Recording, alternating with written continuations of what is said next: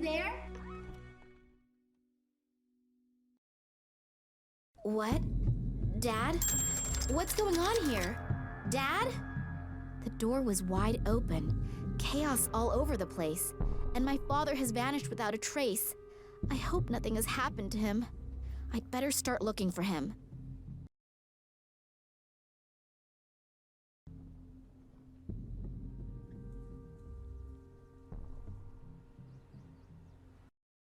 A photo of Daddy on one of his expeditions.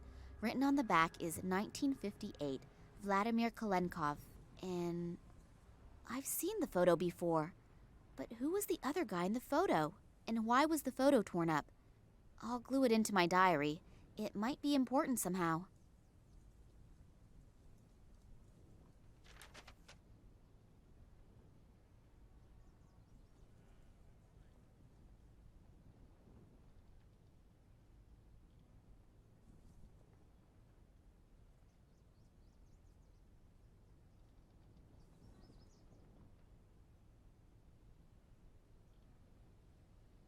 I haven't the faintest clue how this thing is supposed to work.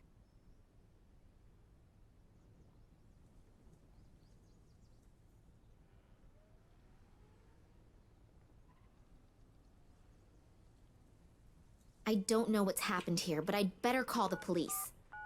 Berlin Police Department. Hello? Nina Kalenkov here. You've got to send someone here right away. My father has disappeared without a trace. Since when? No idea. I wanted to see him at work, but he wasn't there. Instead, the place looks like it's been ransacked. Is your father suicidal or mentally unstable? What? No, of course not. Sorry, we can't do anything then. Adults can only be reported missing if their lives are in danger or if there are extraordinary circumstances. But this is an extraordinary circumstance. Keep calm. I'm sure your father had something important to take care of and will get in touch soon. Don't worry. Something important to take care of? Hello? Did you listen to anything I said? It looks like there was an earthquake here. Do you think he created this chaos himself and is looking for a cleaning lady right now? Like I said, I can't do anything for you. Sorry. Great. Thanks for nothing. You are a big help. What do I have to do? Send them 2 fingers first for them to get their butts in gear?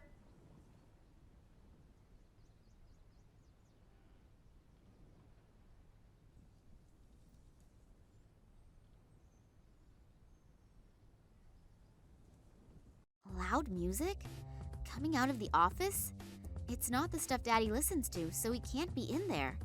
Maybe the person in there can tell me where he is, though. There's an index card with Max Gruber written on it.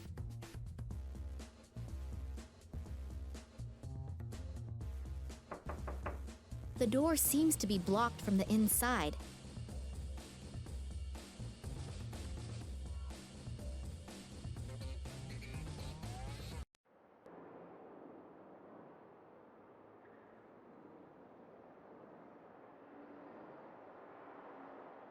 On this list are the names of the employees of the museum.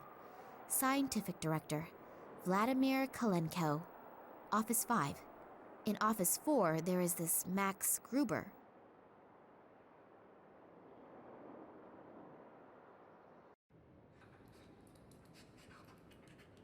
I hear noises coming from the statue. It looks like someone's in there. There's a hidden door.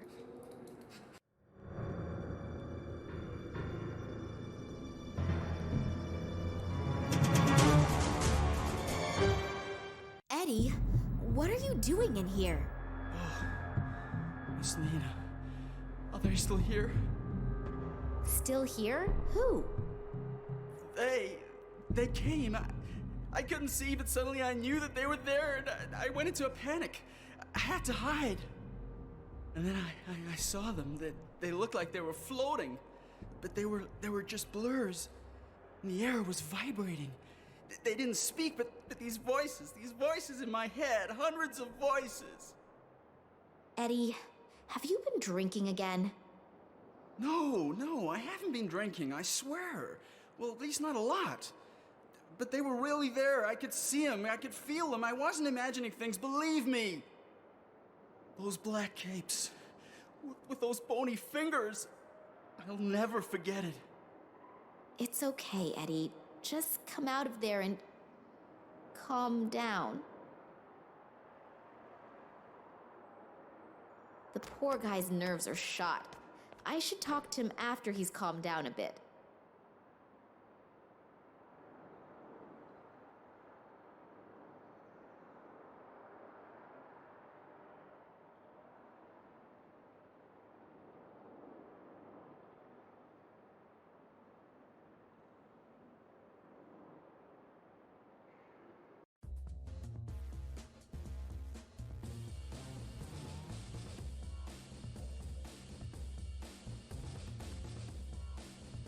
This one's locked. What luck! The key fits. I'll just turn Max Gruber's blaring music down to a bearable level. Ah, and I didn't save. What a mess. Redoing all of that work is gonna take hours. Mr. Gruber, please, let me in. I need to talk to you. What? Hold on just a sec. Hello, you're Nina Kolenkov, right? Yeah, how did you know that? Your father told me about you. I'm so happy to finally meet you. Were you wanting to have a look over your father's shoulder while he's working? I wanted to see him, but when I got here, the door to the museum was standing wide open, and his office was in total chaos. Oh yeah, Eddie was crouching, completely terrified inside the reproduction of the Tyrannosaurus Rex, and was stammering something about floating creatures. Doesn't exactly sound like a strict observation of the work rules. But I'm not at fault. I haven't come out of my office for hours. What does your father have to say about it? That's exactly it. He's gone. Gone? What do you mean gone? He couldn't have just disappeared into thin air. I have a sneaking suspicion that something terrible has happened here. You really didn't see anything? No, unfortunately not.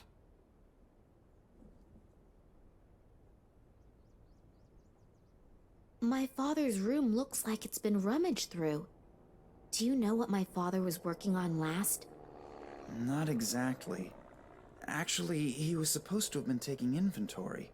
We're renovating. Yeah, I know, but But he mentioned recently that the inventory wasn't top priority right now. Something came up that he wanted to tend to first. you don't happen to know what that was, do you? No, like I said, I was stressed out too.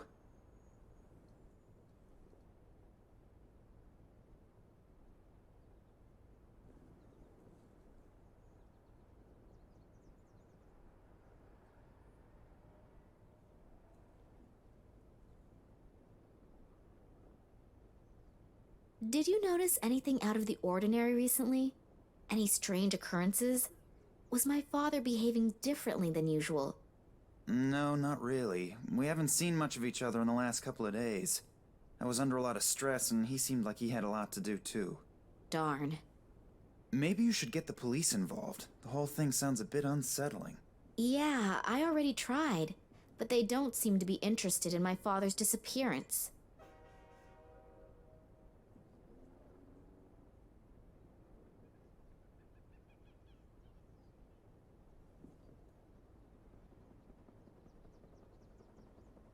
The caretaker was totally out of his mind, stammering something about men in black robes and strange voices.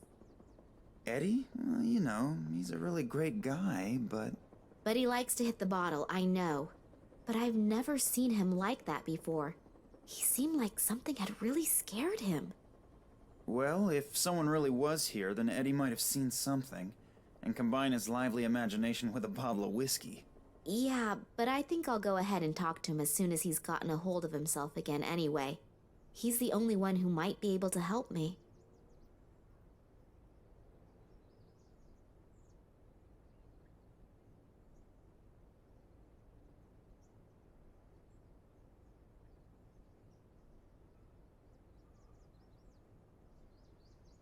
I'll just keep looking. I'm beginning to feel like Eddie does. I'm totally confused, and I'm really starting to feel scared. If you need help, I'll be here. Okay, thanks a lot.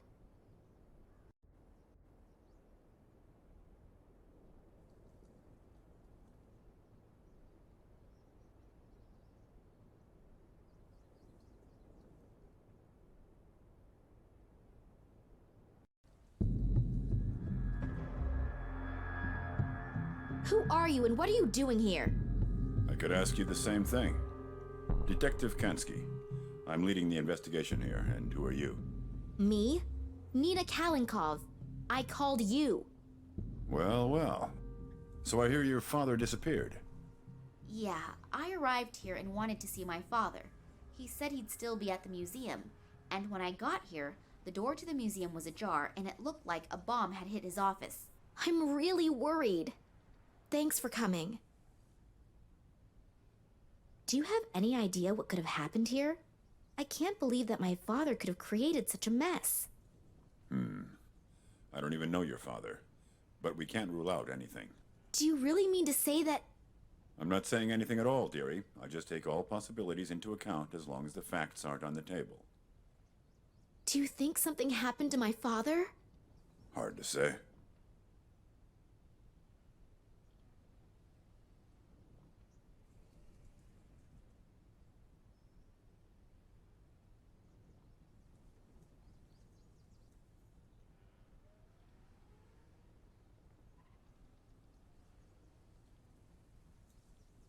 I thought the police wouldn't be able to help me as long as my father's life wasn't in danger. Listen, girlie. I've been in the business for almost 40 years. I know when something stinks. And this thing really stinks. And if you have something to do with this, then come out with it. I'll find out sooner or later. Hello? I called the police. Well, more like, I tried to get them to come here. Why would I do that if I had... Criminals always do the most illogical things. I'm not fooled by such things. Otherwise, I wouldn't have become a detective. Yeah, all right, I get it. You're a really clever guy. If you find something out, you'll let me know right away, right? Yeah, I need your phone number and address anyway. And don't leave the city. I might have some more questions. Now get out. You're just getting in the way and messing up the evidence. Strange guy, this detective, eh? Yeah, and not exactly the friendliest of his profession. But maybe you have to be like that in his job. Yeah, could be. The main thing is that he finds out what happened to my father. At least there's someone who believes that something is completely and utterly wrong. I believe you too. Thanks. And I'd like to help you too. I don't need to go to bed anymore anyway, and I can always sleep when I'm dead. So, if I can do something for you... That's really nice. Just check and see if your father has already got home. He might be worried already and is gonna sentence you to 2 weeks without allowance because you're late. Yeah, that'd be nice. Unfortunately, I won't be back at the office until this evening, but please come by or call me. If your father is back, then we'll have something to celebrate. If not, then maybe I can do something for you. Okay, I will do that. See you tomorrow, and good night. Good night. And sleep well. You too.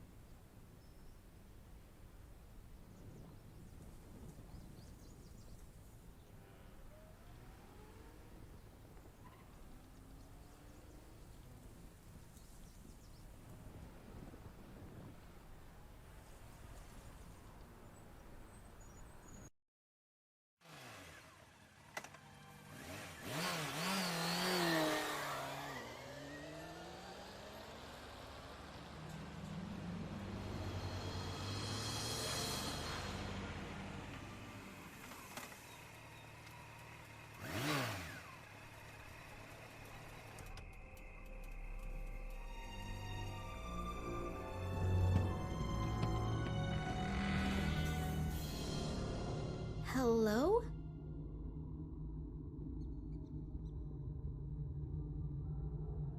Dad? Are you home?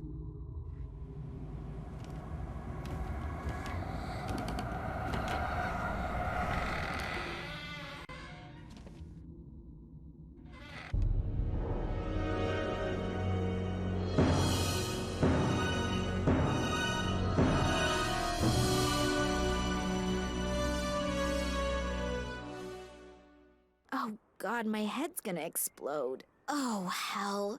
Someone's been at work here, too. First his office and now his apartment?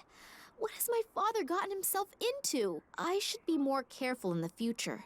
The guys who did this seem like they're pretty darn serious.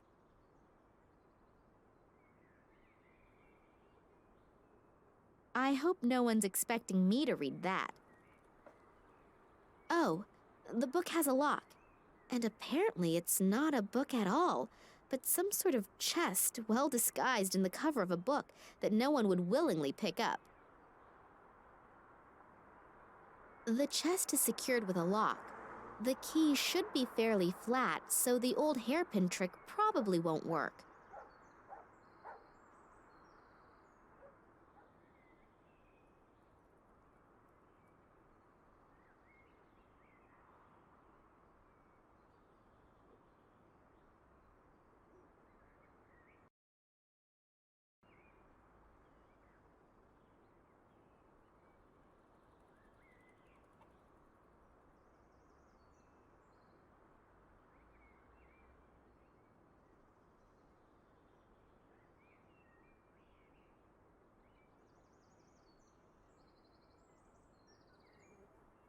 Why am I doing this? The smell alone could probably peel the paint off the walls. But then again, beggars can't be choosers.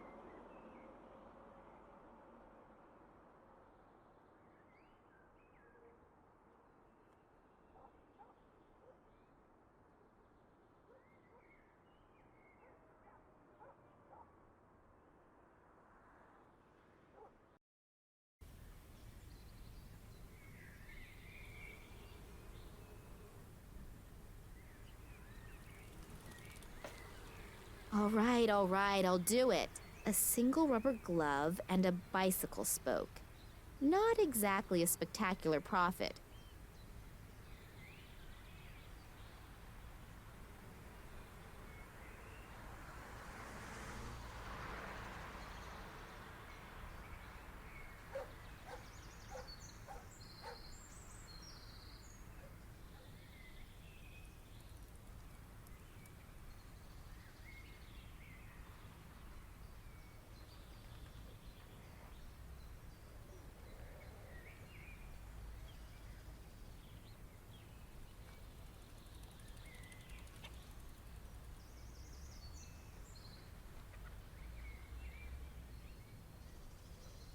The storage compartment in the seat is locked. The storage compartment is open now. My cell phone and my sunglasses. I'd better take both before they get swiped.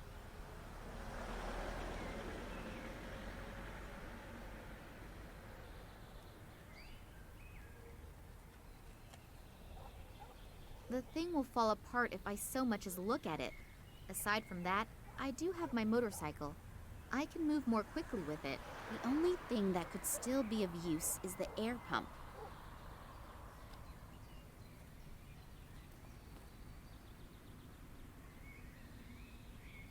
A box full of junk that is practically screaming that I'm going to find something inside that'll be useful to me at some point.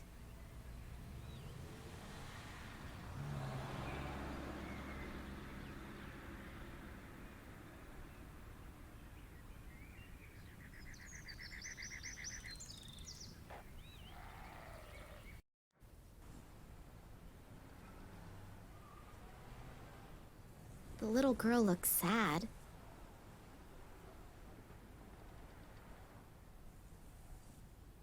Hello there. Hello? What are you doing here all alone? Did you sleep here or something? Who are you? My name is Nina. And yours? Oh, hello, Nina. I'm Lisa. So tell me, did you really spend the night here? Yes? Why? Don't you have a home? Yeah, but I was scared. To go home? Yeah, I'm gonna get in a whole lot of trouble for sure. My bike is broken, and Dad's camera, too. And that's why you spent the night out here in the cold? How did that happen? I was playing here in front of the museum, and then suddenly, I got scared. I didn't exactly know why, but I just wanted to hide in the bushes. And then suddenly, there were these strange men in black costumes. So I sat there in the bushes, and suddenly I got even more scared. I just wanted to get away. Then on accident, I pushed the button on the camera. There was a bright flash, and the men turned around. They looked at me, but But what? they didn't have faces. It was so awful, and then I just ran away. I ran and ran as fast as I could. And then I realized that I had lost my camera, and so I had to go back. Luckily, those creepy men weren't there anymore. And I found the camera again, but it didn't work anymore. And since my bike was broken too, I didn't dare go home. Will you help me? Will you come home with me? Or can I live with you? No, better not. But I'll help you fix the stuff. But you have to promise me that you'll go home right away. Your parents are probably worried to death. Okay, good. What's up with the bike? I think I ran over some stupid shard of glass at the construction site, and now I have a flat. And to top it off, the bike was brand new, and my mother made sure to tell me to take extra good care of it, because we don't have much money, you know, and we can't afford a new bike. Don't worry. You don't need to buy a new bike just because you have a flat. I can take a look at it. And your camera, too. Would you do that for me? You're so nice. But do you even know how? Of course, no problem. Give it to me. I don't know. What if you can't fix things so good? Fix the bike first. If you can do that, then I'll give you the camera. It was really expensive, and if you break it even more... Yeah, I understand. I gotta prove myself first. Okay, good. Then we'll start with the tire. This photo is my only hope for a hot lead. So there's nothing left for me to do but start fixing the tire. Show me your camera. Fix my bike first. You're really stubborn.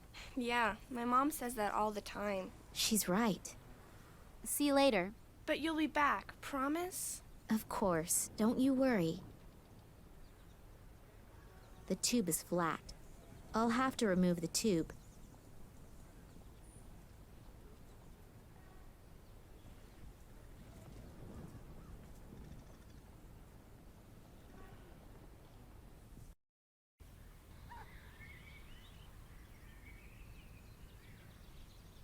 The tube is definitely busted. There's air coming out somewhere. I should find out where it's coming from.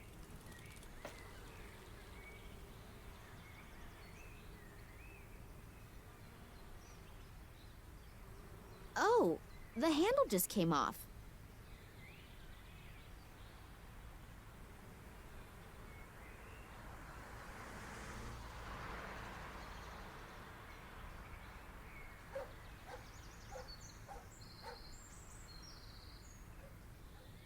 I'll hold the tube underwater and see where the bubbles come out. So I found the hole and marked the spot.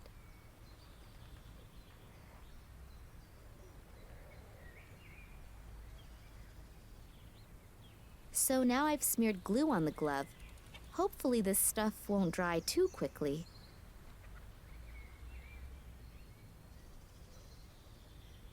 Hopefully the glove will withstand the pressure. I can't think of a better alternative right now.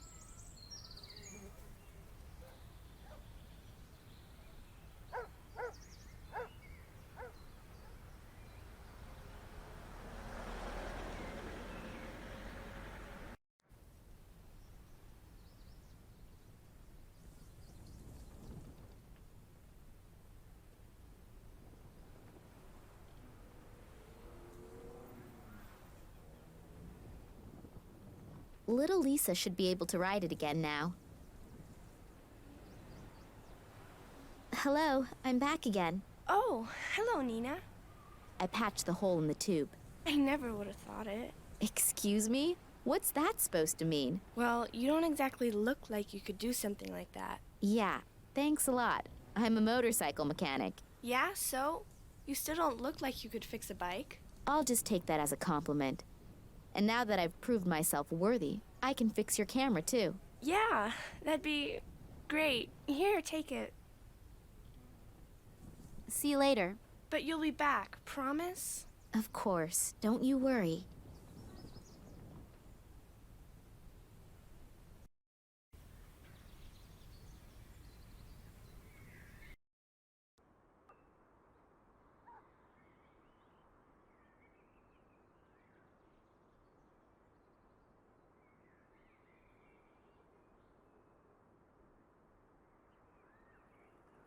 Got it!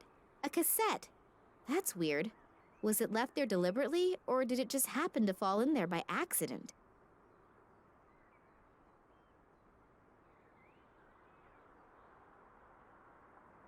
This thing is ready for the junkyard, and the headphones are missing too.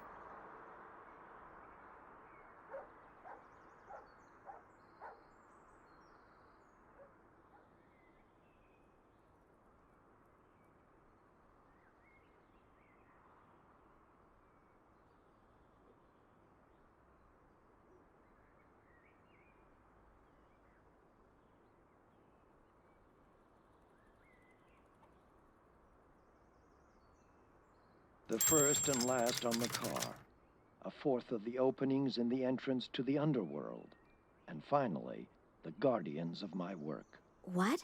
What's that? Some kind of code? Dad, sometimes you are just off your rocker. Password protected. Think, Nina, think. 2, 3, 4, 2. No wonder Dad tape recorded the code. No one would be able to find the password very quickly. You're not supposed to read other people's email. Then again, extraordinary circumstances call for extraordinary measures. So let's start snooping around. There are only 2 emails in the inbox. One about boosting performance and the other about women over 80. Neither of them interest me that much. The trash file is empty. But there's an email to ok@nms.de in the sent file. Subject, Tunguska. Could be interesting. I'll just go ahead and open it. Hello, Oleg. Haven't heard from you in a long time. I'm doing well again. It took me quite some time to come to terms with the whole thing. To answer your question, it's been a long time since I've thought about that. And honestly, I'm rather happy about it. I underestimated those guys once already, and my wife paid with her life. I swore back then to drop the subject for once and for all. Please don't take offense, but I'm just going to leave it at that. But now that you're living nearby again, we can meet in person. I would like to see you again. Get in touch and let me know when and where would be convenient. Władymir Kalenkov. Dad underestimated these guys and my mother paid with her life? What did he mean by that? She died in a car accident. I really need to contact this Oleg. Maybe he knows something that can help me out.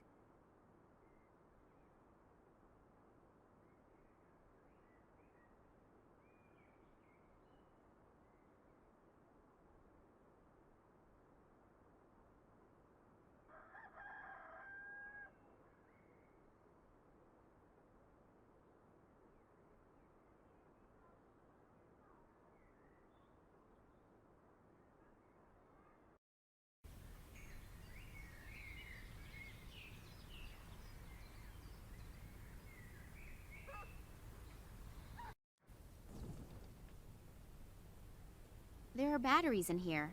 Maybe they still work. I'll leave the portable cassette player here, though. I don't want to schlep around any unnecessary junk. What do you know? It works after all. The batteries were just dead. Now I'm curious to see what the pictures show. They're all pictures of Lisa. But here, 2 little figures in black robes. Too bad you can't see the faces. But then Eddie could have been right. Maybe I should go talk to him again.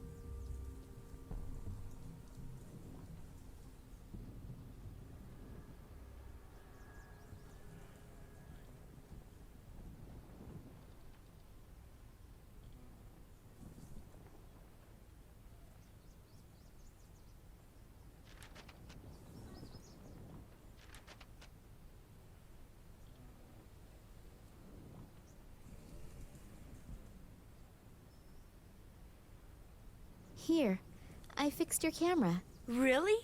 Cool, you really did it. You're great, thanks. Don't mention it. Here, just for that, I'll give you my lucky charm.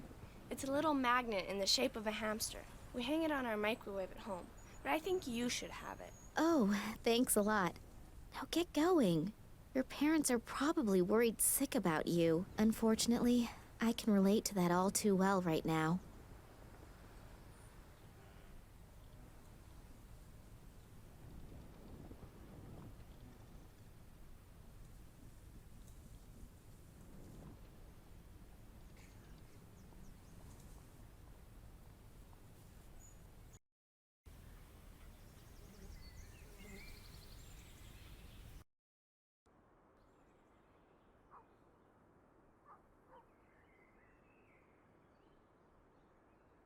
I'll try to draw the key up the side of the glass using the magnet. Got it.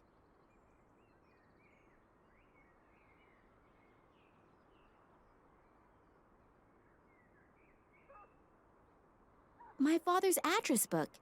That could help me out. And a little note attached to a ribbon.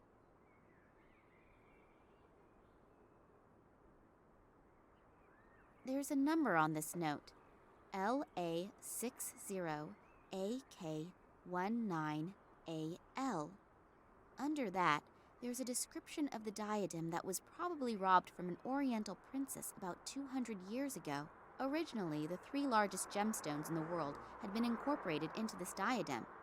On the left, an emerald, on the right, a ruby, and in the middle, an amethyst. My father wrote something on the back. The diadem will illuminate the real princess, and she will realize that money is not the greatest treasure.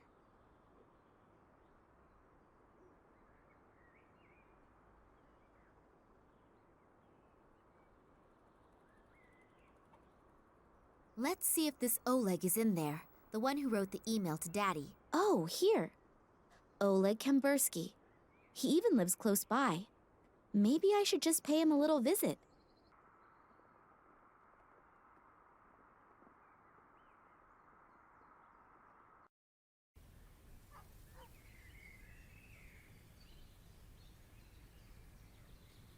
So here we are. Hopefully that's the Oleg that my father wrote the email to. And hopefully he knows something that can be helpful. I haven't really been able to find out much yet.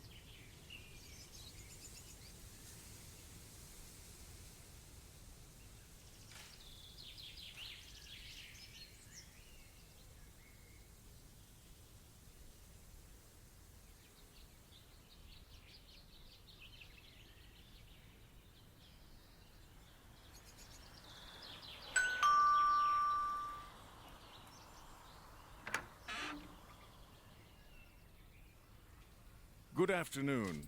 Good afternoon. Are you Oleg Kambursky? Yeah. Why? I'm Nina Kalinkov. Yeah? And? Yeah, okay. You know my father, Wladimir Kalinkov, and I thought you... I don't know any Vladimir Kalinkov. And now, if you'll excuse me, please. Phooey. That wasn't very successful. I hope for the biggest break in the search for my father, and that guy doesn't even let me speak. Did I say something wrong? Or exactly the right thing?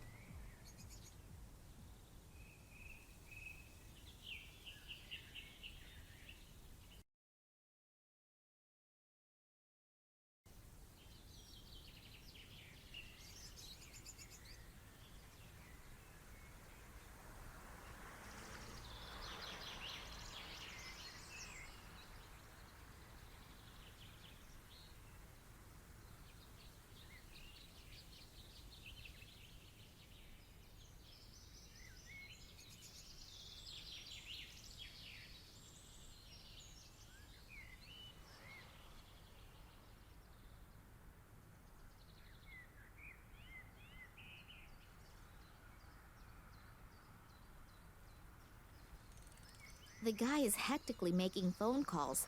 Does that have something to do with my visit? If only I were a fly on the wall in his office.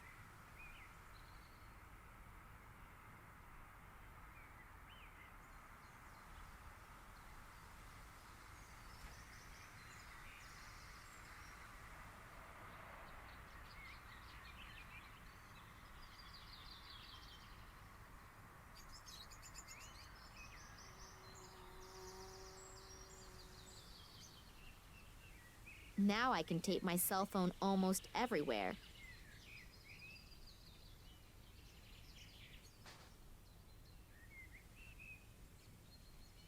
I'm finally gonna get rid of this stinky stuff, and the cute little fuzzball will probably even like it.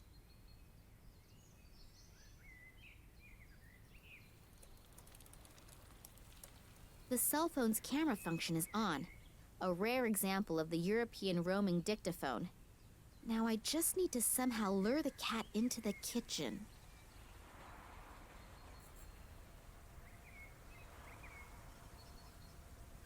That should make our little pussycat real thirsty.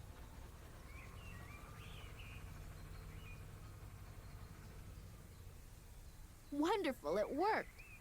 Oleg is still on the phone, and the cat will be drinking for a while, and hopefully recording the conversation. I love it when a plan comes together.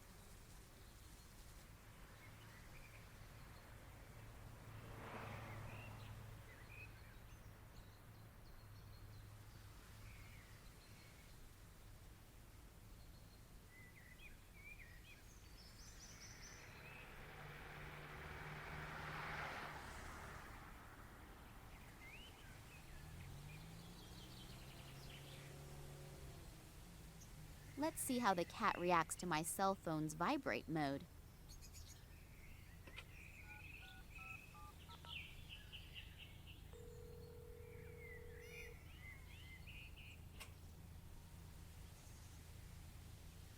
Oh, great. The cat is up in the tree, and my cell phone is stuck up there in a crotch of the tree. How am I supposed to get to it?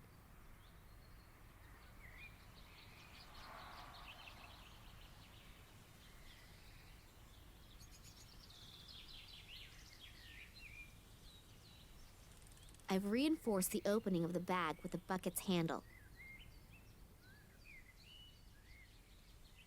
Just a little more tape around it. Yeah, that should do it.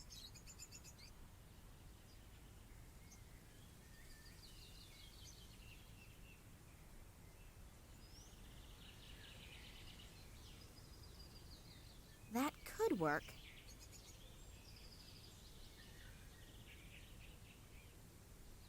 Wonderful. Let's see if the recording of Oleg's phone conversation gets me anywhere. Kalenkov isn't here anymore. No, Tunguska wasn't mentioned, but there wasn't any opportunity to either. Yeah, I just think someone urgently needs to take care of the matter. All right, so you'll call back then. Bye. Well, that wasn't very productive. Okay, so this is what we have. Someone should be tending to some kind of matter. I hope the matter isn't me. Besides that, something about Tunguska. There was also something in the mail for Oleg. Maybe I should ask Max about that later.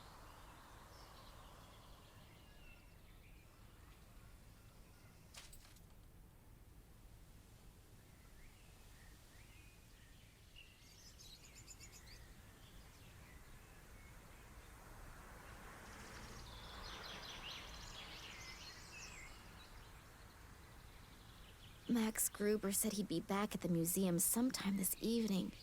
I should use the time to get some shut-eye. If my feminine intuition doesn't fail me, I could regret it if I don't.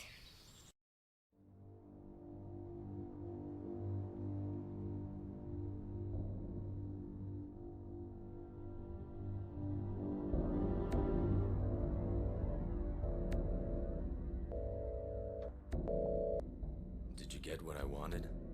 Not yet. We've searched through everything but haven't found anything. And Kalenkov? Still nothing here either. We'll probably have to take other options into consideration. I don't care what you do, as long as I get results. Don't disappoint me. Strange. I feel like I'm always being followed. Even when I came home earlier, for a brief moment, I thought that I saw the face of that Konsky guy in the window. Oh well, most likely it's my nerves. I hope Max heard something from my father.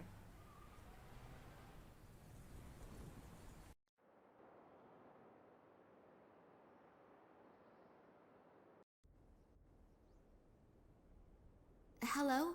Can I interrupt for a moment? You're not interrupting. On the contrary. Have you heard from your father? No, unfortunately not. And last night I was attacked. Attacked? Are you hurt? No, nothing to worry about. But it must be because of something important. Do you really have no idea what it could be? No, He's been under a lot of stress in the last few days, but that's happened before. Looking back, there are plenty of ways to interpret it, but especially conspicuous? No, not really. That's a shame. Yesterday evening you offered me your help. Does the offer still stand? But of course. My name is Max, by the way. Nina.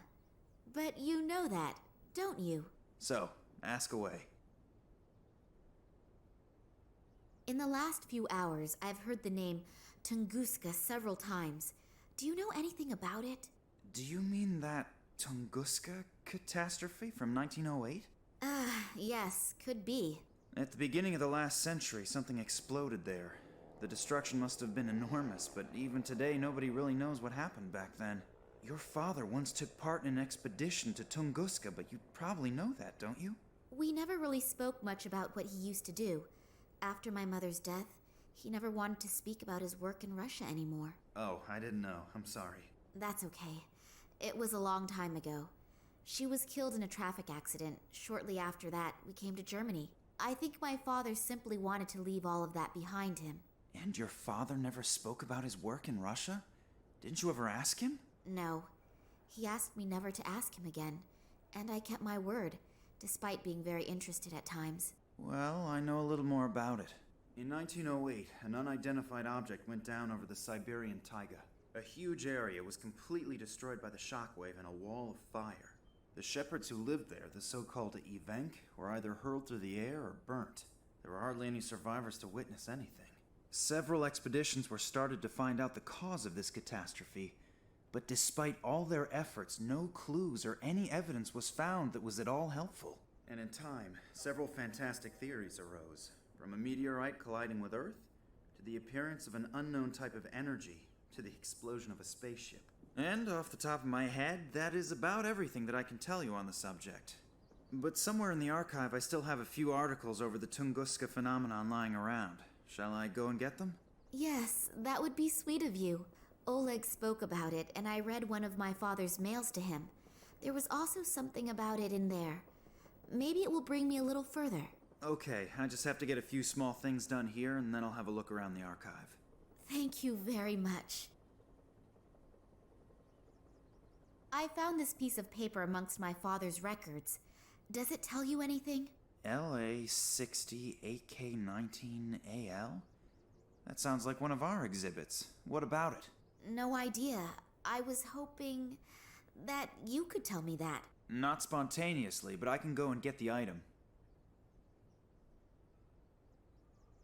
The note with the description of the diadem is missing, but you just had it in your hand. Well, I don't know any more about it either. Thanks a lot. Can I take my time to have a look at it? Of course, but please don't forget to put it back later. Otherwise your father will tear my head off. If he still can.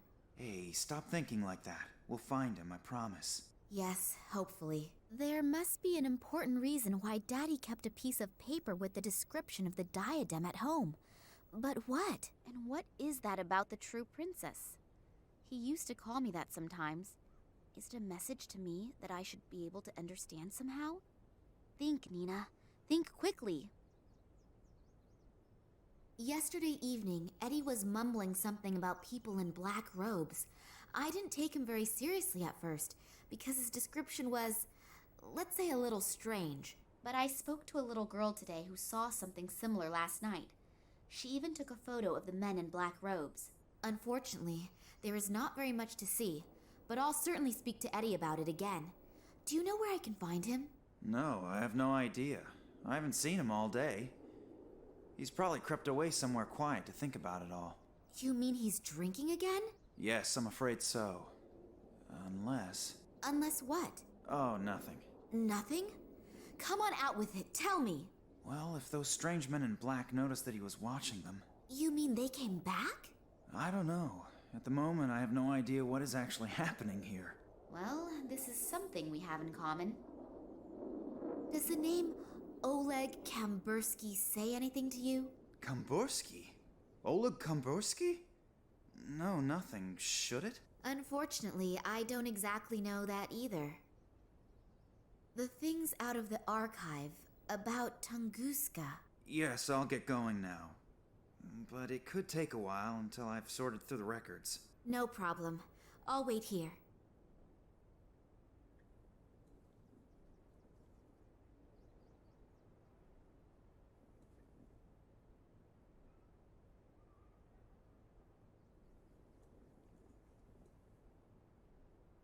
So the spoke has now broken off, but that eye now can no longer look at me in that evil way. I can only hope that Max doesn't notice.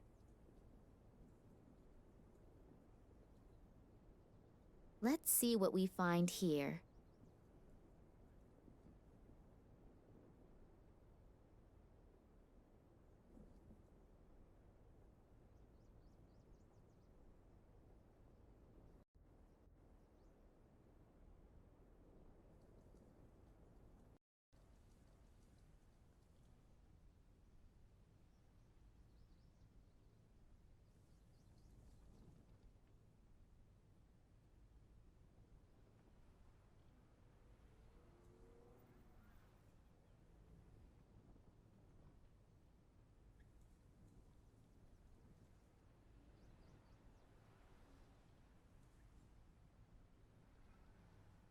Oops. Maybe I shouldn't have opened the valve that far. A load of water has come out.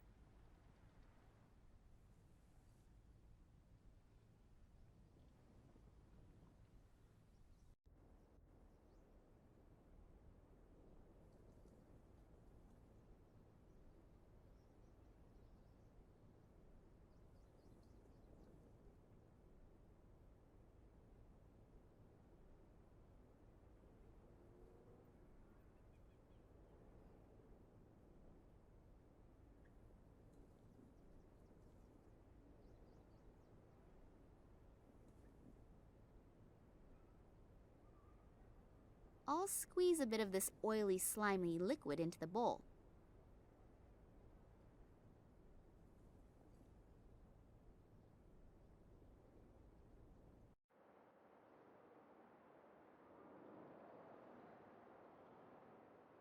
I hope I know what I'm doing. That diadem has now been robbed of any beauty it once had.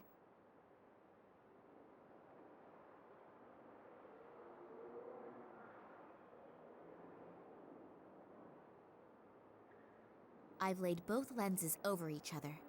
They now have a green shimmer.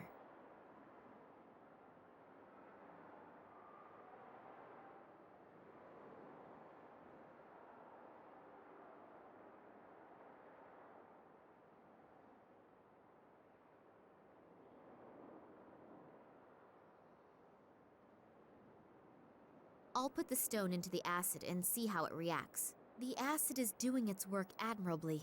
The stone is beginning to corrode. I'll have to take it out of the acid at the right moment, otherwise the inclusion will go the same way as the rest of the stone. Yes, that should hold. Great! It fits!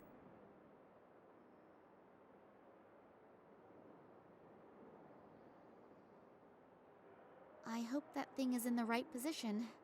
As soon as the putty has dried, I'll only be able to get it off with brute force.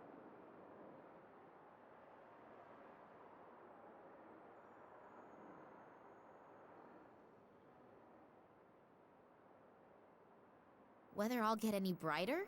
Wow, it works!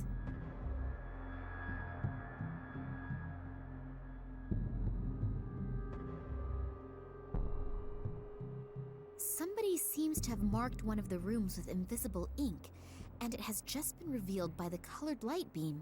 I have no idea where this room 8 is located exactly because there's no map key, although it seems to be one of the rooms that are being renovated.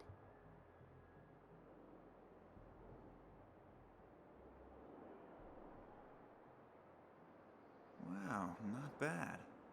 I only go away for a few minutes and you transform the museum into a light show. Oh, I'm sorry, but... That's okay. But what is all this stuff and what does it mean? I don't exactly know either. But if this riddle really comes from my father, then he must have had an extremely good reason for the whole effort. Have you found anything out yet? I'm still working on it. And you? Is there anything new on the subject of Tunguska? Not a lot. Here, I found these 2 articles. The light beam has changed the color of the escape plan on the wall. A room with the number 8 seems to be highlighted. Is that one of the rooms that is currently being renovated? Yes, and they've been renovating it for ages. The complete substance of this house is unfortunately no longer the best, and the workers are having a lot of problems completing the job. Was there anything special in that room? Well, no, not really. All of the exhibits from that room are currently stored in my office. Are you looking for something specific? If only I knew. We can go straight to my office. Maybe you'll find something there to help you out. Come on into my office and we'll have a look at the exhibits from room 8. Have a look around. All these things are out of the room that's being renovated.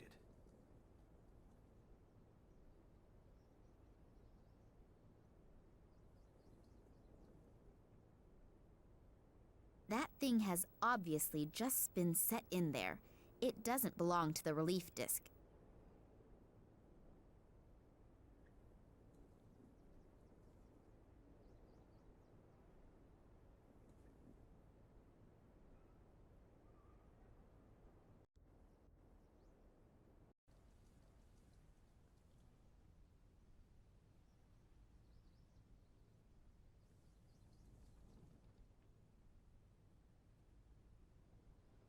The coin seems to complete the set.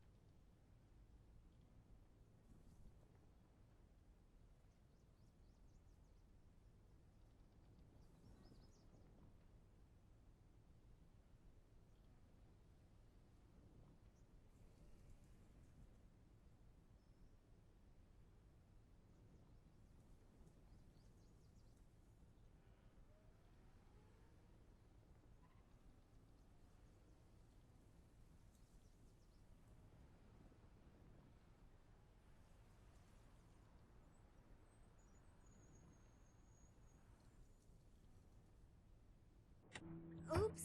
That opened up a trap door. It appears to be some kind of secret compartment.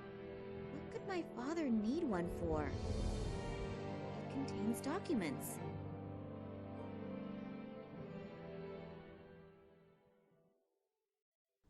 It has to do with my father's research expeditions. It's written here that in 1958, he was the leader of a secret expedition into the Tunguska region. Apparently after the 1958 expedition, someone in the highest position tried to keep the results secret. It has to do with some strange plant growth. Daddy wanted to continue his research, but all further investigations were prohibited. Then apparently he did travel to the region again himself, only in the company of a certain Manuel Perez and a local guide. That was in 1977. If I understand this correctly, a lot went wrong on this expedition. Something awful happened to Perez, and both of them were arrested. My father has not been able to find out what exactly happened to him that night, and Perez disappeared without a trace from that time forward. Daddy writes later that here at the latest, he should have realized that human life is always more important than research. What does he mean? Maybe I should ask Max. He'd be able to help me with all the formulae and explain the scientific expressions. And this is a letter from some society in Ireland. But these are just empty pages? I definitely need help. Maybe Max knows something about it all. Sorry, I still don't have anything. But how that is connected with my father's disappearance, I don't yet know. But I have found some of his records in a secret compartment. They describe a secret expedition and some very strange events and... Hey, slow down. I can't follow you that quickly. The best thing to do would be to come with me to my father's office. I'll show you the records, and then we should perhaps have a look at his filing cabinet. Okay, let's go. I told you that I didn't want to see you here again. Believe me, it really would have been better if you had kept out of it. Now I have no other choice but to... Ah! Oleg Kambersky? Looks like I came just in time. Are you okay? Yes, I think so. What did the detective want from us anyway? Did he want to shoot us? Well, he probably doesn't have his weapon trained on you just for the fun of it. We should get away from here before this guy wakes up. I'm sorry that I was so unfriendly when we first met. For some time now, I've had the feeling that I'm being pursued, and my nerves are shot right now. Of course I know your father. To be precise, I have known him for a very long time, and I know him very well. I was with him on one of his expeditions back then. We were in the Tunguska region back then, together with the Cuban Manuel Perez, an Irish biologist whose name I can't recall at the moment, and some assistants. I don't want to get into details regarding the events of the past, but for some reason, someone appears to be very interested right now. I have the feeling that not only your father, but I as well am in danger, and possibly all members of that past expedition still living. Of course, I can't prove it, but if I'm not mistaken, the Russian Secret Service, FSB, could be behind it. They already tried back then to prevent us, and your father in particular, from undertaking further expeditions. You know about your mother? My mother? Why? What does she have to do with anything? You know that she died in an accident? Yes, but... It is rather questionable whether it really was an accident. You were in the car as well. I was driving behind you when the car suddenly crashed through a bridge railing and plunged into a river. I was barely able to get you out of there. But when I tried to save your mother, 2 of my fingers were torn off. Therefore... Daddy never told me anything about that. I'm certain he tried not to burden you with that as well. The 2 of us have already reproached ourselves enough. But enough about the past. Now we have to find your father again. Due to the events of the last few days, I activated a few of my contacts. One of them is Sergei, who is moving in circles which, well, I'd rather not be found anywhere near them. But he knows just about everything that no one is actually supposed to know. According to his information, a research station was built in the Tunguska region decades ago, and now another transport is planned to go there. Supposedly, not all the scientists who are to be transported there are participating voluntarily. This research trip and the disappearance of your dad a few days before its start could very well be linked. Does that mean my father was kidnapped and is now sitting on a train to Siberia? What do they want from him? Even if, officially, he hasn't been active in research for years, he is still an expert in his field. I am sure that Sergei could help us. I have to go to Moscow? I have an airplane. We could be there in a few hours. I know this is all quite a lot to swallow at once, but if your dad is really on that train, we have no time to lose. As soon as he reaches the Tunguska region, we'll barely be able to get him out again. The area around the station is too heavily guarded. What do you mean? I don't know, but maybe it is the only chance. So let's go. It would be good if someone stayed behind, in case Wladimir does get in touch after all. But... Nina, we should go if we want another chance to get there before the train leaves. I suppose I could have another look at your father's records, but I don't have a good feeling. Great. Then let's go. Take good care of yourself, okay? I'll do my very best. I wish I could. Yes, me too. Good luck.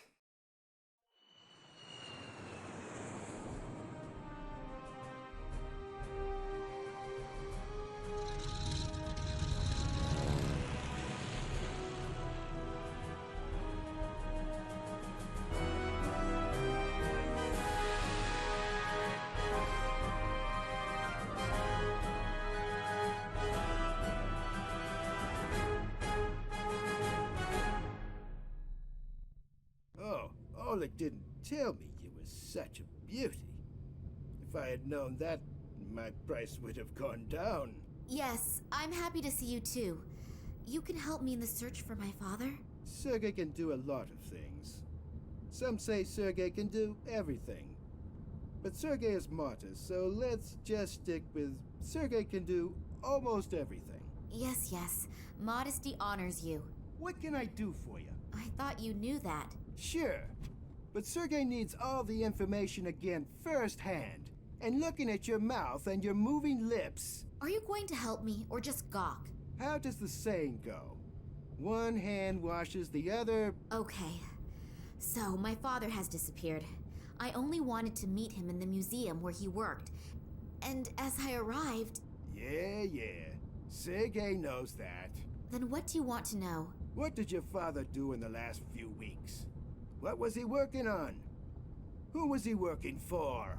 Oh, quite honestly, I have no idea. I have never really spoken to my father to any extent about his work. He tends to hold hour-long lectures about scientific things, and after a few minutes, I tend to fall half asleep. Then at some time, we agreed to leave the subject of work out of our conversations. Not good. Really not good. Yes, I know, but it doesn't matter now anyway. But again, I really don't know what it was, or for who he has been working for recently. Besides his work for the museum, he still held lectures and prepared reports, but I can't be any more exact than that.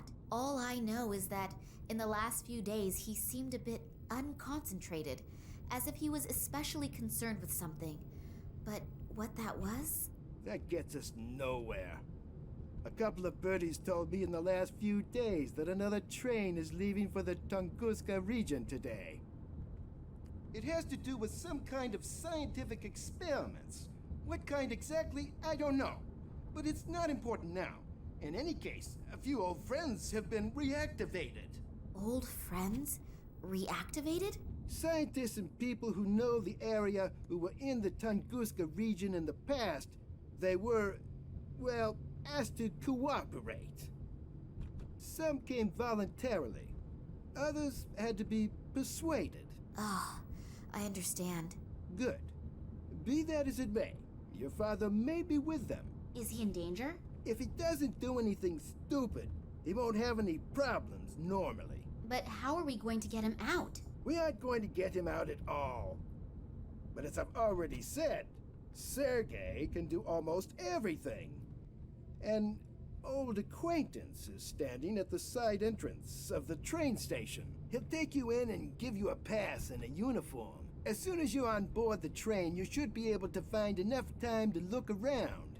The guards on board are usually busy drinking and playing cards during the trip.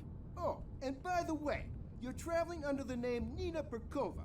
Your last name could give you away if your father is actually on board. So I get in the train, eliminate all the guards, and free my father. Alone? Great plan. Just great. When you find him, then we'll see how you'll get your father out. Not to worry. Sergei would never leave such a sweet ass hanging. Okay, that's a relief then. I'm sorry. I'm a little bit nervous about my father. I really am happy that you could help me. Thank you. That's okay, little one. They don't call Sergei the good soul of Moscow for nothing. And don't forget, even if you get information that you don't know what to do with, Sergei can certainly figure it out. Okay, I'll see what I can find out. Nice weather we're having, isn't it? Yeah. It's much too nice to sit around out here. Comrade Yushin is taking your shift now. Isn't that nice of him? What? Why? Come with me. Let's chat a bit. It doesn't seem to be my lucky day today. Was that a coincidence, or did they find out that Sergei bribed one of the guards? In any case, I now have a huge problem. Sergei has gone. My cell phone has no signal here, and I have to get onto the train fast. Nina, it's time for a stroke of genius. I need an idea.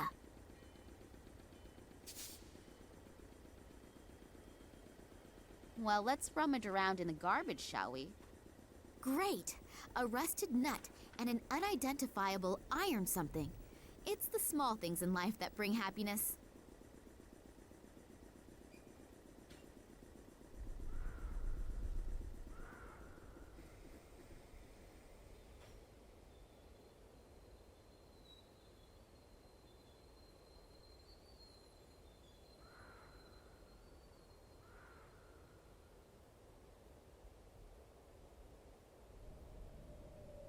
As long as the worker is looking the other way, I should take the opportunity. Let's see what Russian construction workers have for breakfast.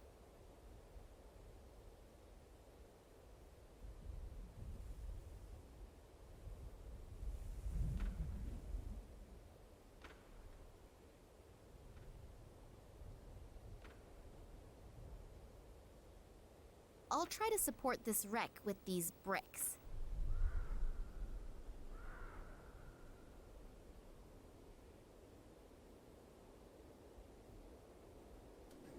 Good idea. I can use the butter for lubrication.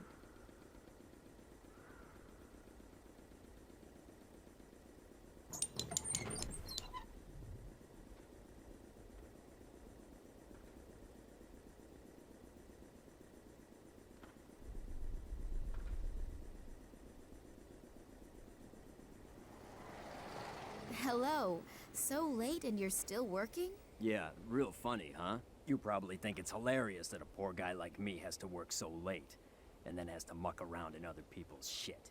Real funny, huh? Ha ha. Wow, you're in a good mood. I wasn't having a laugh at your cost, honestly. Oh, sorry. I guess I'm a little irritable. Today's actually supposed to be my day off, and yeah, and now I have to work overtime just because this bunch of soldiers doesn't know how to flush the toilet. You hopefully aren't one of them, are you? No way, don't worry. Good. When I catch the person who dumped this shit on my lap, he's going to be sick just thinking of the word toilet. Yeah, look, could we change the subject, please? My graphic imagination is very well developed, and my stomach is remembering what it had for lunch. Having to work on your day off is, of course, really bitter. That would piss me off, too. Excuse me, a slip of the tongue. Did you already have some plans? Cinema, a few bars, or anything? Yeah, I wanted to go fishing. Couple of beers, rod in hand. Yeah, I had a boyfriend like that once. Huh? Nothing. Tell me more. Well, just a really relaxing day. But maybe I can do it tomorrow instead. If only they'd finally pick the right lottery numbers. That car over there, is that yours? No, I think that's been there for a few years now. I don't even know if there are any parts still in it. The lottery. What is so special about that? They hold a special drawing in which you can really clean up. You know, I've been playing the lottery for 20 years and have never won anything. But today is my lucky day. I could tell when I woke up. All this shit is gonna end today. I'm gonna buy myself a little cabin on a nice river somewhere. Maybe I'll even buy the river too. And then... Yeah, and then spend the whole day with your rod in the water, I know. Exactly. The stupid thing is, you have to have every number in exactly the right order. If the first 3 numbers match, you can win something too. But to really clean up, all the numbers must be correct. That means, in the worst scenario, if you have one wrong number, you can lose completely. Yep, but I'm gonna win. 856549. I'm gonna have a new life with these numbers. So the soldiers have screwed up your day off. Did they just turn up all of a sudden? No, it wasn't that sudden. There've been rumors going around for a few days, but I had no idea there would be this many. I have no idea what they're all doing here. Hey, you don't mean to tell me that the soldiers are swarming all over this quarter and you have no idea why they're here? Well, there are always a few soldiers running around here. After all, it's a military train station. But I haven't seen this many in a long time. I've heard they're heading to Novosibirsk. And what do they want there? I have no idea. They don't talk to us. Think they're just better than us. Most of them don't have an original idea in their head anyway. They merely follow their orders. Someone told me there are also scientists with them. And a little while ago I saw large cages. I have no idea what they're planning. Cages? Yes. Apparently there are some prisoners on the train. Maybe that's why. Cages for prisoners? Are they keeping my father like a wild animal? I urgently have to get on that train and get him out. I'd better get going then. Me too.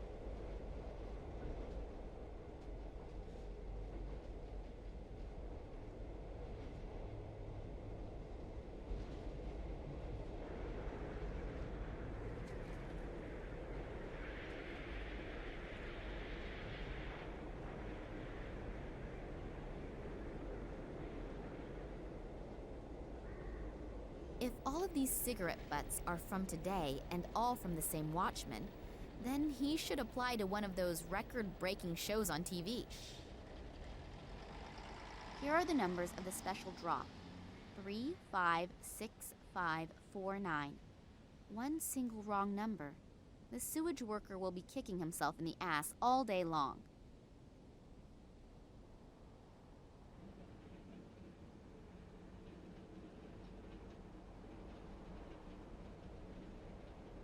Let's see if some charming words will get me into the station. Hello, you wonderful man.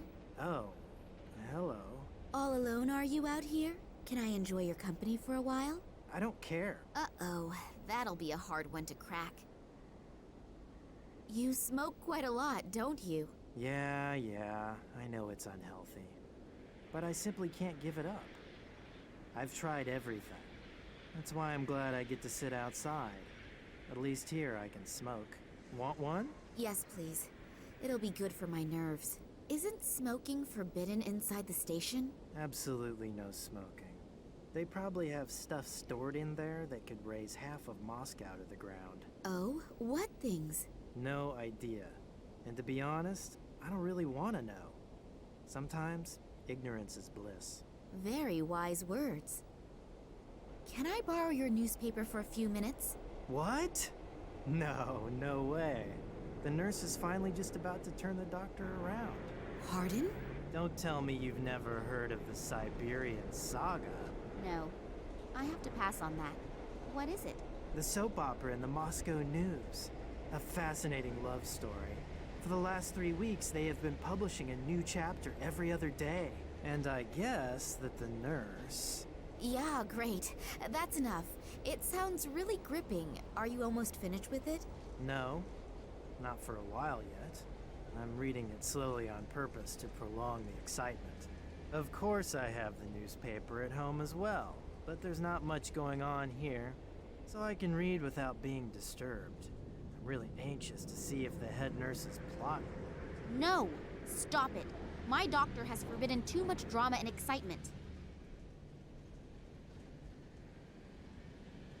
You were guarding the side entrance here. Is there any special reason for it? Yeah, no one's supposed to go in there. Talk about stating the obvious. I'm flirting with you, stupid. Oh, and because of that, they have installed a strong, muscular man like you here. What? You mean me? Yeah, right. I'm sure they spent a long time thinking about who they could give such an important task to. And they came to the conclusion that only you could fulfill the job. Well-trained and radiating power and strength. Yes, you're probably right. I've only been with the troops for 3 years, but I've already achieved a lot.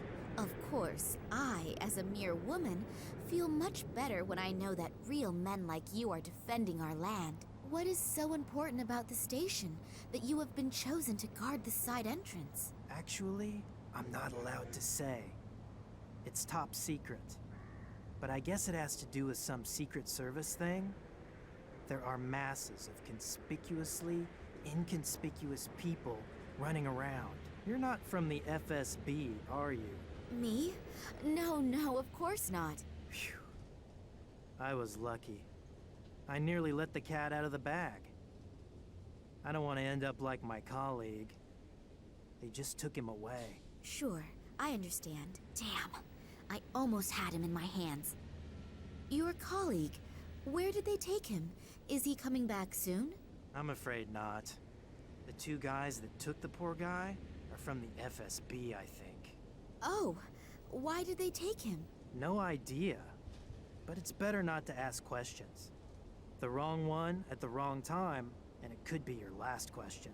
As soon as they have you in their grip, it's not easy to get out again. If you get out at all. Thanks a lot for the information. My pleasure. See you soon. Hey, a catapult. We used to shoot at tin cans with these when we were children.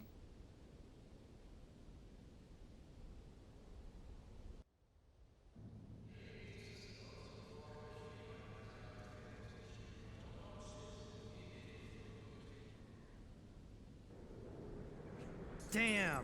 That is the third bulb this month already. What idiot keeps ordering this cheap junk? The story was just about to get interesting.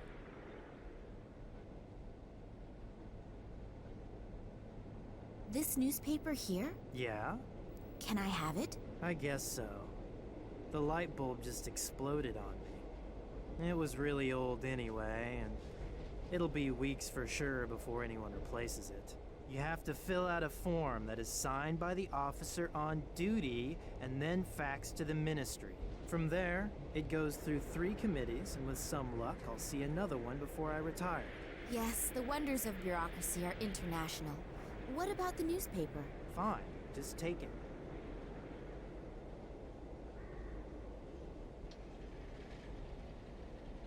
One small manipulation of the lottery results and the big win is perfect. Only short term, but isn't short-term happiness better than none at all?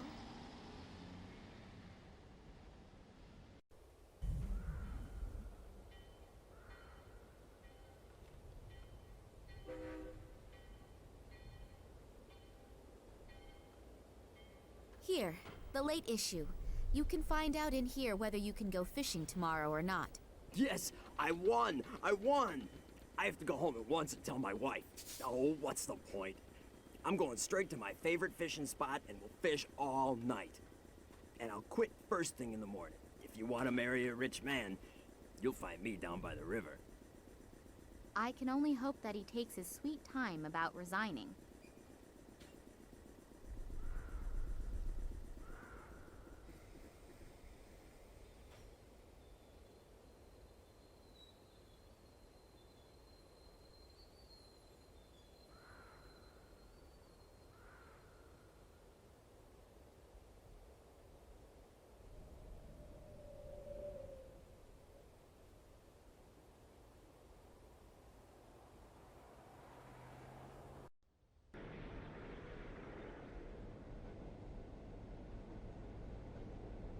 You look unbelievably strong. Are you really powerful as you look, or is it more fat than muscle? Well, I do work out a little. After all, I want to make sure my body is still easy on the eyes in 10 years. Of course, optically, it is really very impressive. Problem with most bodybuilders is that they can pump huge weights and then not manage to open a jam jar. Hey, wait. Show me the jam jar first. Oh, have I insulted somebody's honor? I don't have a jam jar with me, but I do have these iron bars. Give it to me. That's one of my easiest exercises.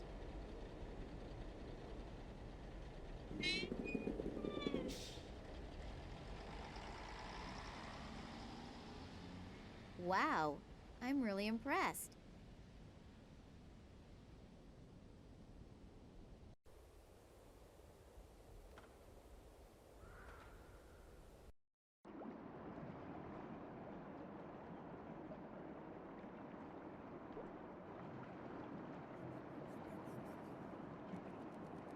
Some of the soldiers have... Some of the...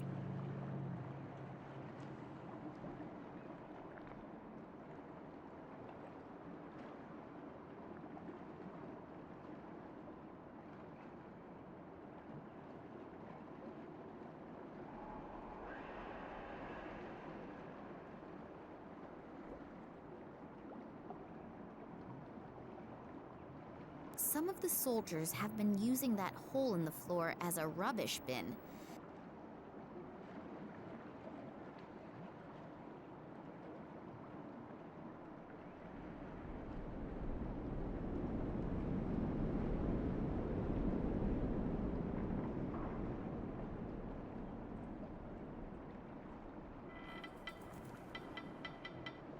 Done it.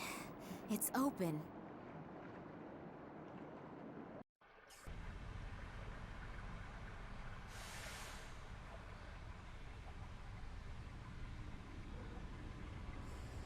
If I stand on the very edge of the rungs, they should hold my weight.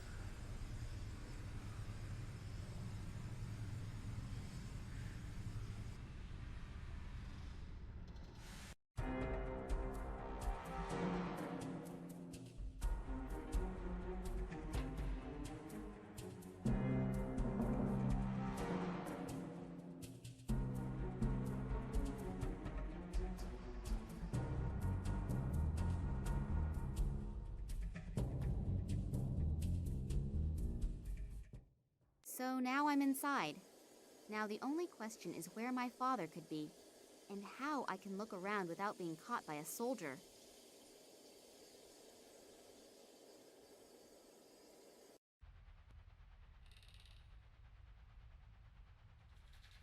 I'm gradually getting a little nervous. I've been running around here in circles for nearly 3 hours and I still couldn't smoke.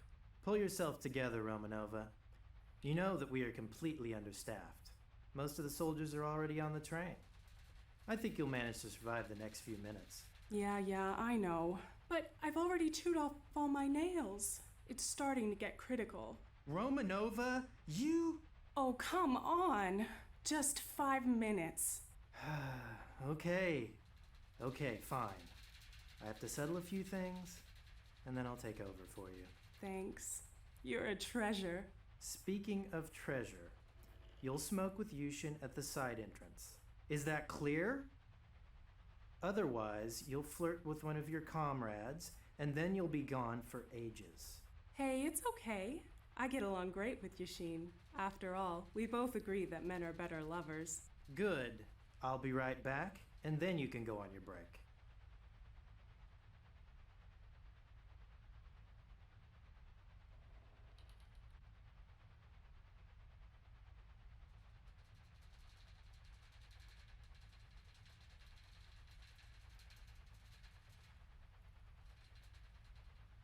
Are you out of your mind? I work my ass off for you so that I can set aside 5 minutes and relieve you so you can take your break? And this is the thanks I get? But Oh, this will have consequences, I swear to you.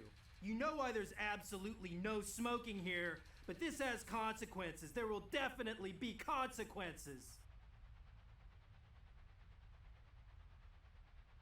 Hopefully she won't get into too much trouble.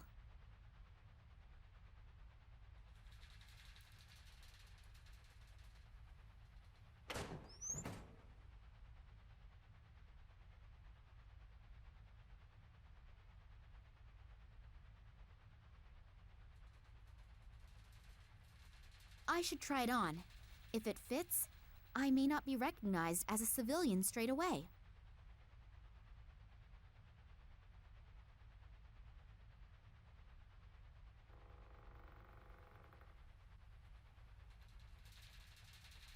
Neither of those gorillas in front of the door looks that pleasant. The big question is, are they keeping someone in or keeping someone out?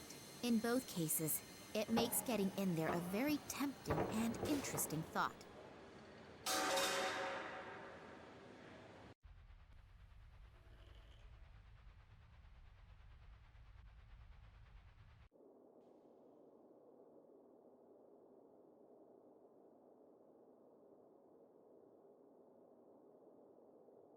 Hello?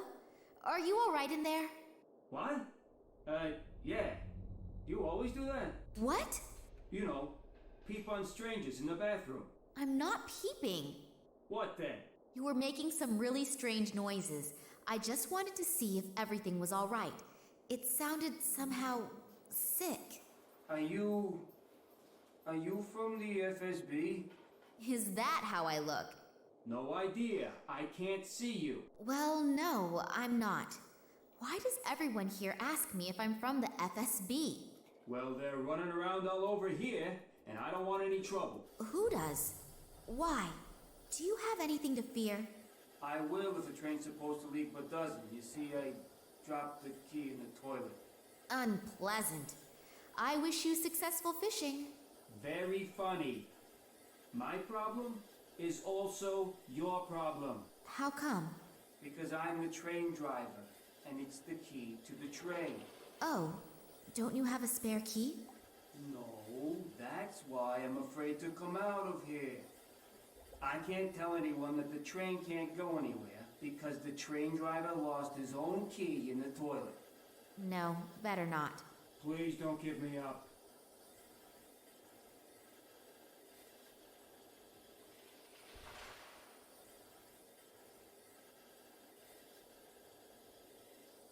Will you be all right without me? Sure, I have to.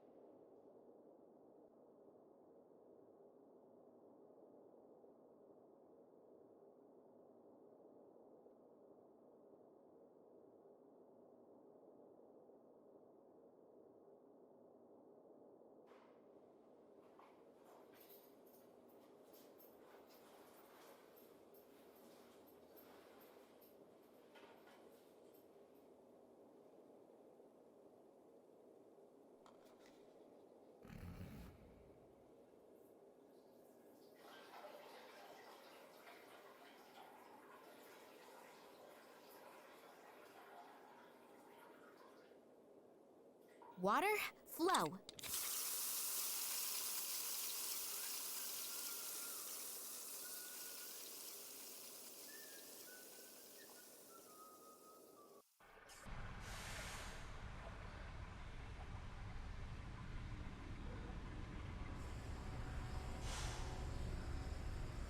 There is a small key in it. A sieve at the other end of the pipe is stopping it getting washed away. The sieve is probably there to stop rubbish getting into the pipe system.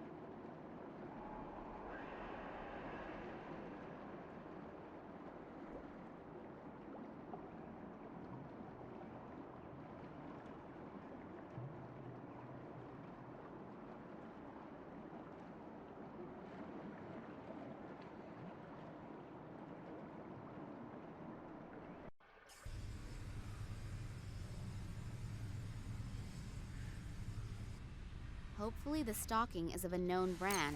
Otherwise, the whole effort will have been for nothing. So, that should do the trick.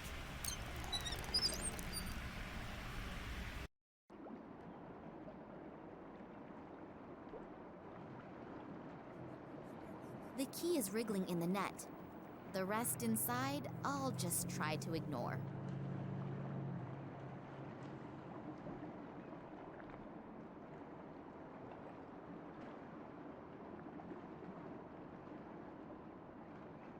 The key is rigged.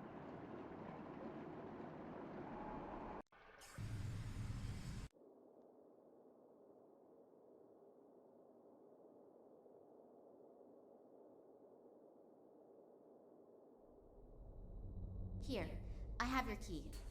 There are also several other things inside the stocking. You'll have to get the key out yourself, though. You're a dear. No, really. You really saved my ass. Give me another 2 minutes, then I'm finished here and we can finally go. And my reward? Reward? You saved my ass. Isn't the feeling of having done something good enough for you? Yes, yes, of course.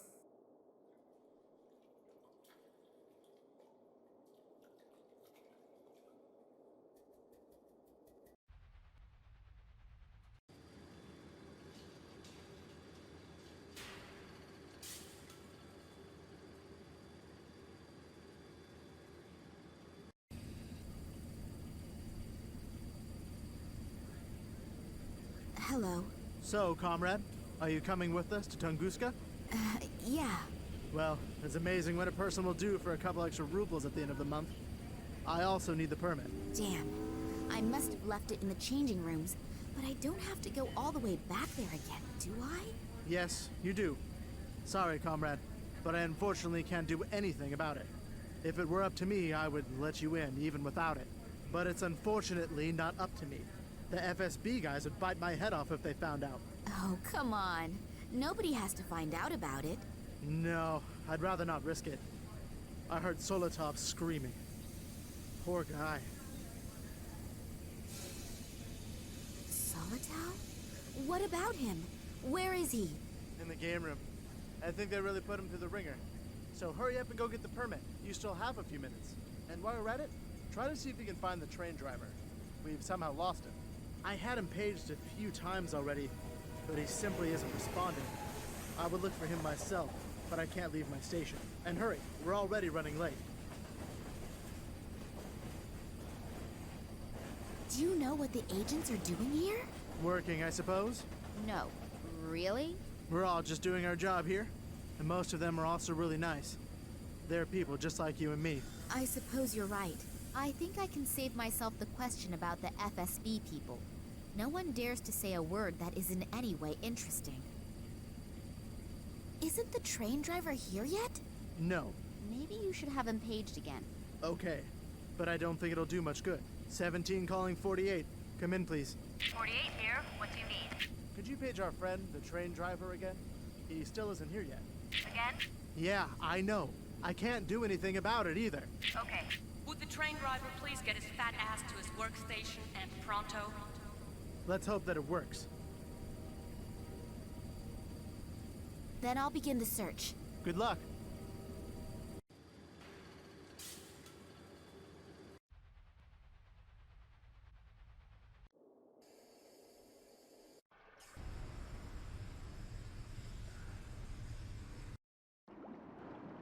I'd better get changed again. The guard on the side entrance would start asking all sorts of questions if he suddenly saw me in uniform.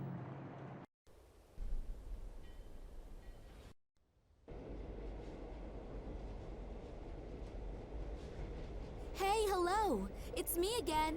Hi. Can I ask you something else? Sure, anytime. I'm bored anyway. The two men that you came here with. Psst, we should only talk about them behind closed doors. Or better yet, not at all. Oh, they are from the Secret Service. FSB, aren't they? Can you keep a secret? Yeah, sure. Good. So can I. Okay, I understand. But you could at least tell me their names, couldn't you? If you'll leave me alone about it after I do. I promise. Good. Fitizov and Radenkov. And who is who? I kept my promise. Now stop asking me questions. Just because you don't care about your health doesn't mean that I don't care about mine. Thanks a lot for the information. My pleasure. See you soon.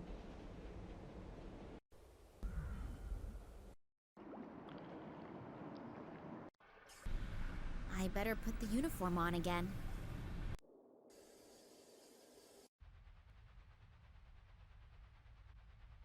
A two-way radio.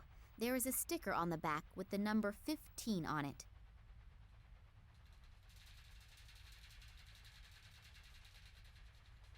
Okay, action. This is number 15. Calling number 48. Come in, please. Central here. What is it? Headquarters. Please page both agents Fedosov and Radenkov. They should report immediately to the guard on duty in the freight compartment at the rear end of the train. Okay. Next time, I should think beforehand about what to say. It seems it worked out anyway.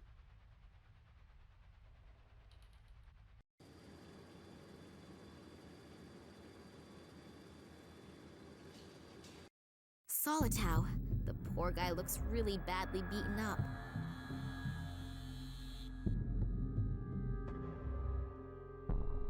He's still breathing, but several bones appear to be broken. Also, bad burning on his torso. It looks like he has been tortured with electric shocks. He's got nothing on him, but maybe I can use his dog tags.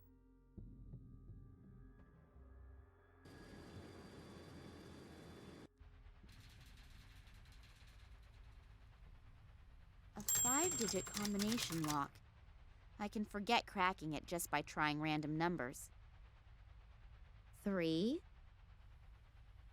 1, 5, 4, 5. And will the lock open now? Hey, easy when you know the right combination. Those are Solitow's dog tags. There's something in it, an entry card. That must be the one that I should have got from Solitow. My new name is already on it. Nina Perkova.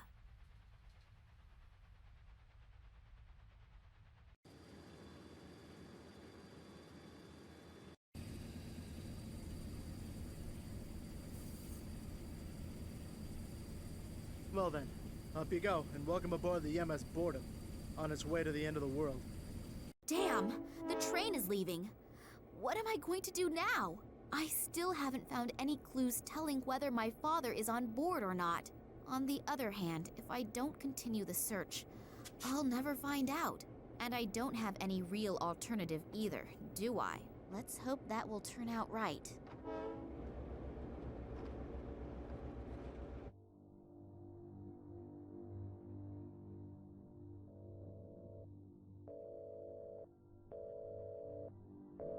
Have you found him? Not yet, but we're following some concrete clues. That is unsatisfactory. We are running out of time. The project must begin as planned. A few problems have surfaced in the little Kalenkov. Don't bore me with details. You don't mean to tell me that you can't handle a couple of amateurs, do you? No, Good. Then you know what you have to do.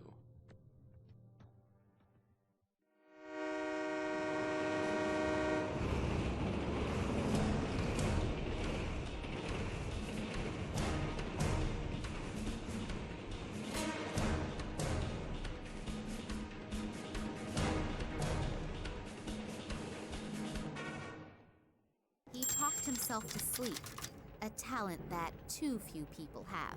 Just in time, too. That senseless twaddle was driving me around the bend. People who tell you all about their digestive problems are not the most pleasant folk to share a conversation with. But when they also start to tell you about the effects of the recently enjoyed castor oil, now I can have a little look around in peace.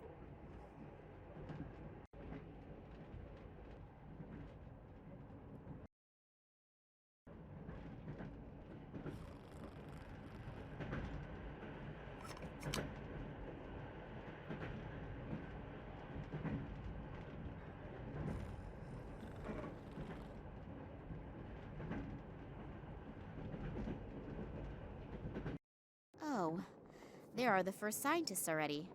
Maybe I can get some information here. However, I should not ask too directly about my father, so that no one becomes suspicious. Surely I can take one slice.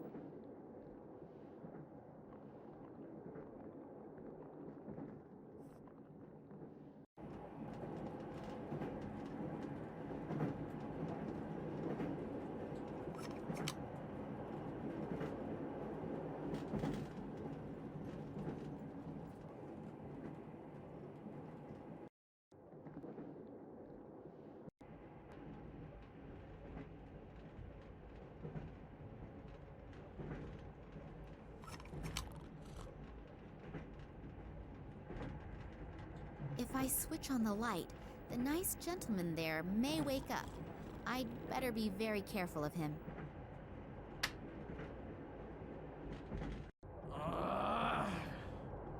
Which dumbass turned the light on? If I find out, I'll probably get another 15 years in the slammer. Oh well, he'll definitely calm down soon. At least, I hope he will.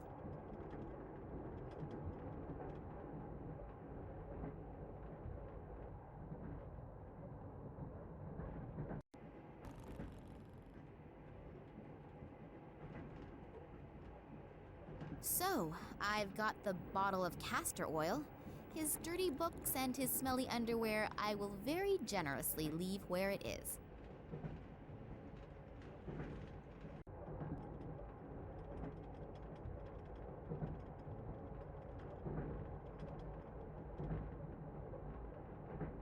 In you go. I'm sure that will be delicious. Or not delicious. Doesn't matter what else I throw in, it's not going to get any better.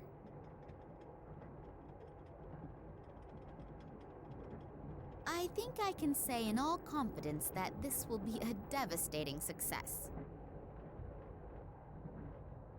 I have just realized that I haven't eaten for ages. I should be careful that I don't inadvertently bite into that.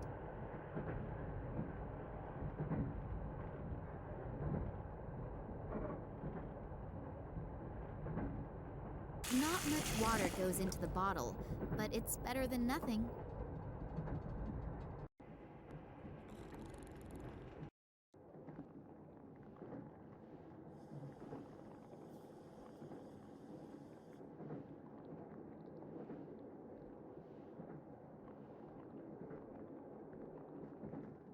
Hello. May I interrupt for a moment? Psst. Not so loud. Dr. Lesniak is working and is really concentrating. We really shouldn't disturb him. Plus, he's in a pretty bad mood. What happened? Why is the doctor in such a bad mood? He's under a lot of stress.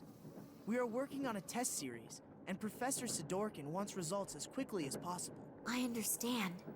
And this Professor Sidorkin gets very angry if he doesn't get results quick enough? Well, he's okay. But Dr. Lesniak is unbelievably ambitious and naturally tries to finish as soon as possible. And when the doctor is stressed out and doesn't have bread and jam, he can become quite unpleasant. Bread and jam? Yes, it sounds strange, I know. But he apparently needs it to reduce his stress. Other people beat the heck out of a sandbag. He eats bread and jam. Well, we all have our own ways and means to deal with difficult situations. And if he gets bread and jam, he gets a bit more sociable? Yes, it helps. Unfortunately, he accidentally dropped his glass jar on the train platform. And there's no jam here on the train. I've looked everywhere. I'll be on my way then. If I find any jam, I'll let you know. That would be great. Working with him when he is in such a bad mood is really not a pleasure.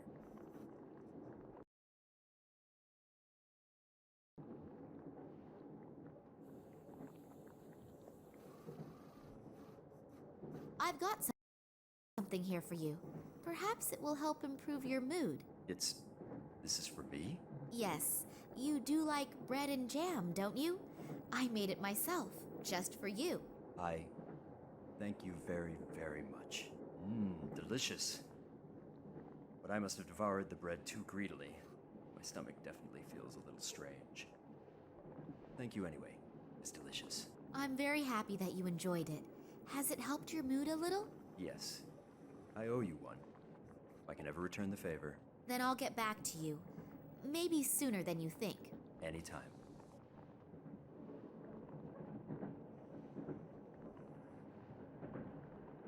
Hello. Are the good mood and the ability to concentrate back in gear? Yep. I'm doing much better. I know that this obsession with bread and jam doesn't exactly speak well for a reputable scientist. It's just one of my quirks. I simply need it now and then. Yeah, it's okay. We all have our weaknesses. Also, when some have a huge screw loose. What exactly do you do here? We are studying the regenerative capabilities of certain plants. Sounds very interesting. How does that work? The study? Yes. We'll both be old and gray by the time I've explained it. Please don't misunderstand me. I don't think you are stupid. But you can't explain it in 5 minutes. No, that's fine. You're probably right. Would it disturb you very much if I watched you working? I find all of that absolutely fascinating. I also promise not to ask too many stupid questions and not to interrupt. All right, but don't touch anything. And if you have any questions, I'm sure Alexei will be happy to explain it to you. Thank you. That's very nice of you.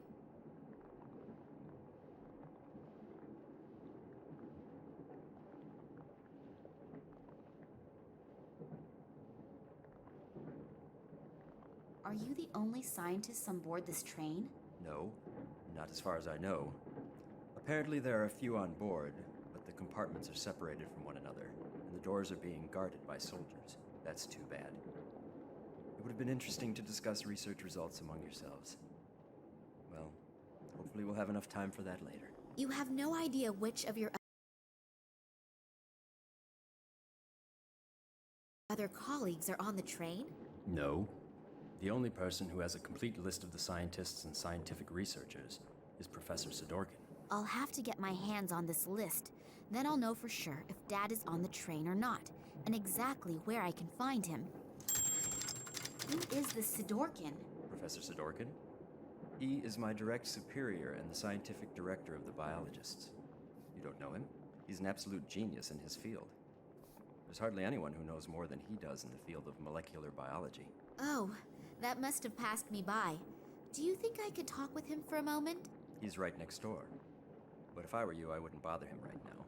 He's under a lot of stress and is extremely irritable. And when I say extremely irritable, I mean even more irritable than me when I have to go 2 weeks without bread and jam. Wow, that bad. Then I'll be careful. Why is he so irritable? There are a few problems, but I'm not allowed to talk about it. I have to go back to work now. You'll excuse me. I'm not feeling so well. I must have swallowed the jam and bread a little too quickly. Alexei, please continue working here and tell Sidorkin as soon as you have the right result. I've got to go somewhere and fast. Very fast.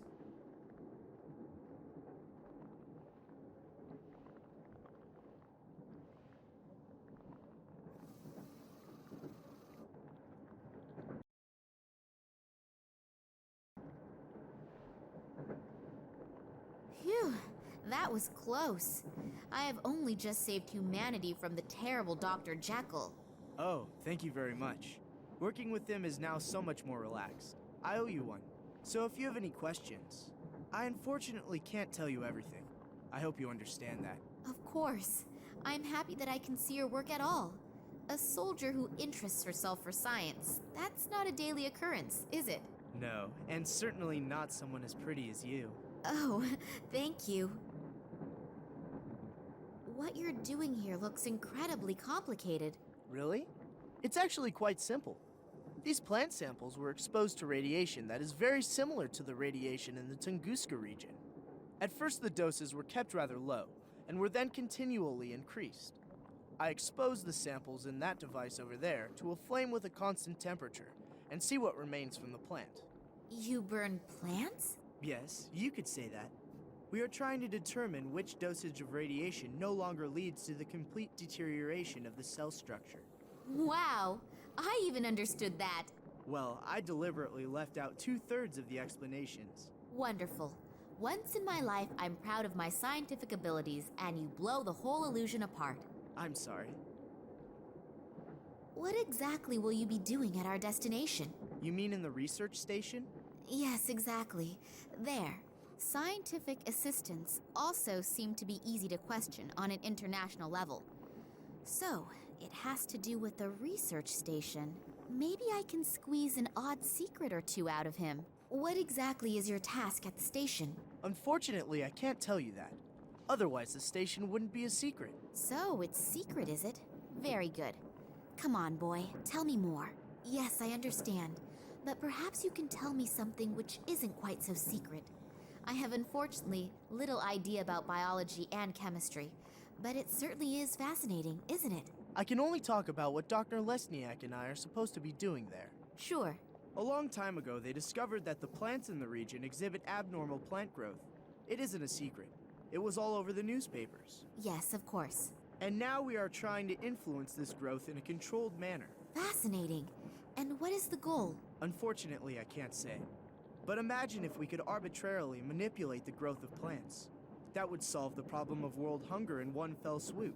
Wow, that really does sound like a huge goal. Indeed.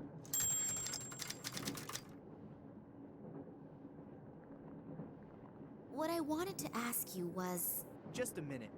If you can pester me with questions, then I can too. Oh, yes, of course. It's nothing personal. So, why have so many soldiers been brought into a prohibited zone? Prohibited zone? Yes, in the research station and everything. I mean, with the materials and all the people here, you could wage a small war.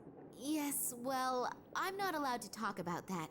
You scientists have your instructions, and unfortunately, we have ours. Ah, I understand. I willingly tell you everything about our experiments, and I have one little question and get an answer like that. I'm sorry. I would love to tell you everything I know, but that is very little anyway. It's nothing personal, but what I do know is top secret. Yeah, it's okay. I'll be off then. Okay, see you later.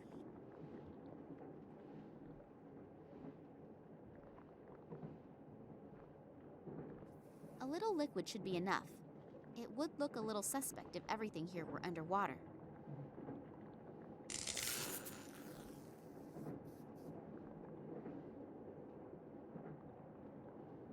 Damn, why did the fuses have to choose to blow now? I have to go replace the fuses. Could you watch to make sure no one touches anything? Sure, no problem. Thanks. I'll take very special care that nobody touches a thing in here, apart from my good self.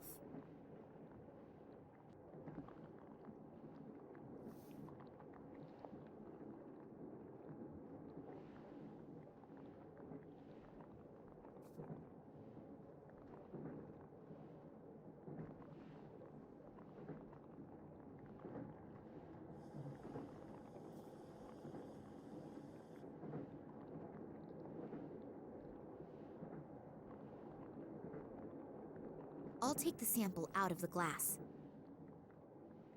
I'll take the sample out of the glass.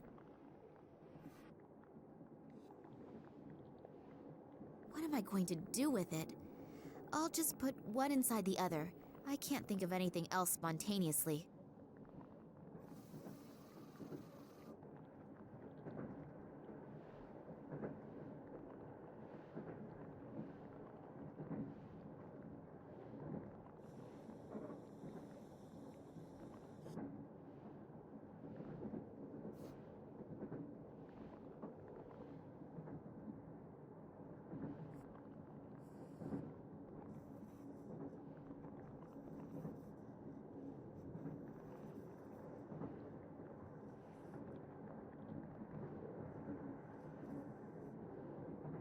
So hopefully the fuse doesn't blow on me again right away. And in the meantime, I really doubt if I will ever get any surprising results here. What? That can't be! Really? The sample didn't burn up completely? You can see that with the naked eye. I don't even need to do an analysis. I have to tell Dr. Lesniak. And maybe even Professor Sidorkin. This could actually be the big breakthrough. And I had almost stopped believing it would ever happen. And you are absolutely sure that all the test conditions were controlled and complied with? I always took random samples and rechecked everything. And I would put my hand into the fire to confirm Alexei's competence. I've worked with him for many years now. So you performed the experiments. Did you notice anything different? What kind of difference? We have to check everything exactly. If the results are correct, it's a sensation. But if we register it as a sensation, and we've made a mistake, then the most we'll get afterward is a job in a natural history museum. So go through everything again slowly. We should look at the analysis together. I only hope that we didn't miss anything. If the result is really correct, we'll go down in history. The gentlemen are certainly very enthusiastic about their discovery. I should use this chance to have a look around Sidorkin's office. There won't be much time until this Sidorkin comes back. I'll have a look around his desk first. Maybe I'll find the passenger list at least. The documents are entitled Security Risks and Acute Threats to the Tunguska Project. I'll have a look at that, please. If I understand this correctly, in the last few years, several attacks have been carried out on official and secret research facilities. Documents were partly destroyed, but the culprits also do not seem to shy away from bomb attacks and arson either. Eyewitnesses report seeing men in black robes. It has not been possible for the authorities to capture any of the perpetrators. Then the Secret Service FSB was entrusted with this matter, but has not been able to produce any solid results in their investigations. The assumption that this is the work of political terrorists could not be confirmed. That the attacks are being carried out by a religiously motivated sect is also being considered.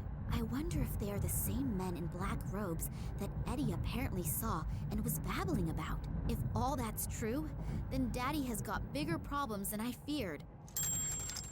It's huge. That's not normal. That must be genetically engineered.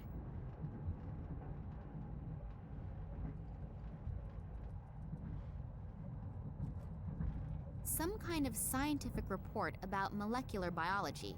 It's nearly all formulae, and those few words are just as incomprehensible. The piece of paper reads, "Place all documents in the safe each time you leave the room. Signed, W.I.L." If this safe has the employee list in it, then I should have a better look around here. Maybe I can find out exactly what is going on in Tunguska, and what Daddy's got to do with it.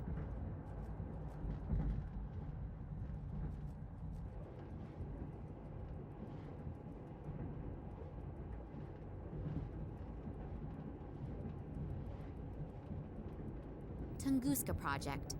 Error analysis is written on these files. 2000 to 2003 at the top, and at the bottom it begins with 2004. There's not very much I can do with these in the time I have. I thought so. The little toad is a snoop. I noticed you in Moscow at the train station, and not in a good way. Toads remain toads, even when they are wearing clothes. But don't worry, we're going to take care of you now.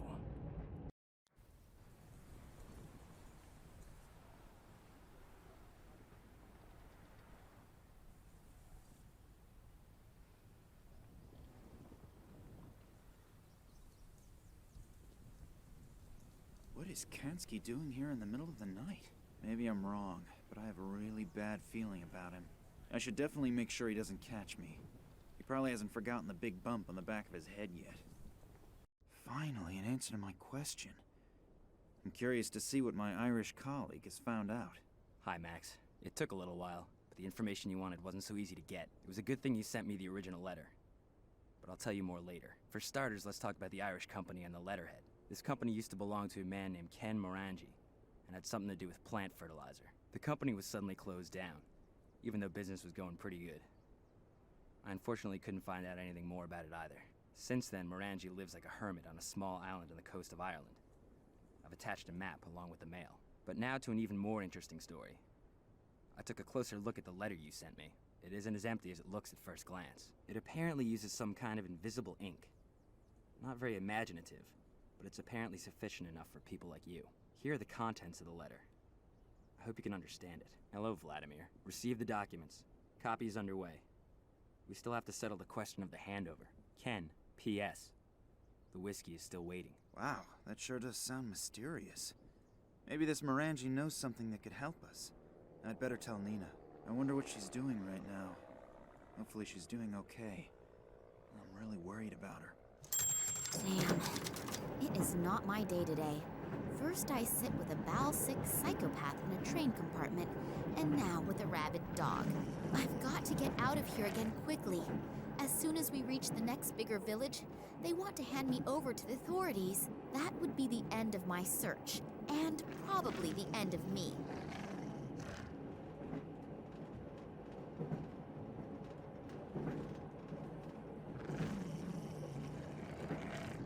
I'll take myself a piece.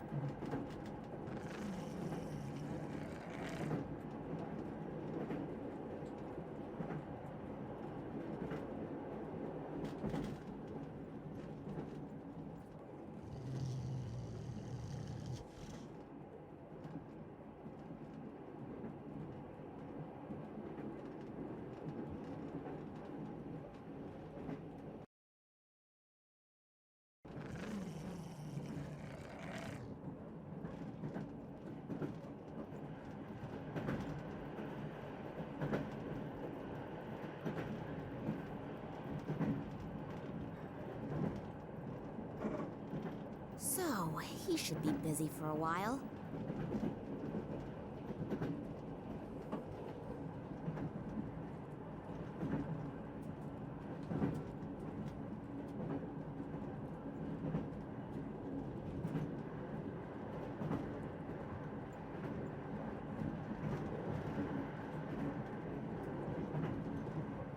If I stick the flat side in the flap and then lever it open. There is a vacuum cleaner bag in there. I'll take it out.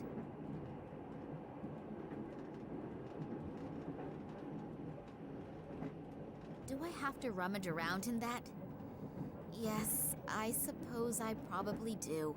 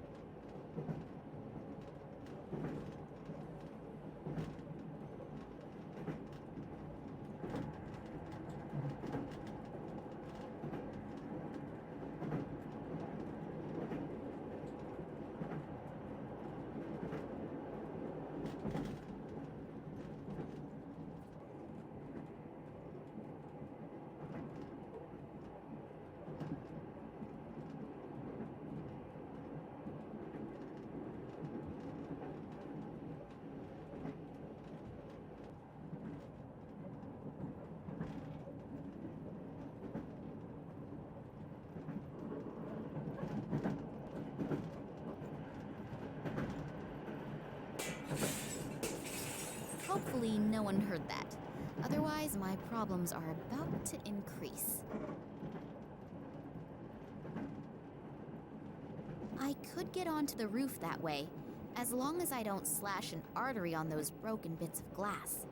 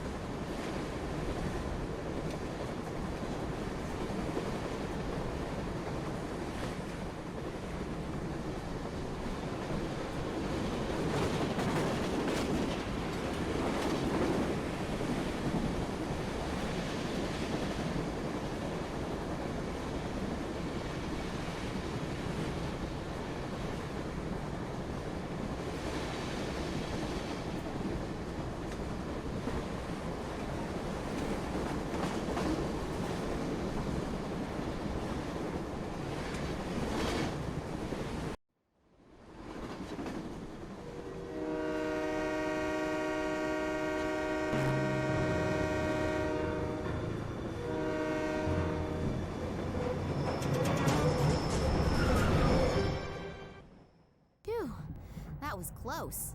Okay, let's try this again. If anyone has information about any scientists on board, then it is this Sidorkin guy. In his function as the scientific leader, he must have hidden the information somewhere.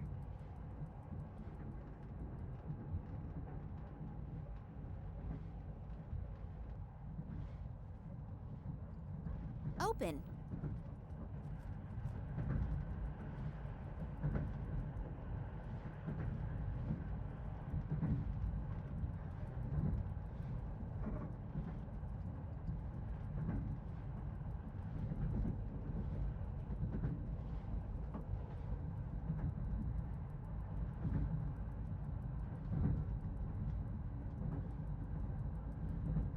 The statue has clicked into position.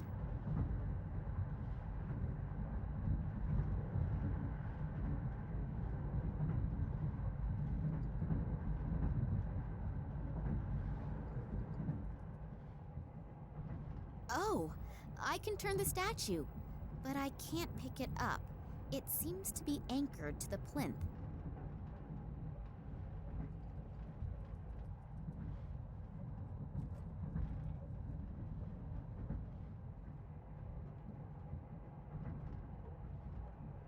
Apparently, the right orientation of the statues triggered a secret mechanism.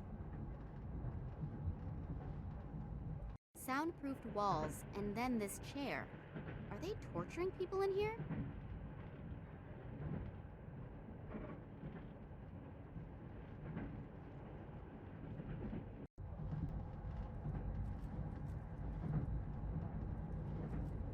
It sounds like a mechanism has been triggered, but I cannot see any changes.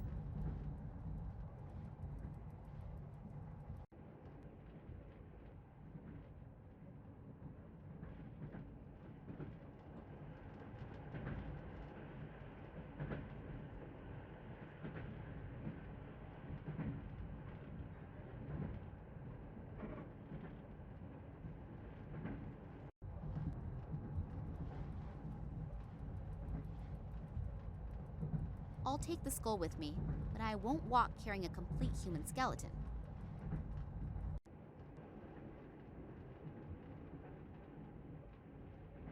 Wow, that was close. I managed to survive an assassination attempt in my father's apartment and the guys from the Secret Service, only to be almost killed by a picture.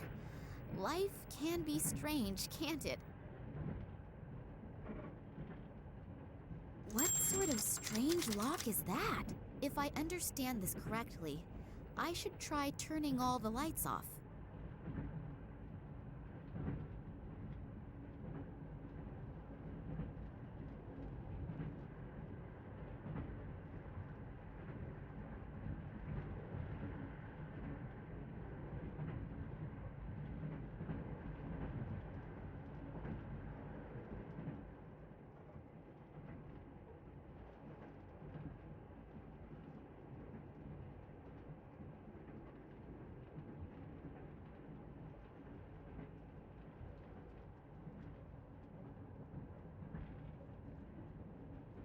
Done.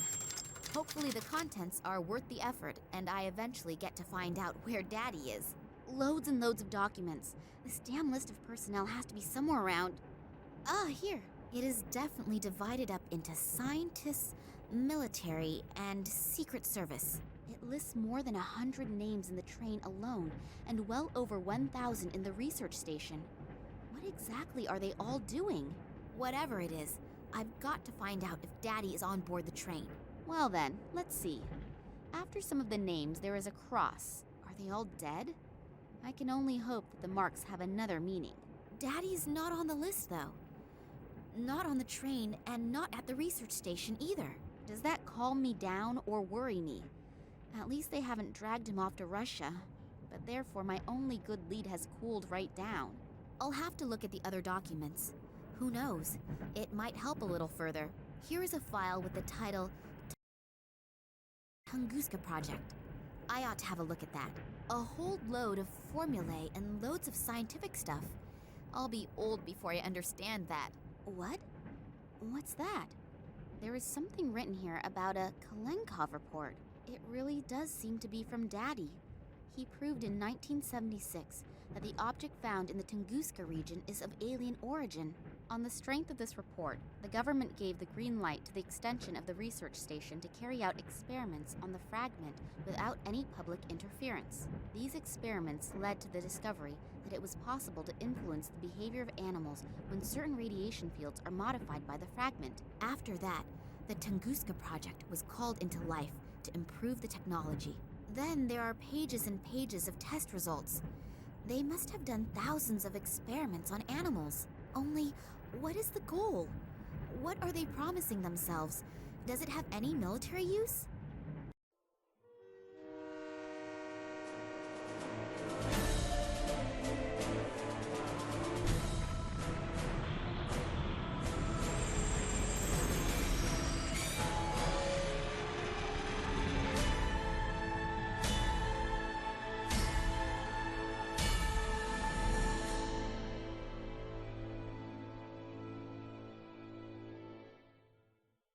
Oh, hello, Oleg. I hope you have good news. What? And Nina? Is she okay? Damn it, how could that have happened? I thought you were gonna keep an eye on her. No, I don't want to calm down. I made that mistake once already, and the result... Yeah, okay. Where exactly? Okay, I'm on my way. So, if Sergei's information is correct, then this would have to be the military hospital where they brought Nina. I hope Nina is all right. How could a complete train derail? They think it was an attack. But for now, we should not care about that. You have to get Nina out of there. Who, me? Yes. Alone you have a better chance of not being discovered. It was a miracle that we got this far without problems. I mean, I gave the research station an extra wide berth. But this close to it, I almost counted on being caught by the military. Okay. And so now, how do I get in there? Start thinking. Great. But thanks a lot anyway for the lift here. Without you, I would never have found it. No problem. It was a pleasure. You were pretty worried about Nina, aren't you? Yes. Hopefully nothing has happened to her. You really like her, don't you? Yes. Nothing that wonderful has ever happened to me before. Hey, wake up, boy. You can dream after you get Nina out of there. Yes, you're right. So, let's move. We don't have a lot of time. I'll wait here in case you need help somehow.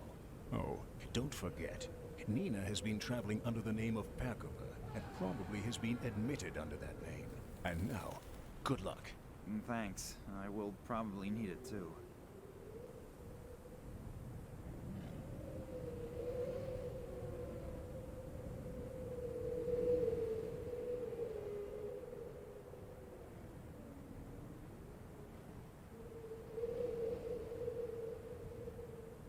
My doctor always said I should eat more fruit. Well, maybe picking more fruit is a good start.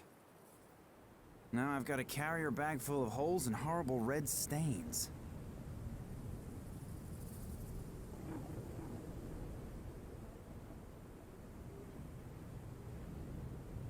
Here, tie this around the hand with the missing fingers. Maybe we can fool the medic into thinking you've only just lost them, if he doesn't look too closely. It really seems to be an ambulance. The writing on it is in Russian. I can't read it, but there's a phone number next to it. 03112.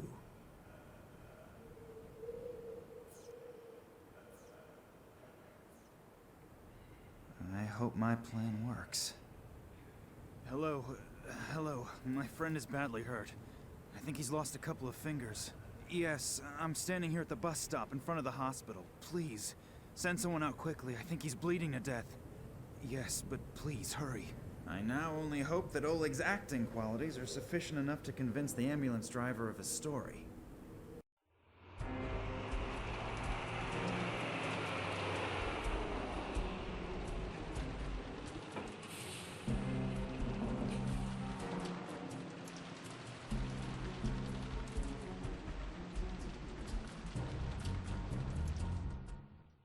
Well, now I'm in the courtyard. Now I just have to find Nina.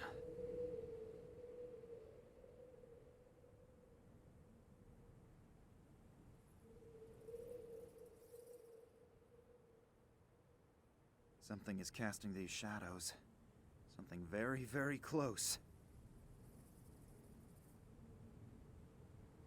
There's a key in the lamp. It's a strange hiding place, but better than putting it under the doormat. It should work with that.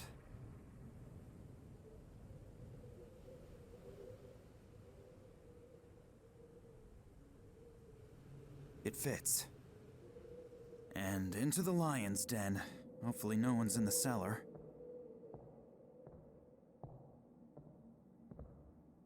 There are medical records in here, all sorted alphabetically. Maybe I can find out what they did to Nina. K, Koch, Kyo, Cam. No records on Nina. Wait, Oleg said she was traveling under a false name, something with P. Perkova. So let's have a look. P. Pow.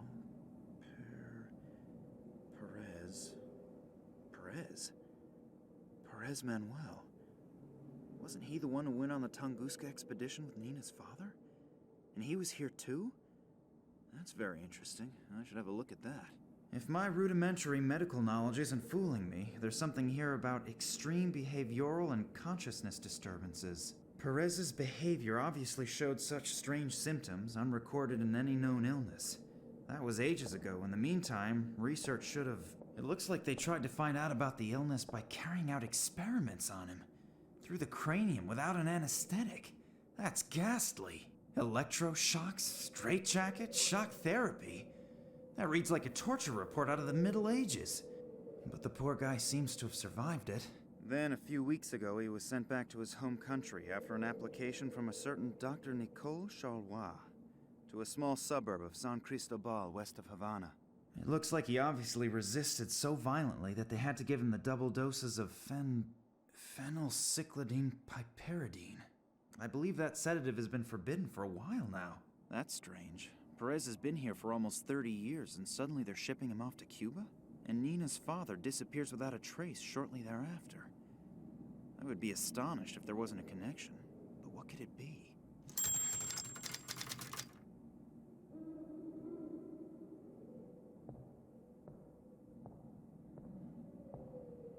If I'm not mistaken, one of these bottles contains that stuff Perez was sedated with in it. I still can't identify the rest. A dictation machine. Maybe there's a recording of Nina on it.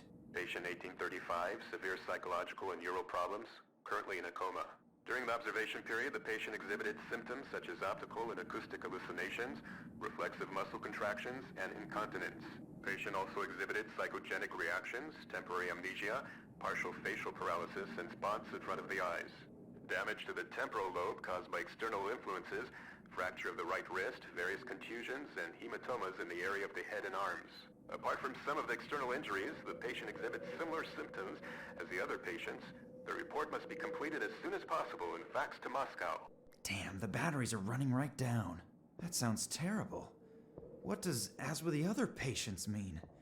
Does it mean that these behavioral and consciousness problems appear on a lot of people? If yes, why? What is the cause? I'll have to tell Nina about that, because something here is not right. I don't know what it is, but I definitely don't like it. Not at all.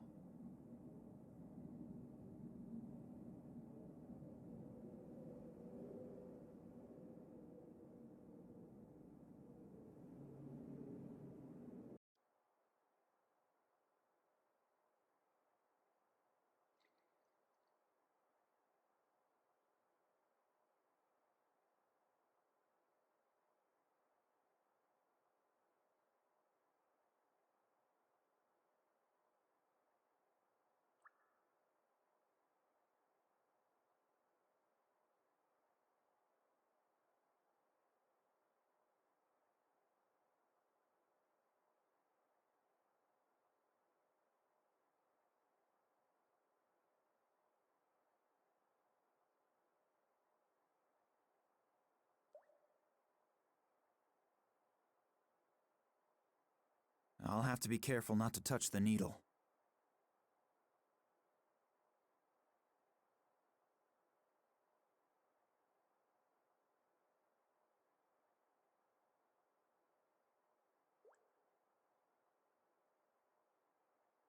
Can't do anything about that, but you're missing out. It's a really good game. I just wish the satellite dish wasn't so sensitive. I have to keep adjusting it. Hopefully, it won't be as windy as yesterday. I couldn't really see anything properly. No, you can forget that. Just be happy that the broad is in a deep sleep at least and not constantly on a rampage. Yep, and 3 more days up in that damp room, then our doctors have more work to do. No, you better stay up there. There's hardly anyone here, but in case someone should surface, there'll be another uproar about people leaving posts and so on. Not to worry. The head physician won't even notice that I'm more occupied with the TV during my shift than with making rounds. I'm keeping an eye on the entrance. If he doesn't come crawling through the basement, I'll notice him in time no matter what. Yep, will do. Till then. And don't go hunting rats again. The doc is still sour about the bullet holes. A damp room somewhere on the upper floors. At least now I know where Nina is being held. But it's a little inconvenient that there are at least 2 guards there. I have got to get into contact with Nina somehow. Perhaps she's got an idea how to get rid of them. The guard is busy watching soccer on TV. Still, I better not go any further into the room, because if he turns around, I'm dead meat. A heavy safety door. It only seems to open from one side.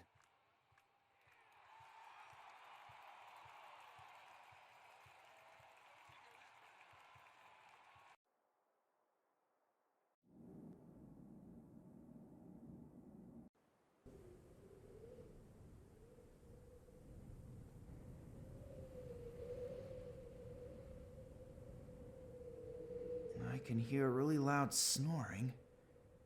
And groans, something about a train, explosions, and Daddy. Now, wait a minute, that sounds like Nina. The pipe seems to lead into the room where she's being held. Nina, hey, wake up. Nina? No. Damn, she seems to be a heavy sleeper. She can't hear me. That penetrating smell might just take care of waking Nina up. Ugh, it stinks to hell down here now. That does not help me at all. Maybe the small ventilator is powerful enough to blow this ammonia stink into Nina's cell. Gotta be worth a try. Ugh, what a terrible smell. Doesn't that contravene all the rules of the Geneva Convention? I'm very happy that you're all right. Max? Who else? Or were you expecting someone special? To tell you the truth, I wasn't prepared for a surprise visit. I should tidy up a bit here first. And let some air in. Did you send me this revolting smell in here? Yes, there was no other way to wake you up. By the way, you snore and talk in your sleep. If you mention that to anyone at all, you are a dead man. Don't worry, but we have to get you out of there first. Good idea. Do you have a plan? No, not really. Then now is the time to come up with one. I'll get myself tidied up in the meantime. The fact that the hero rescues the princess and she looks like something the cat dragged in was never part of any story that I have read.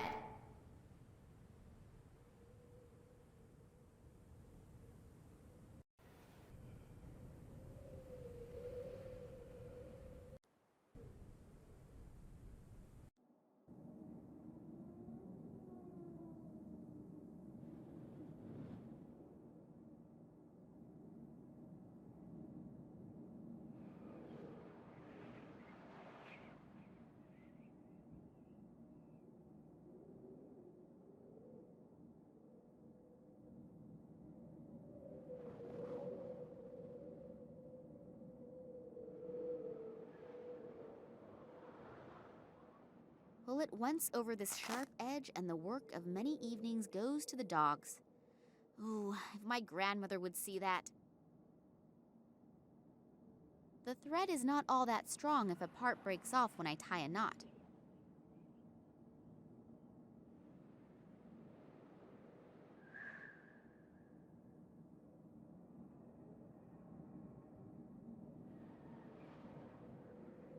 The stone seems to have hit the bottom. Now I can exchange a few smaller objects with Max.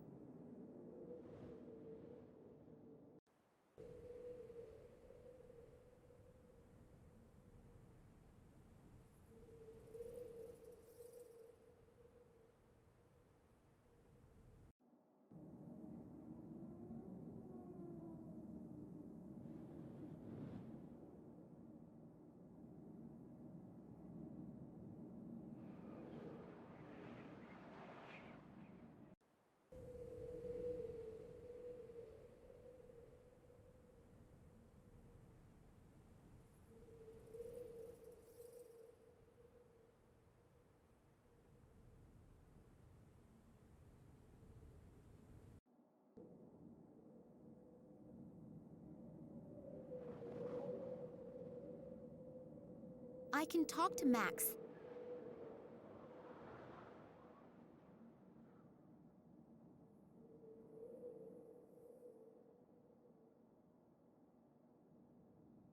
So now the last leg is off too. Don't you go walking away.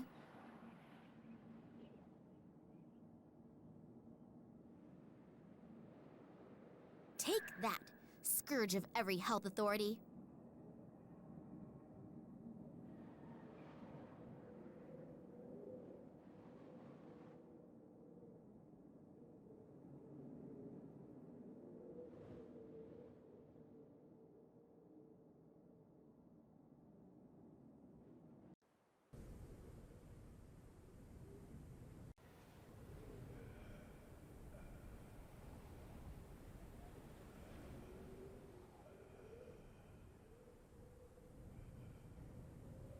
People should be working, not watching TV. Damn it! The stupid satellite dish needs adjusting again.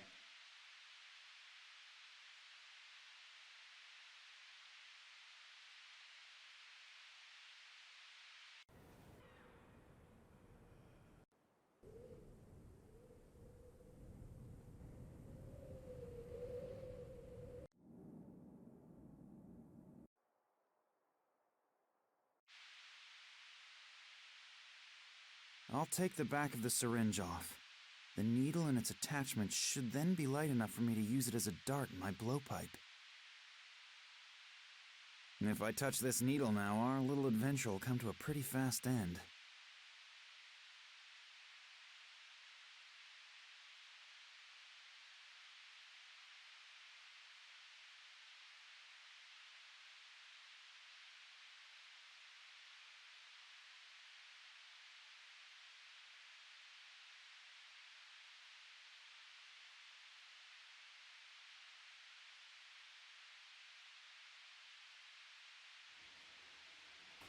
Crap.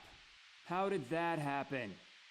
That guy is making a hell of a noise. I'll have to get him to shut up very quickly. I think that with such a hectic job, a little bit of peace won't hurt the guard.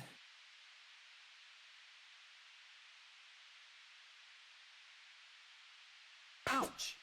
What was that? So, I'm rid of him for now.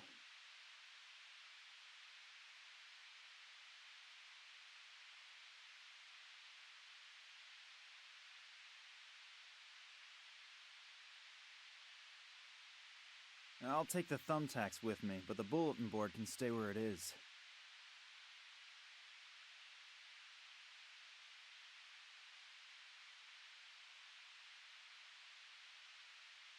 The sponge sucks itself full of soup.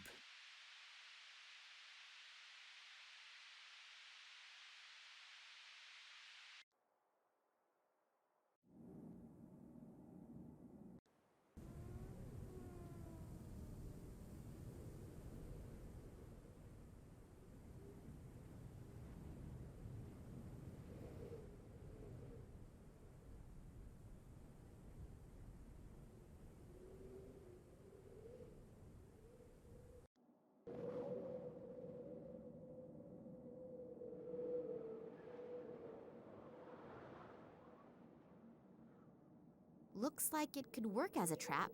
Stress on the could.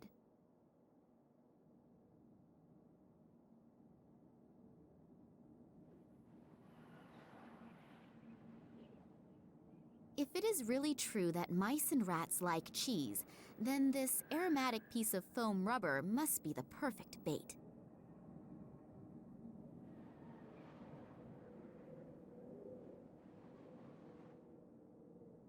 The big game hunt can begin.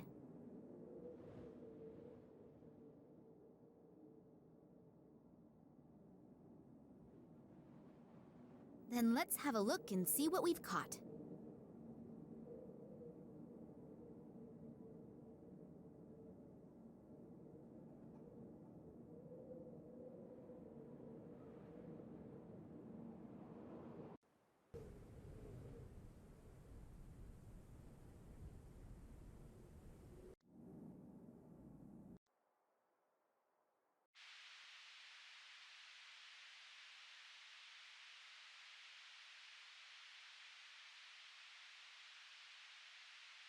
So, this is where the second guard is sitting. I almost landed in his lap. One more step and he'll notice me. I've got to think of something to distract him.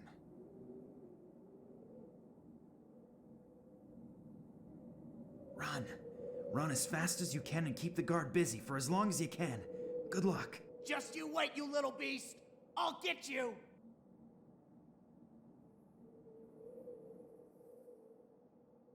I'll put this thumbtack under the cushion so that the guard doesn't get suspicious. Damn! That rat just slipped away from me! But wait, I'll get you next time! Ah! Spivak, you're a rat as well! But I'll get you too! All is quiet. I hope the dose was strong enough.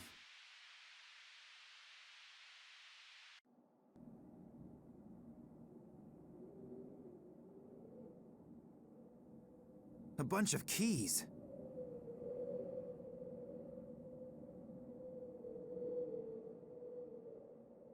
I'm really happy to see you, and thanks for... My pleasure, noble princess. Come on now, we have to go. I'll just get my things together. Hopefully those guys haven't grabbed everything. Thanks, you two. I would hate to think what would have happened if you hadn't come along. You don't have to, but we wouldn't let you rot anywhere in the sticks. I knew that I could rely on you. Anytime. If I had to, then I would even... Could you postpone the niceties until later? We should get going. The people in the hospital are bound to notice your absence soon. Yeah, I'm ready. Although... What? We must be really close to where my father used to set up camp on his earlier expeditions. Am I right? Yes, that's true. But we really don't have any time for that. The hospital belongs to the Russian military, and when they sound the alarm, it will get extremely uncomfortable around here. We should first get out of here, and think about how we want to proceed along the way. But... No buts. The risk of landing here in the first place was already big enough. We are going. Max, I need your help to get the airplane ready for liftoff. Oleg is right. We've got to get away from here first, and then we'll see what happens. Go on, get your things out of the Jeep and come.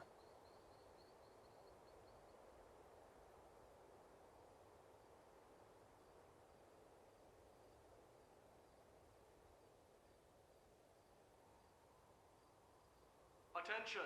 Attention! An alarm has gone off in the neighboring military hospital. A female patient who is considered extremely dangerous has escaped. The military has been notified and several soldiers are on their way here. Until they arrive, no one is allowed to leave the airfield. Everyone is ordered to be on high alert. No one will be permitted to take off or land. Damn, they're looking for me already. What now? We'll meet here in a few hours!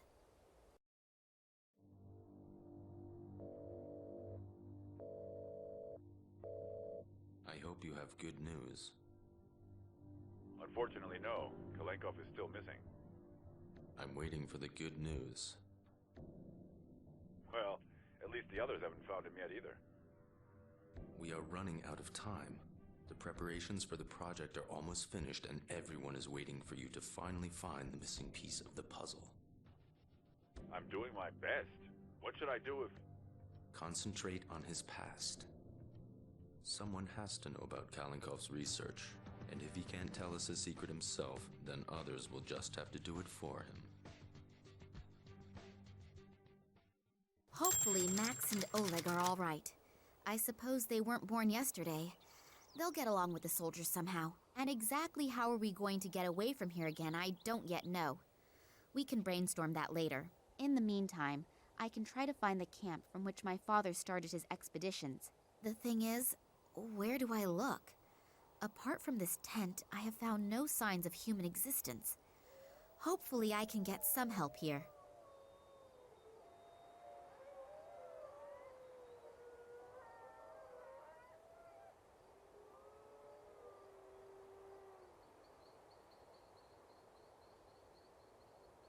First aid?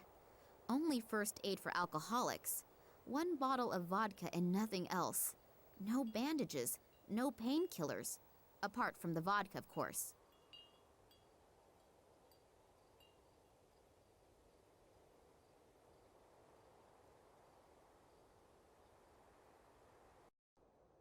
Sorry for simply barging in like this, but I'm looking for... Medicine. Parchment. Burnt. What? Which parchment? And what kind of medicine? I don't understand. The old guy seems to be in a kind of semi-conscious state. I'm not at all sure if he can even hear me. Obviously, he needs some kind of medication. I'll take a look around. The fire hasn't completely destroyed the parchment, but it is pretty charred and brittle. These bits of parchment have been so badly fire damaged that they'll fall.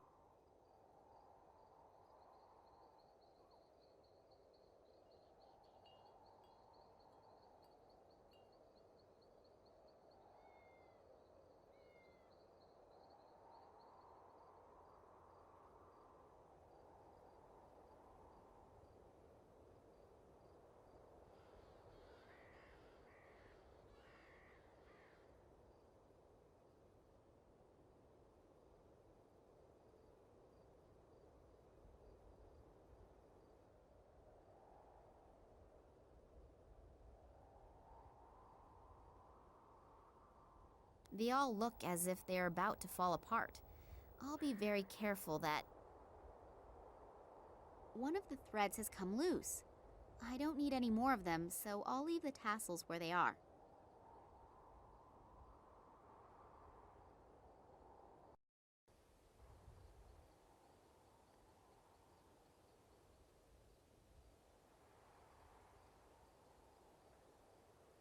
I definitely won't fell the tree with that.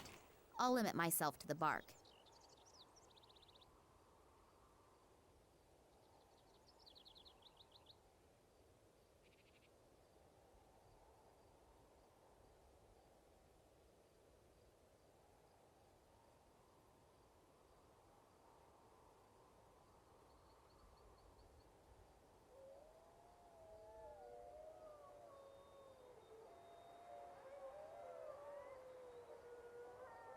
Then I'll get on with my favorite hobby and start destroying things.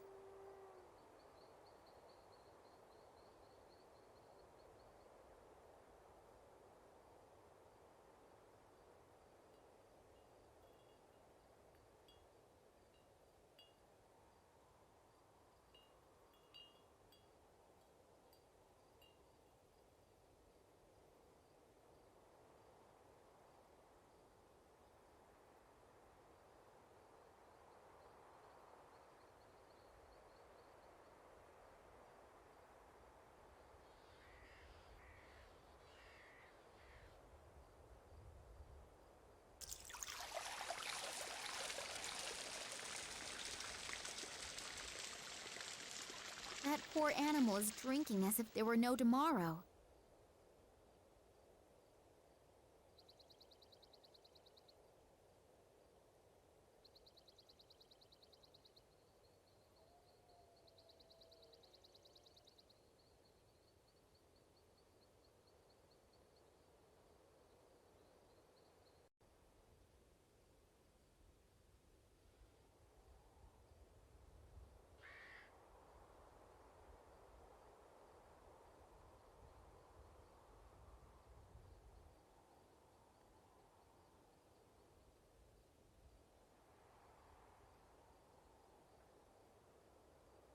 I know.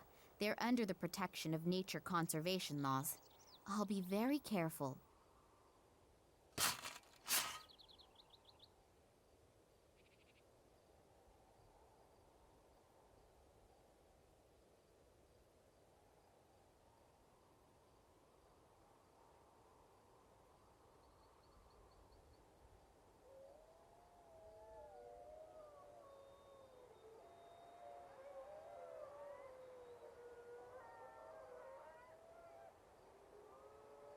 Through heating, the water and the resin have mixed.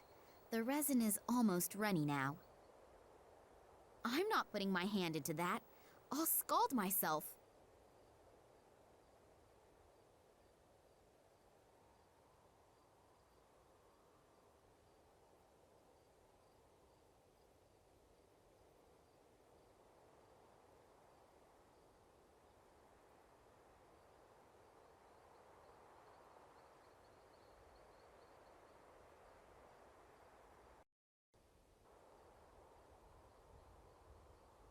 Not really the superlative in whetstones, but these scissors can't get any blunter. And how's that? It now cuts more than butter.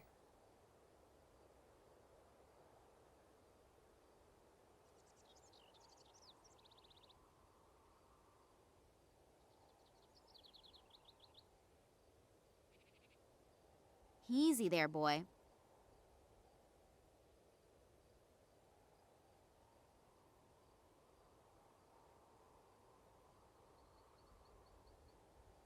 If I take the spoon, the hairs, and this thread, and Hey! It works!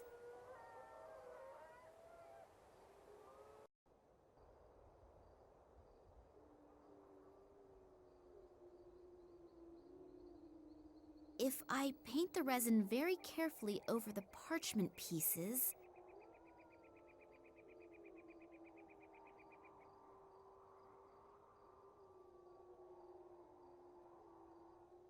It worked! 5 parts of the source of life, 2 parts of root of tears, 1 part blood of the night, 3 parts drops of intoxication, to be taken shortly before it unites with the wind. What effect it is supposed to have isn't noted, just as much as how to get each ingredient.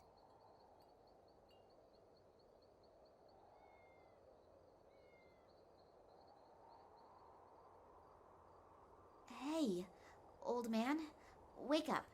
Is this the recipe for your medicine? It really does seem to be the recipe. The old guy wants me to prepare it in this vial. I'll have to hurry preparing his medicine. He's not going to hold out for much longer.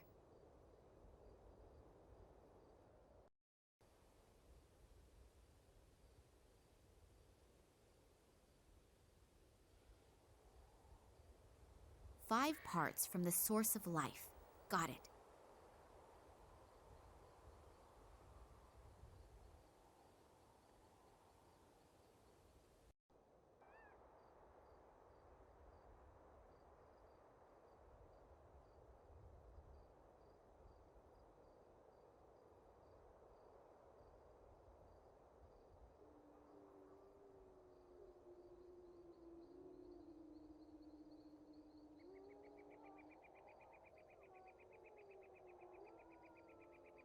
Well, that must be the right doses, depending, of course, on the bulb being meant as the root of tears.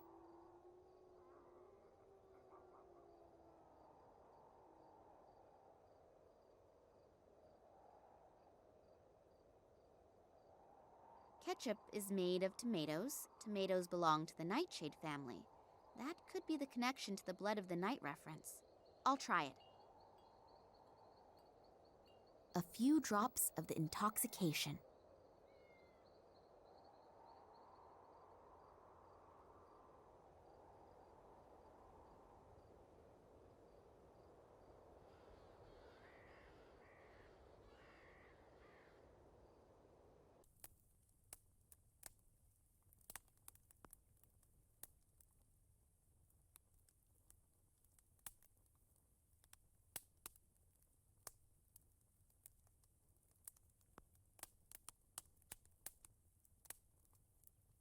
Hopefully this witch's brew doesn't blow up in my face. I have no idea when the stuff is ready, but before it all evaporates... Evaporate! That's it! To be taken before it unites with the wind. Then the medicine must be finished.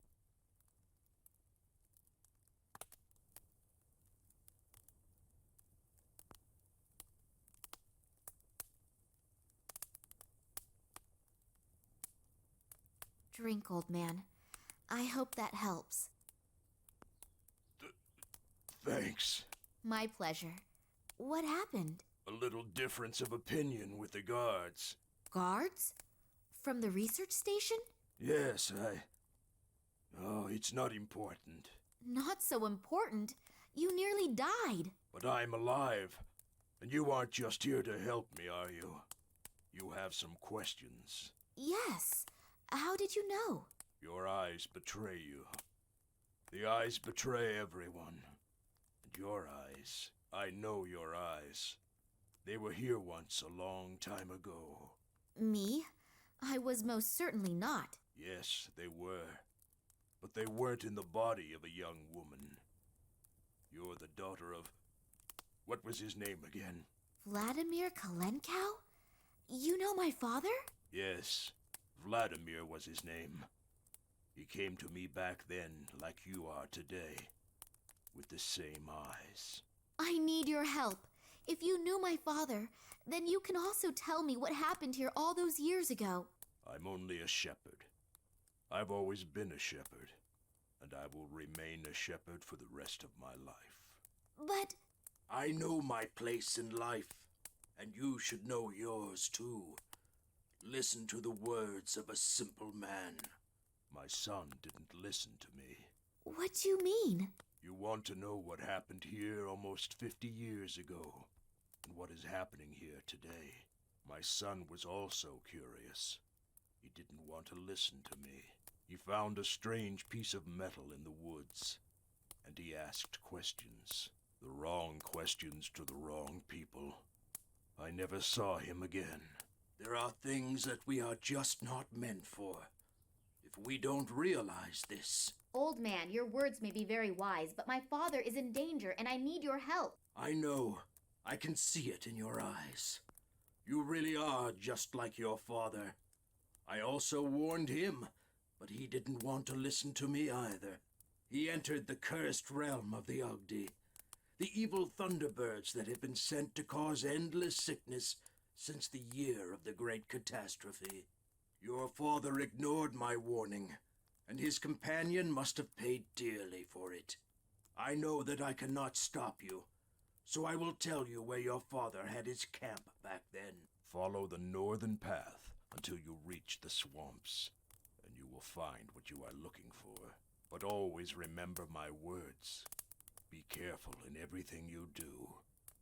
Things happen here that no one can even begin to imagine. The Evink was right. The atmosphere here is real strange. So unreal. Even if perhaps a good portion of superstition is involved, I have a strange feeling here. And then the story with the thunderbirds and the endless sickness. Pull yourself together, Nina. You're just exhausted. There are no thunderbirds, and any phenomenon, no matter how mysterious, can be explained rationally. Hopefully.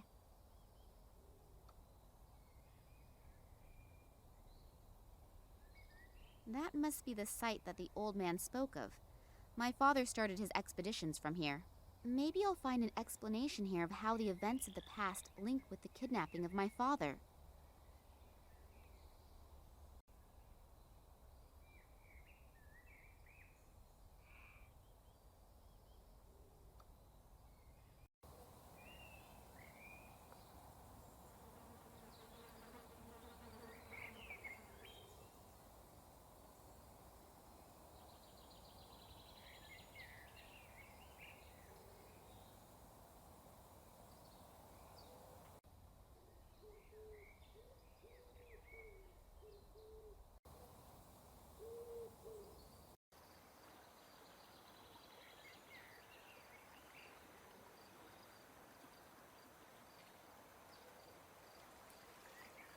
This has been plundered. Everything that can be taken off and carried is gone. There are only 2 small nuts here, and I am having them.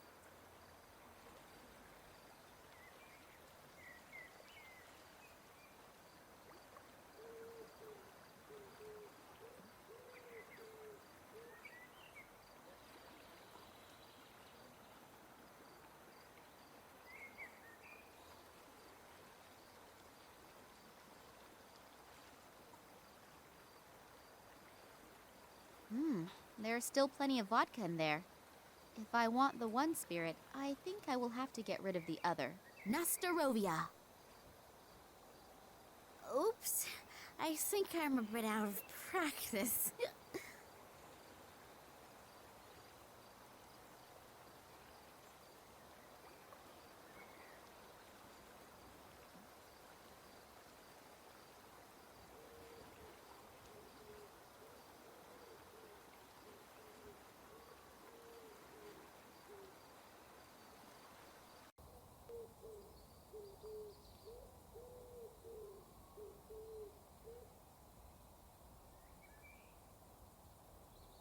That's what I call quality craftsmanship.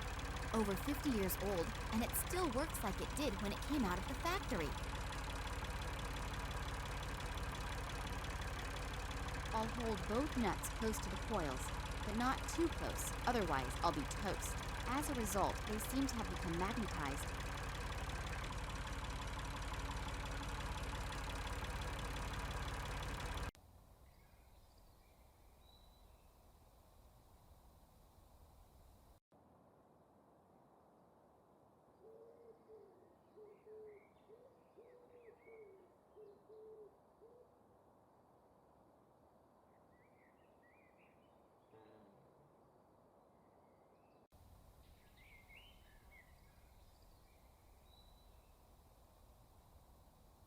As an obedient little housewife, of course I know what my duties are. There, finished. Shall I make dinner now as well?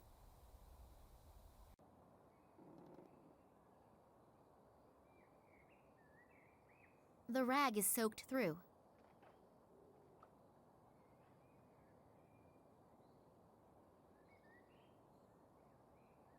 It is light enough here, and I don't want to waste any petroleum. Who knows if I'll need it again?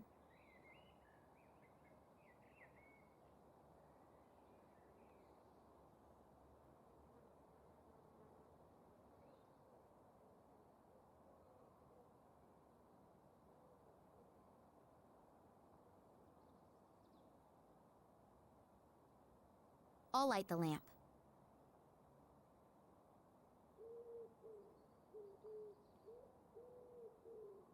I would never have dreamed that one day I would clean out a chimney from the inside. Now that the suit is off, I can see numbers written on it. 7.5, 3, 10.5, 6.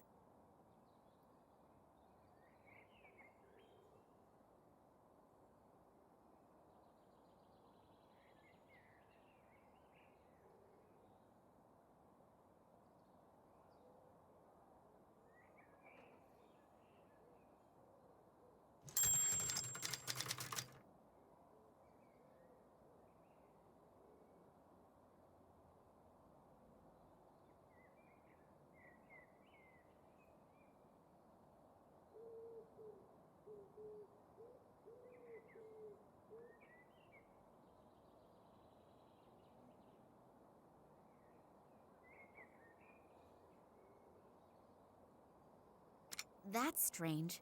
Obviously, the compass needle only moves when I press the button. I seem to have triggered a mechanism, but nothing has happened yet.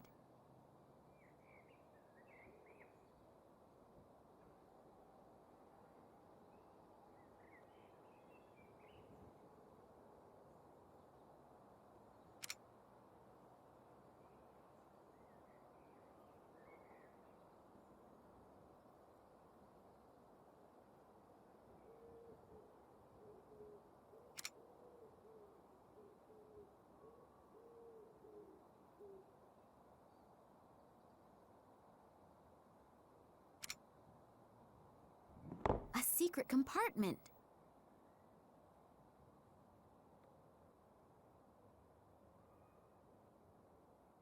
There are a few old documents and a roll of film in there. I'll have a look at the documents. Maybe my father left them there. Yes, indeed. He describes that the 1958 expedition apparently could not provide an explanation why the plant growth has changed so much here since the catastrophe of 1908.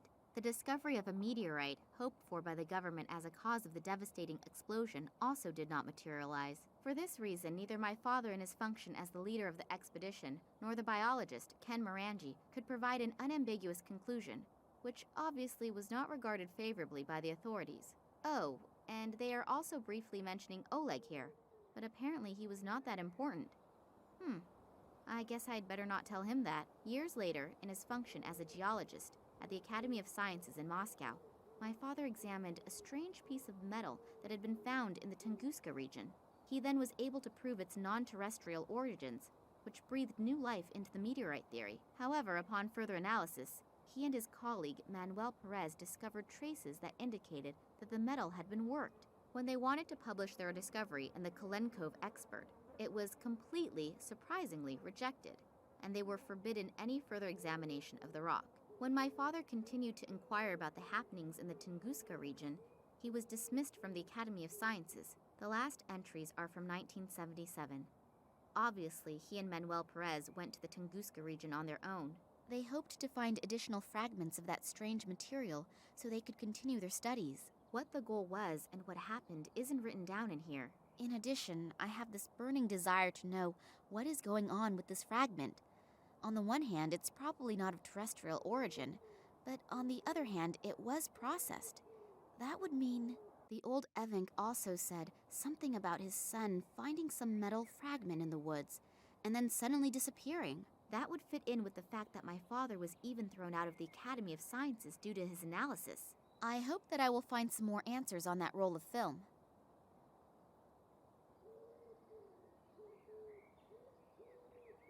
An 8mm film projector. Considering its age and the fact that it's not professionally handled here, it is not in bad condition.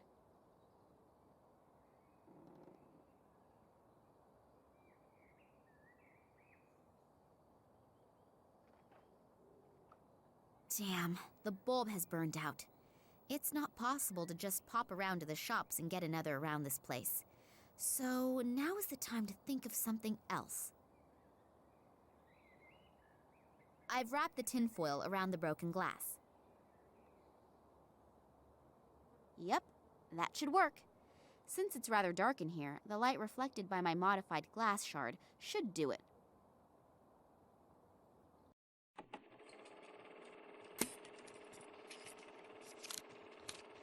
So, Manuel, the camera's rolling.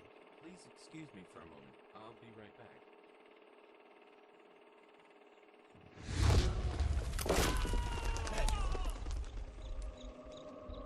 Manuel!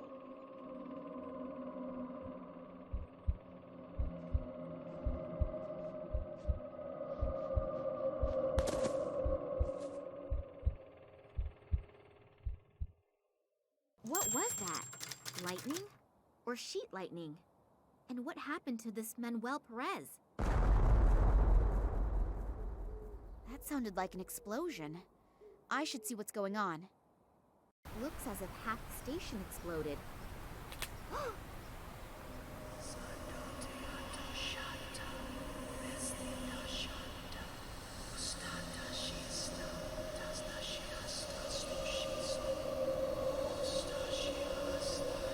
Come on, come on! Move your asses! The intruders have to be around here somewhere. We'll get them. Spread out. Oh, my head. What was that?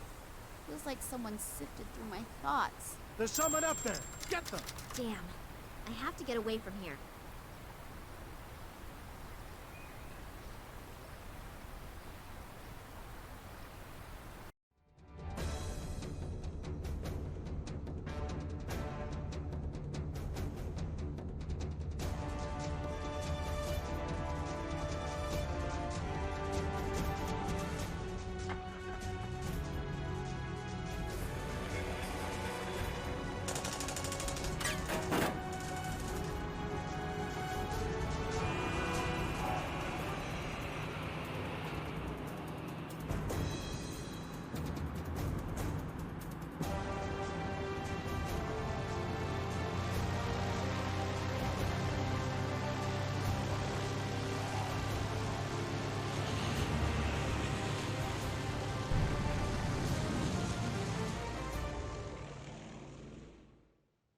Thanks.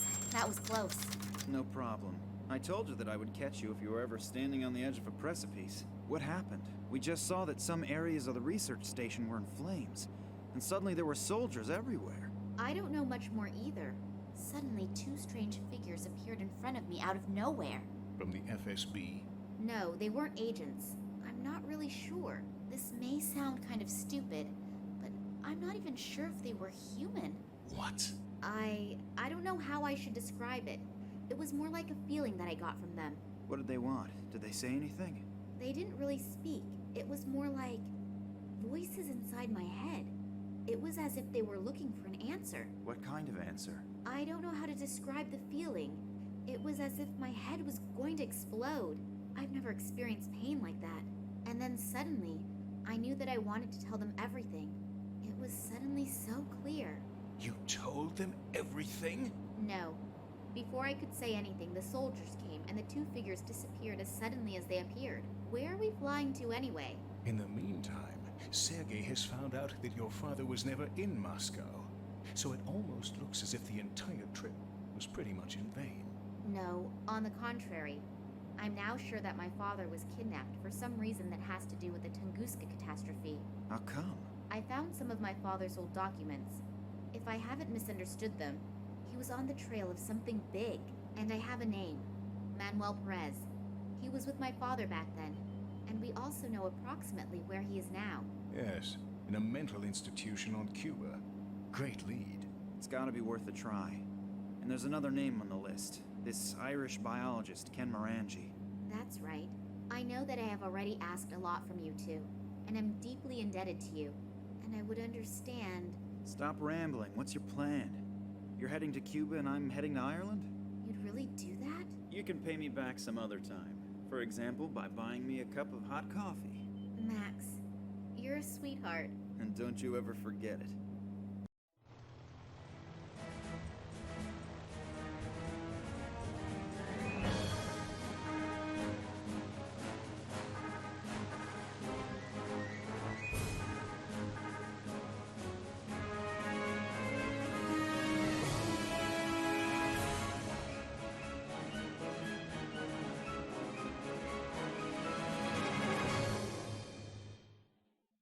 Oleg, I'm not usually like that.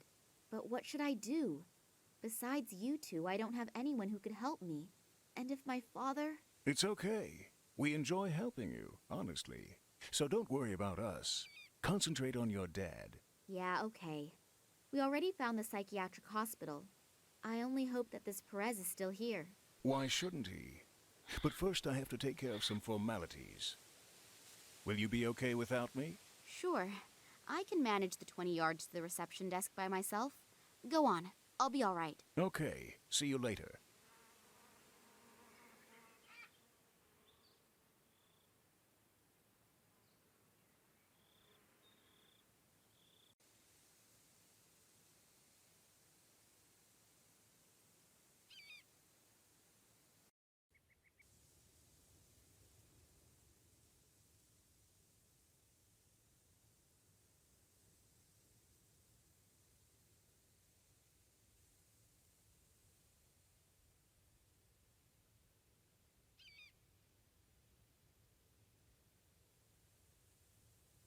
No door handle, no keyhole.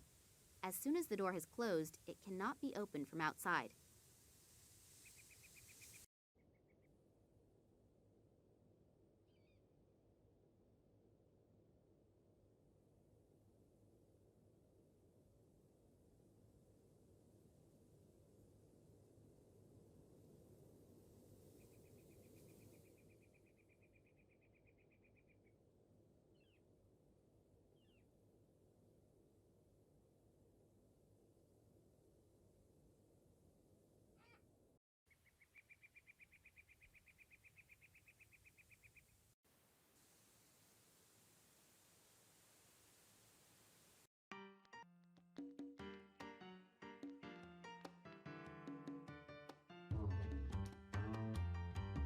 Good afternoon.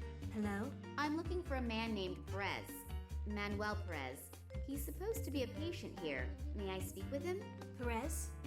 Yeah, he's here. And who are you? I am Nina Castro. I think it would be better if I did not tell the whole world my name. As long as I don't know who's behind my father's kidnapping, it's better to be too careful than not enough. Sorry, you can't come in here without a special permit. But it's really important. Important? It's really important for me to keep my job and my health. And naturally my incomparable good looks. That's what's really important.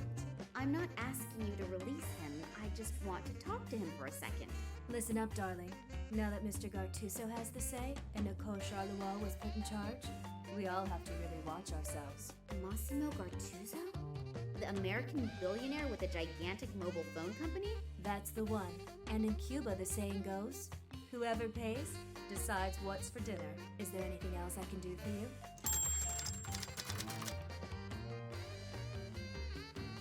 afraid of your boss? Me? Why should I? I just had the impression. It's misleading. It's definitely misleading. She does want to talk.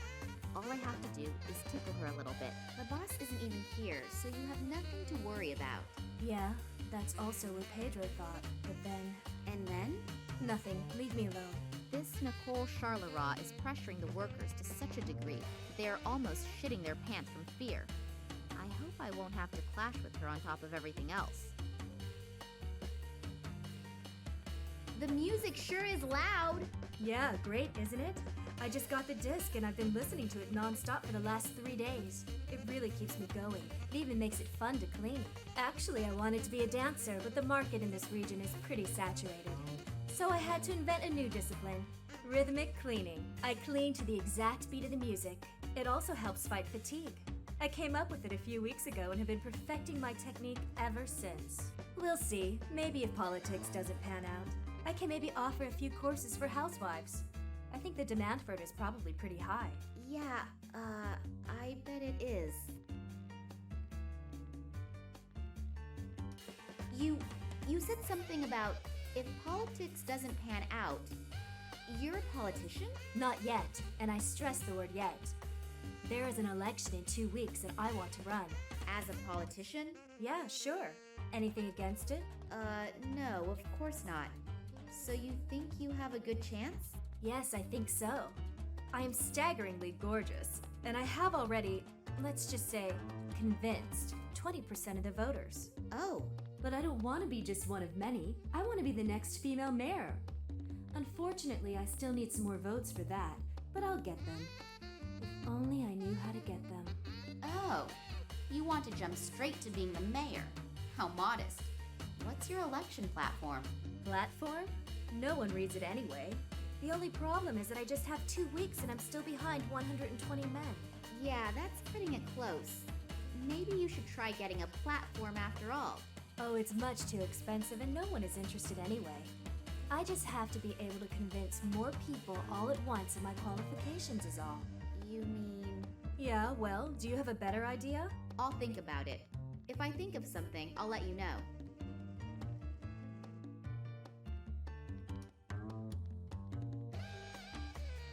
Then I'll leave you to your hip swing again.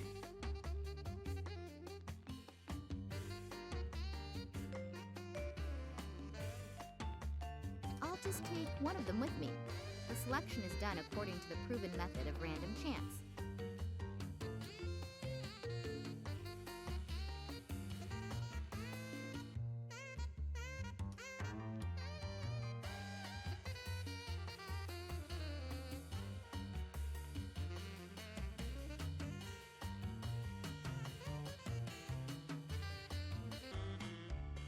The record turns more slowly due to the weight. Still, sounds pretty good.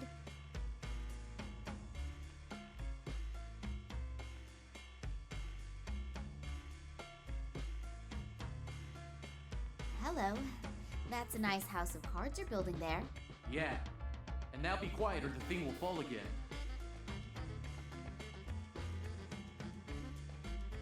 You look pretty determined. Are you getting money for this house of cards? Money? No, not money. Glory. I'll be like my ancestors and go down in history. As a house of cards builder? Yes. Shay started the same way. Che Guevara? No. Chevrolet. Okay, I understand. I'm going. Okay. I have to hurry anyway before the earthquake starts again. Earthquake? Yeah, every afternoon. Just before I finish the tallest house of cards in the world, an earthquake comes and ruins everything again. But this time, I'll make it.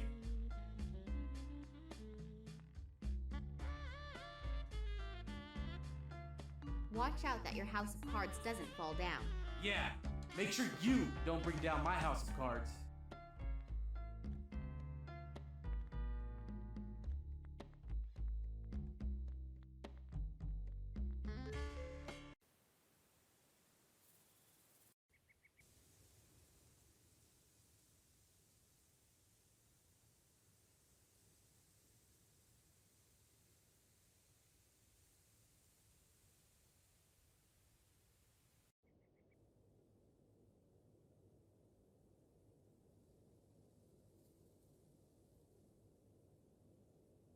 I'll pile the pieces of wood like I would have learned in the Girl Scouts, had I joined them.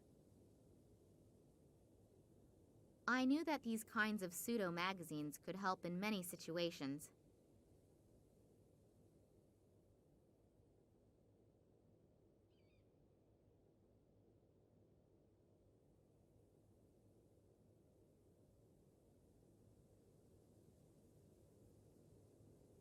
It is really astonishing how the old tricks continue to work again and again. I think I will have to pull the coals out of the fire.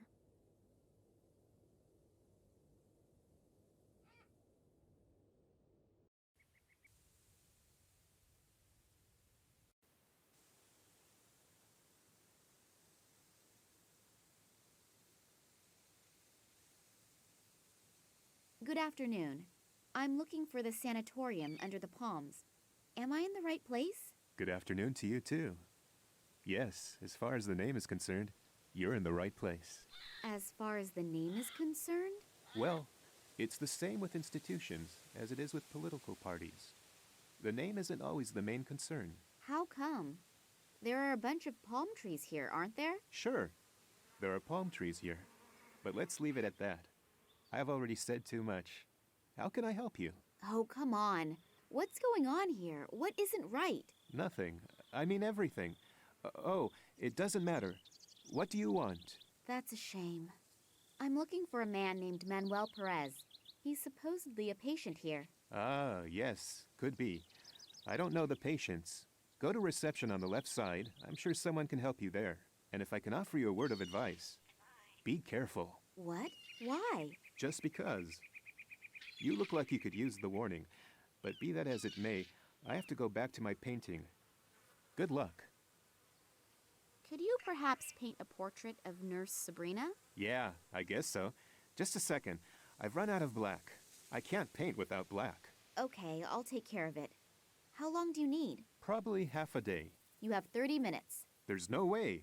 I need at least 3 hours. Agreed. You have 1 hour. It's no wonder that contemporary painters have never been able to equal the masters, if the artists are constantly rushed like this. At least Sabrina can't be rushed. A few minutes ago, she danced so fast that a portrait of her would have been completely impossible to do.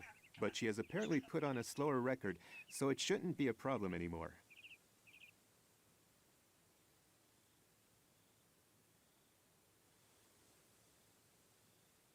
Then you could start painting the portrait? Like I said, I can only paint Nurse Sabrina if I have black paint and a subject that isn't constantly jumping around.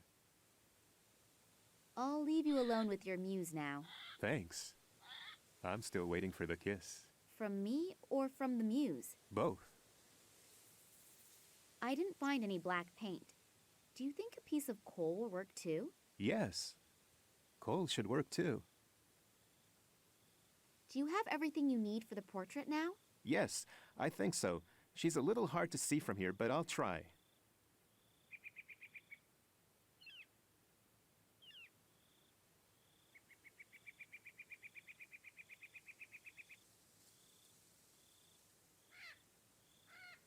It looks great, considering it was painted in 60 minutes. I think I've outdone myself again. Don't you think? Yes, it's really nice. And her best features are emphasized perfectly. Thanks a lot. You're welcome. I'll put the masterpiece in a bag for you so it doesn't get dirty.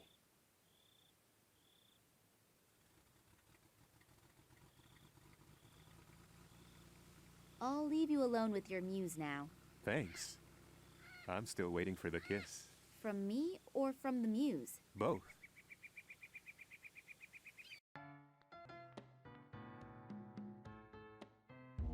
Look at this. What do you think? Oh, that's pretty. And the woman is a knockout. Oh, that's me. Oh, I always knew I was pretty, but so stunning. Yeah, and so modest. I thought you could use it as a campaign poster. Yeah, great idea. But one isn't enough, is it? Women, give them a hand and they'll rip off the whole arm. If I help you out with a few more pictures, you have to help me too, okay? Yeah, okay. And I also promise no new taxes. Exactly. And no one wants to build a wall. I can already see you could make a really good politician.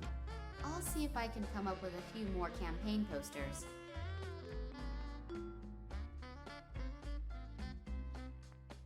Then I'll leave you to your hip swing again.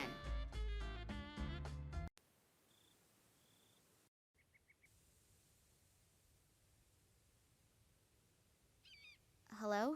Are you a member of the staff? Me? No, heaven forbid. I'm here to repave the courtyard with asphalt. But to do that, I have to remove the old asphalt first. It's terribly hard work in this heat. I can tell you that. I can imagine. By the way, I'm Nina. Pleased to meet you. I'm Bernard.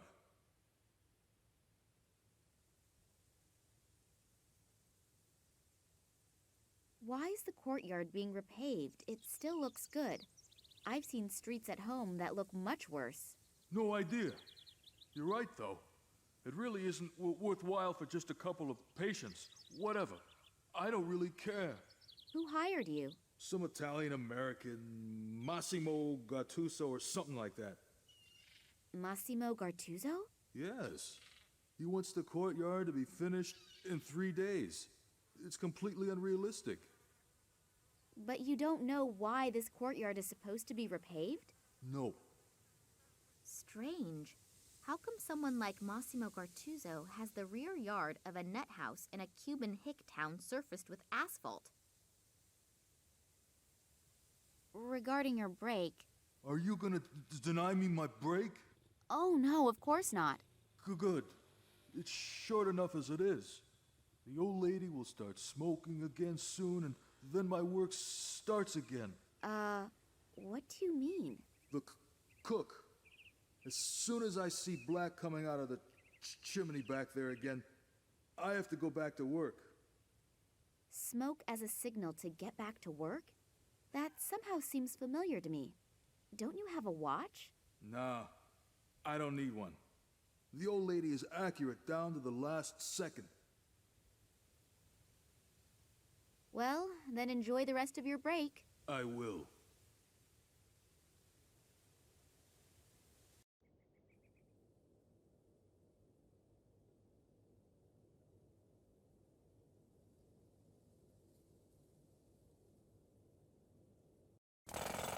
No! The earthquake has begun. Nina, sometimes you are really bad.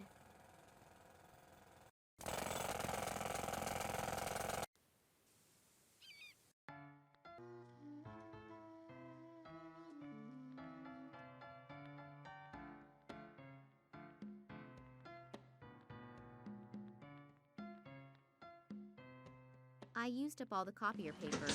That should be enough for a campaign to cover all of Cuba.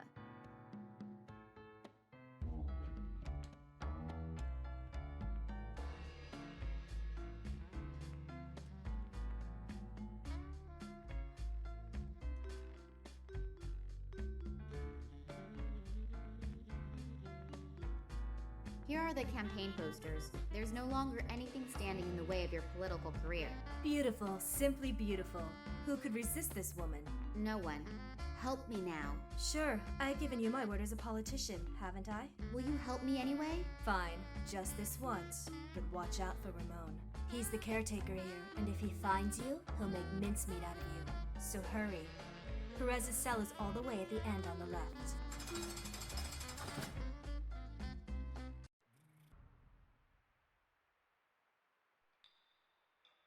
The cell is empty? Is this supposed to be a joke? Or do the staff not know where their patients are at any given time? Isn't there something stuck between the mattress and the frame?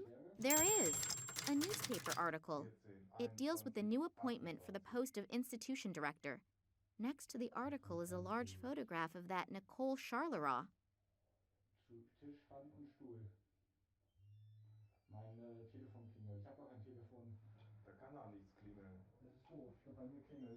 Looks as if someone tried to break the tiles out of the wall in a certain pattern.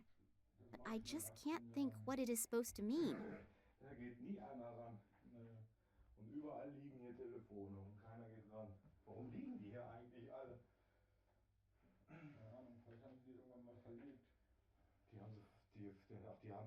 It looks like blood.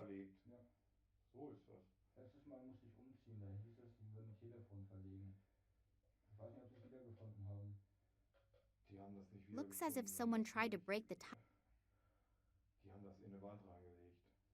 small grooves in the wall.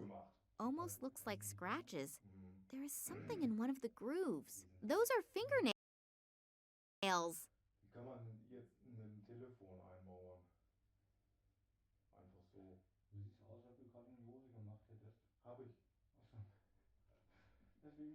A camera has been mounted up there.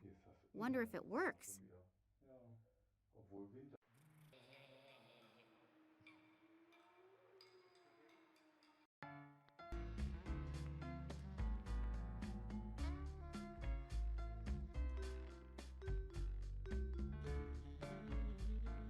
Sorry, may I disturb you again? But of course, darling.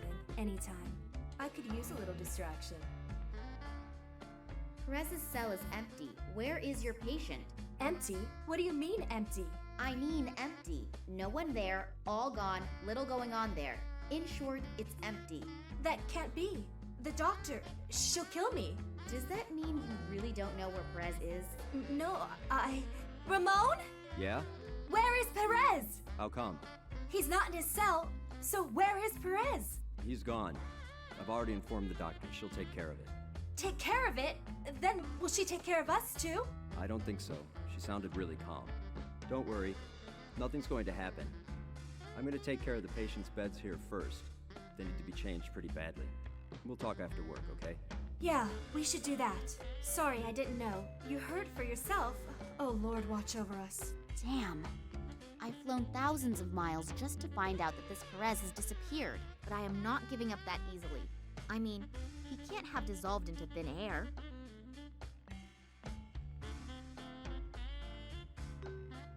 Then I'll leave you to your hip swing again.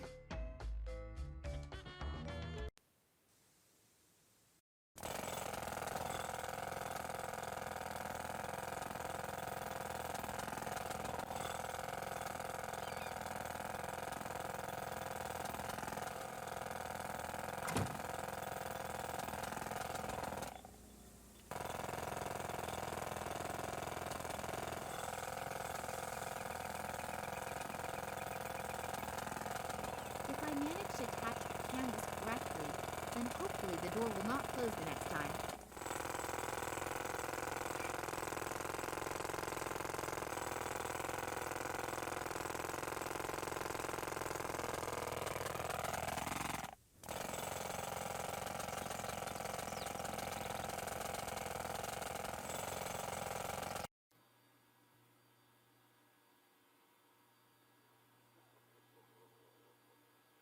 How am I supposed to unlock this lock? Maybe I'll find a clue to the correct combination somewhere in here.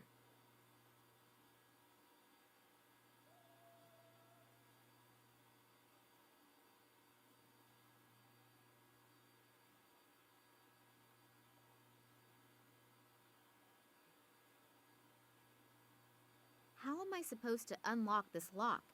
Maybe I'll find a clue to the correct combination somewhere in here.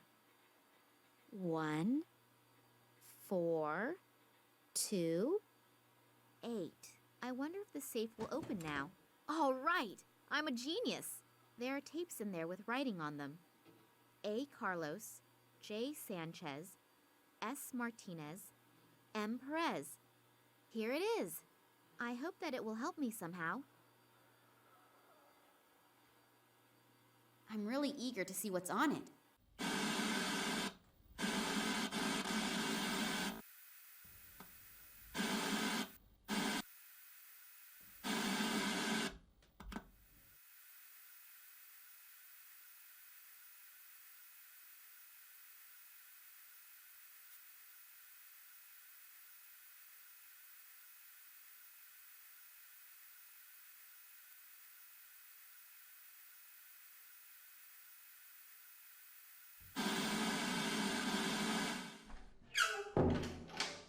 What are you doing here? I came to see if you're helping a patient escape. What do you mean? You know exactly what I mean. Too bad. I don't actually like violence, but you leave me no choice. You'll go down before I do. No, wait! I don't want to rat you out. I just need to find Manuel Perez really badly. He's my only hope. Only hope? Perez was with my father on an expedition many years ago. Now my father disappeared without a trace, and I hope that Perez can help me find him. Manuel help someone? He's the one who needs to be helped. How come? Because he... Never mind. So you really don't want to hurt him? No, definitely not. Okay, I'll help you. Just don't tell anyone I did, otherwise I've had it. The doctor doesn't stand for any nonsense. The doctor doesn't seem to be the most fun person anyway. Why? You have no idea what they're doing with Perez here? No, how should I? He was brought here a few months ago at the request of a guy named Cartuso. He was also the one who put Charles Roy in charge. And then the horror began. Let me guess. Human experiments? Yeah? How did you know? That's not important right now. Do you know what the goals of these experiments are? No. It's probably because Manuel's disease is somehow special. 2 other people were also flown in, but they disappeared again soon thereafter. It has to be about something big. In the last few months, they've invested nearly $1 million in this asylum. Our salaries doubled in one fell swoop. But money isn't everything, and the price of a human life is too high, in my opinion. I wanted out sooner, but the boss said, whoever wants to get out now is gone forever. So I lost my confidence. I understand, but I need to find Perez badly. The longer it takes me to find my father, the greater the probability that he... Okay, I'll help you. Perez is hidden in a rock cave not very far from here, but you can't take him with you. I'll come in a couple of hours and take care of him. I know a lot of people here who will hide us. Agreed. Take care of yourself, okay? Yeah, you too.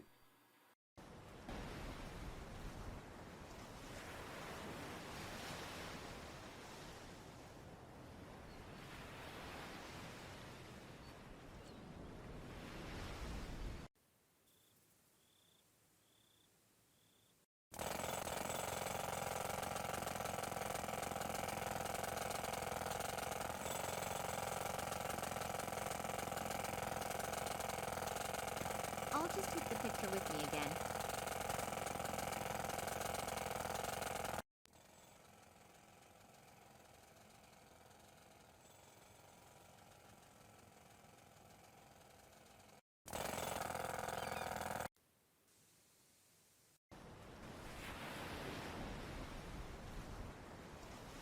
Are you Manuel Perez?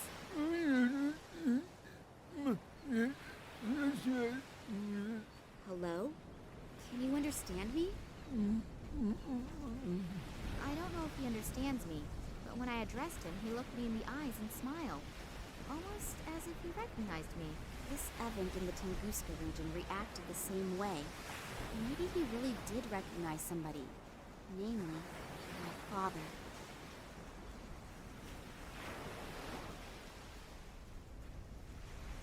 My father disappeared.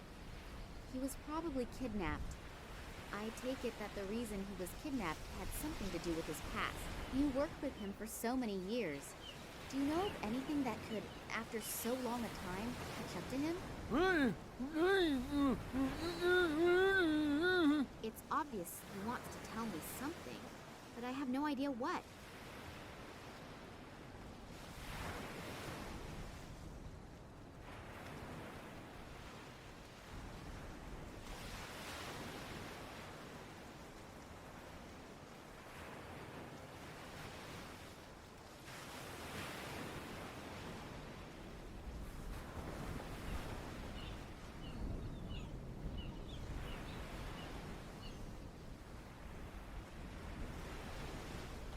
Maybe Perez can put his thoughts down to paper somehow, since he obviously cannot express himself in words.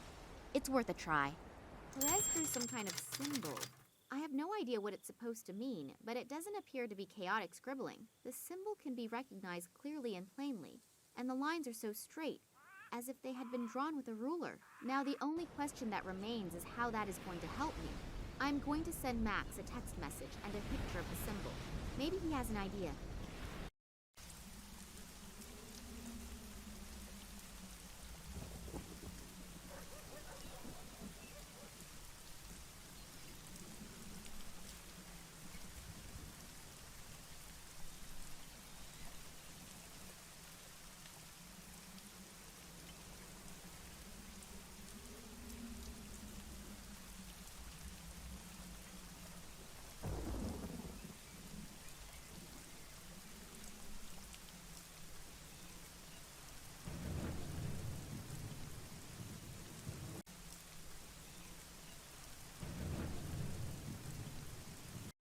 full house. Maybe I should have made a reservation.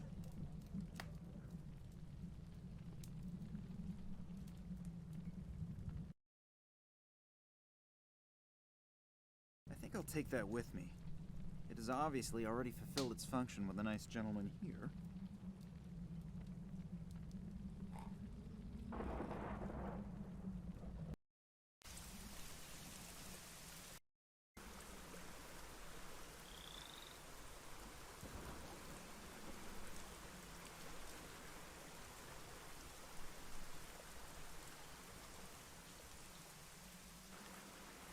You can't eat that many fish by yourself, can you? Are you worried about my health, or do you just want to scrounge up a fish? Well, to tell the truth. Go ahead and take one. I'm sure I'll catch a couple more. Oh, thank you very much.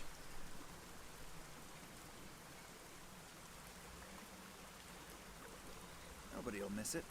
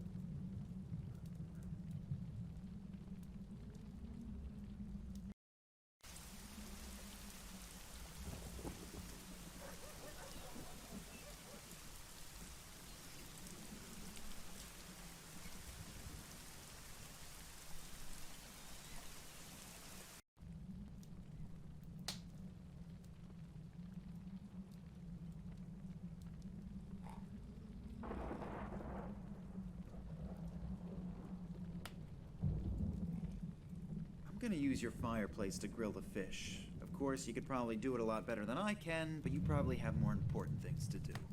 Yes, of course. Go right ahead.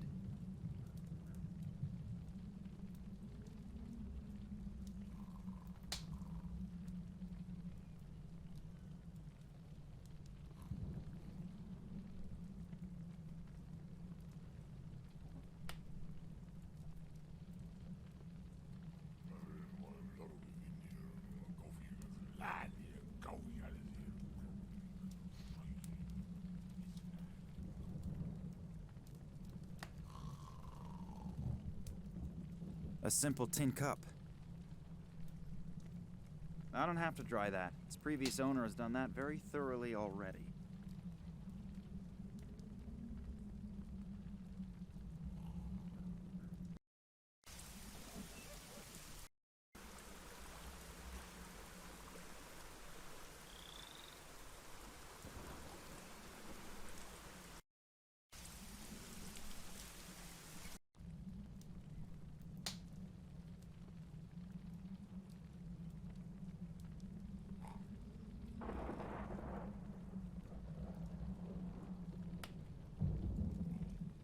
I could stand in front of it and dry my wet things. On the other hand, I probably have to leave right away anyway. I might as well... Nice and took. The water's completely evaporated. There's only a layer of salt left over.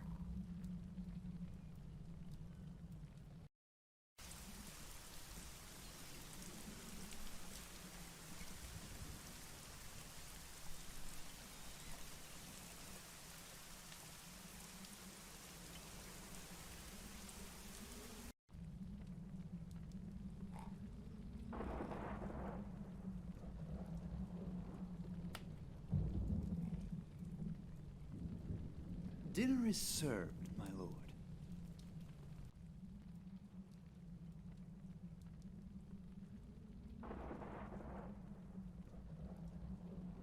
Fish?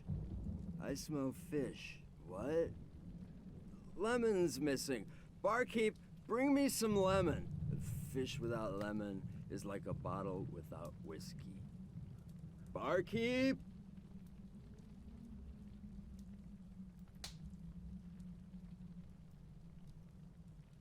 Hello. Nice weather we're having today, isn't it? What? It's raining cats and dogs. It was supposed to be a joke. Yeah, real funny. Well, this should be fun. You probably don't have any lemons, right? My compliments. You learn fast. Well, what else can I do? For Klaus? Yes, he won't eat his fish without lemon. Bring me one, and I may even cut it for you. You're my hero.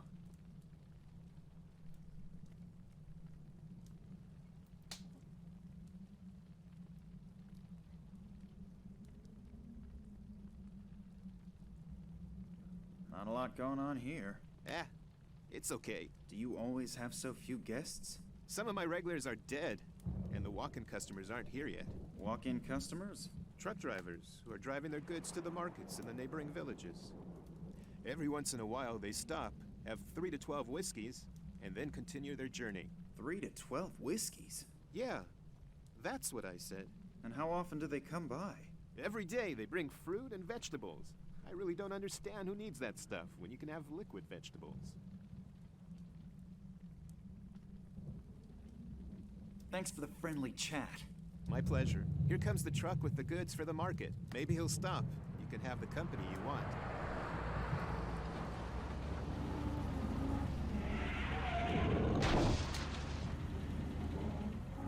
Oh, the truck driver appears to be new. He doesn't know his route and can't read any road signs. Oh, kids these days. I hope nothing bad has happened. I should probably check on the driver. I'm in luck. The truck driver appears to have made the turn. I would have never forgiven myself if something had happened to him.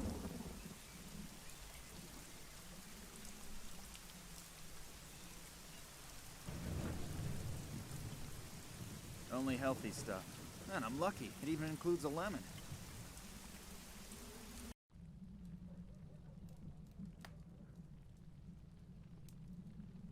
Here, you can give it to your eloquent guest, if your valuable time allows it.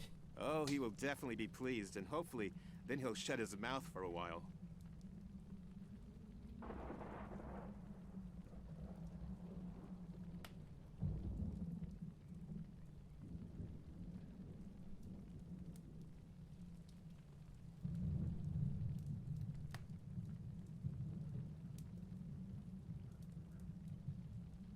Here's your lemon.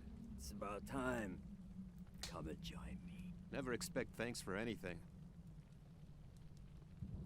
If I do it quickly and unobtrusively, hopefully the barkeeper won't notice.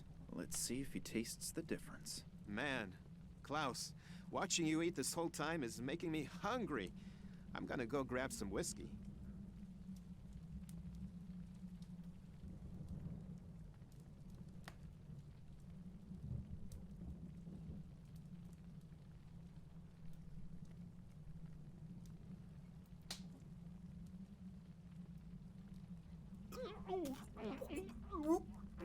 It looks as if he actually noticed the difference.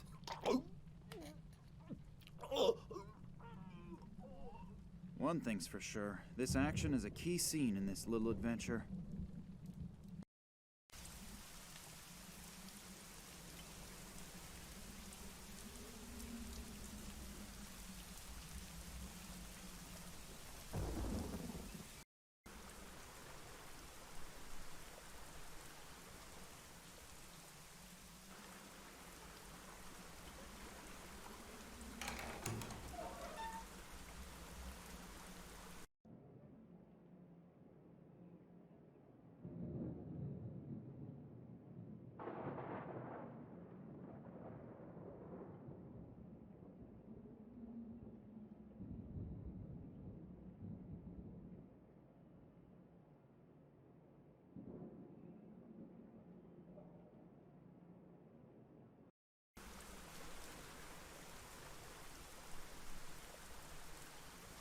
Hello there. Why are you fishing in this weather? You don't have the first clue about fishing, do you? No, not really. Why? Because the fish bite the best in weather like this. You can see my bucket. That's my catch in just the last 3 hours. Even if I was able to catch 30 roast doves and wild pigs with apples in their mouths within 3 hours, I would never voluntarily sit outside in weather like this. I'm looking for a man named Morangi. Can you help me? Sure. Old Ken lives over there, on his island. Oh, great. Thanks a lot. How can I get there? Is there a ferry? Or a bridge? Nah, there aren't any bridges. And no ship is going to go out in this weather. Is that your boat over there? Yes. Can I borrow it for a second? I really don't need it at the moment. But perhaps you could do me a favor in return. Sure. What? My buddy Stefan visited me this morning and now I'm all out of whiskey again. Now I should get some for you? Why don't you just get some from the bar around the corner? Why don't you just swim to the island? Touché. So it's a trade-off. The whiskey for the boat? Yeah, that sounds fair. In that case, tight lines. Thanks.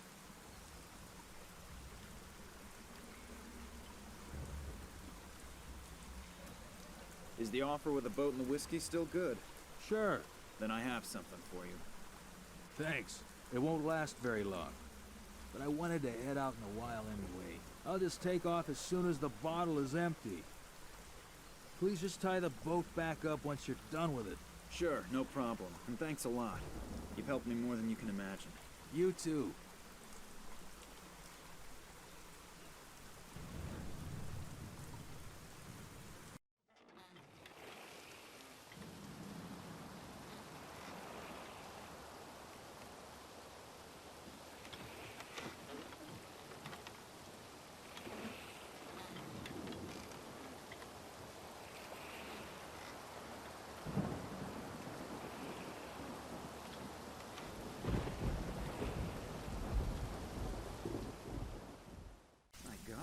Everything here is completely overgrown and looks rather run down. I wonder if Morangi still really lives here. Hello? Hello? Is someone there? Help me! What are you doing down there? They locked me in down here. Please help me and get me out of here. Sure. But how? No idea. Think of something. But I've sprained my ankle and I'm not 30 anymore. So don't just throw me a rope. I never managed to be able to climb one back when I was in school. Is there a ladder here somewhere? I'm afraid not. But there's a door down here that I can't open. Maybe you can find a way to open it from the outside. Sure, no problem. How can I get to that door? You're going to laugh, but I have no idea. I've never been down here before. And I have no idea how to get to the well from the castle. There must be a secret passage or something like that somewhere. You're Ken Morangi, aren't you? Yes, I'm Lord Morangi. Why? If you live here, you should know your way around here, shouldn't you? Well, I always thought that too. Okay, I'll take a look around. Thanks a lot.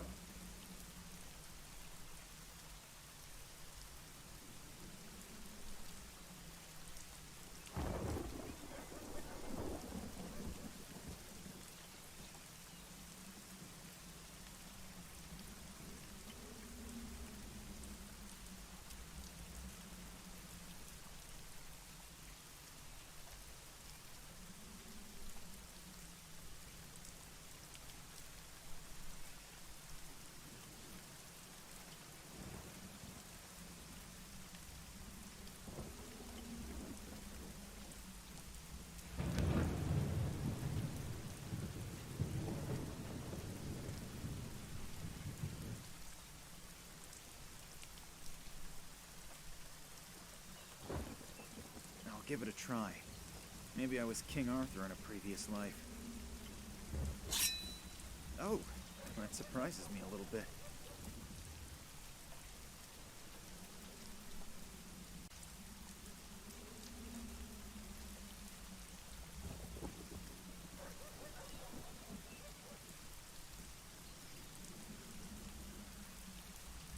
Yikes. I only wanted to close the window shutter, and already I'm holding the whole thing in my hand. This place really needs a major overhaul.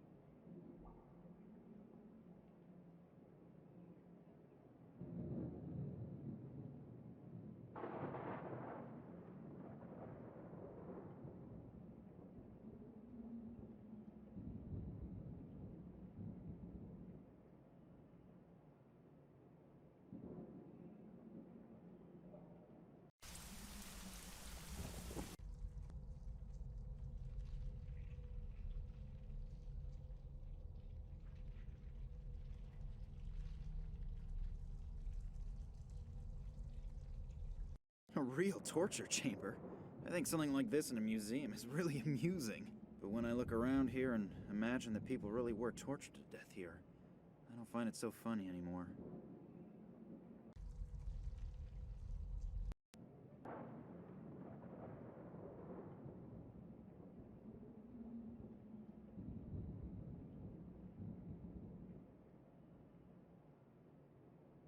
So, what do we have here?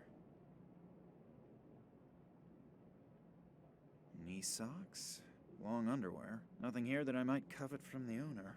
Oops, what's this?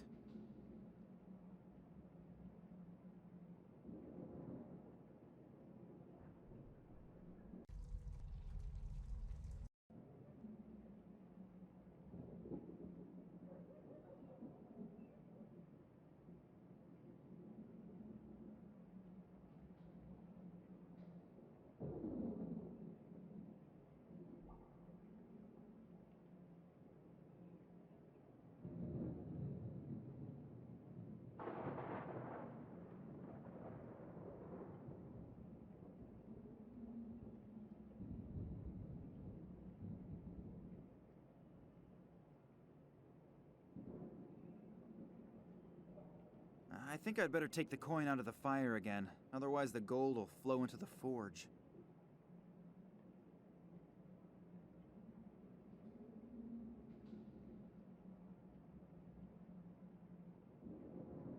The tip easily penetrated the gold coin. I think I'd better not imagine how it would look if I were stuck between these thorns.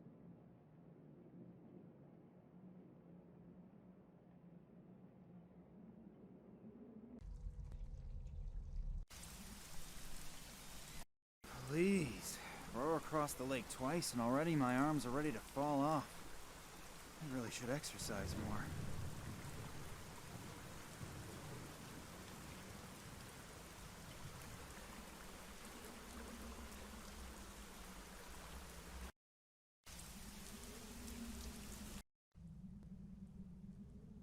I don't want to deprive the barkeeper of his best friend.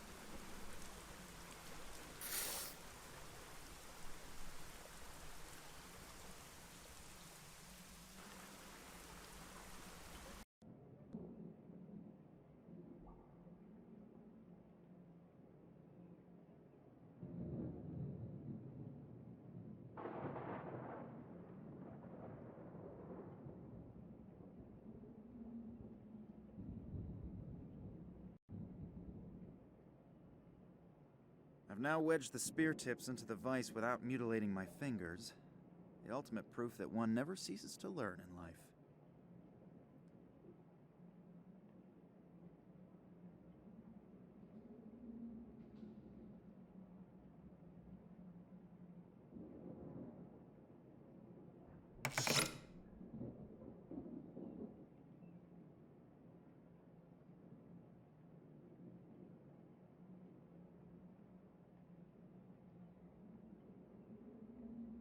I'm gonna try to saw the board into a tolerable size with the tips of the spears.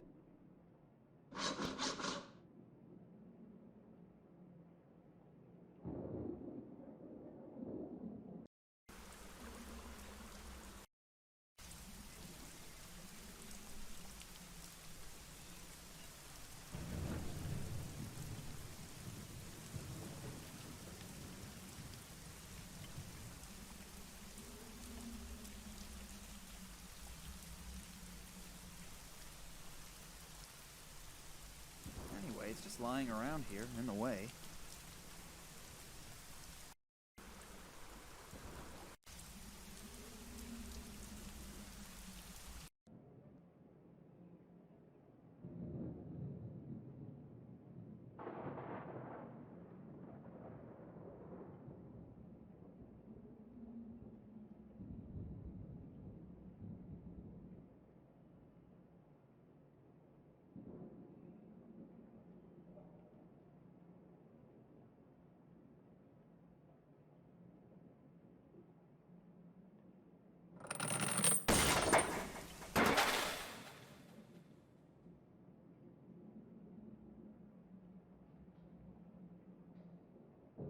Most of the books don't really interest me. But here's a book about haunted castles. It talks about Morangi's castle. It says that there's a rumor that William Morangi, who lived from 1270 to 1305, was buried without the usual customs and traditions, and they even refused to give him a funeral pyre. He was entombed in a sarcophagus wearing only a simple robe and his family's amulet. They say he's been walking through the castle and seeking revenge on intruders after midnight ever since. Even if I don't believe in ghost stories, I should probably finish rescuing Morangi from the well before midnight.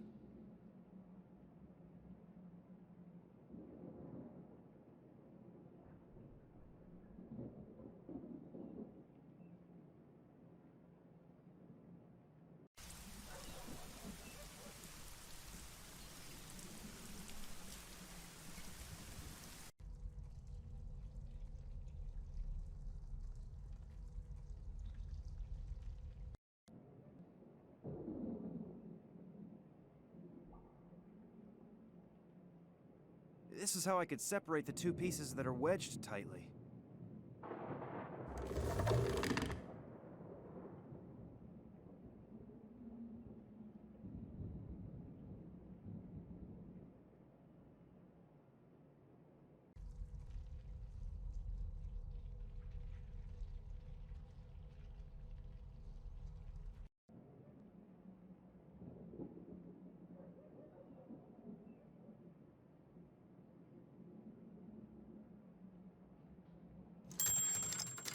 What was that? Sounds like I accidentally triggered some kind of mechanism again.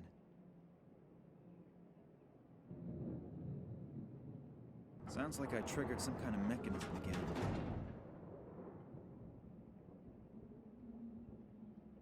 Sounds like I triggered some kind of mechanism again. Sounds like I triggered some kind of mechanism again. Sounds like I triggered some kind of mechanism again.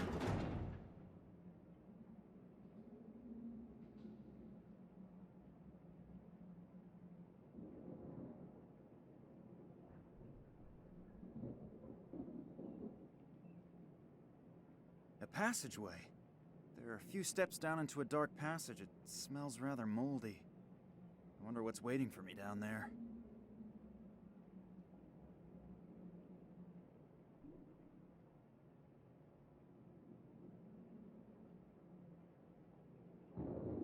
There's a small key in it.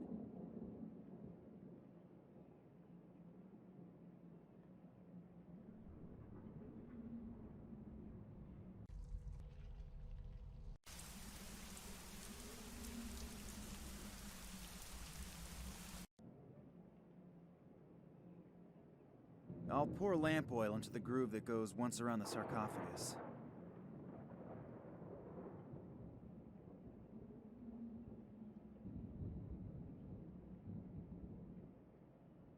Let's give good old Lord Morangi a well-earned cremation.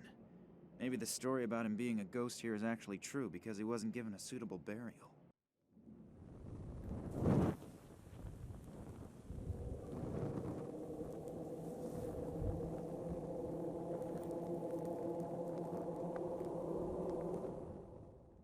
What was that? Did it suddenly get really cold in here, or is it just me? Did I just imagine that, or...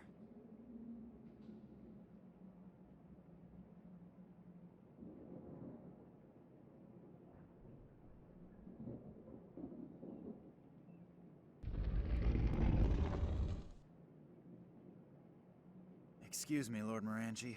I have to save one of your descendants. And I hope that your amulet will help me.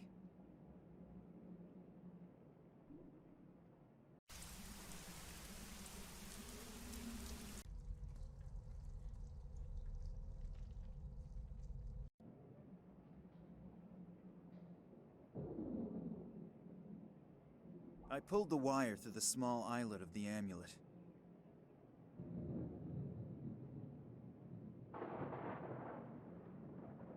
The wire is too short. At most, I could tie the amulet to the statue's little finger. If I turn the other end of the wire into the chain, it should hold. Sounds like I triggered some kind of mechanism again.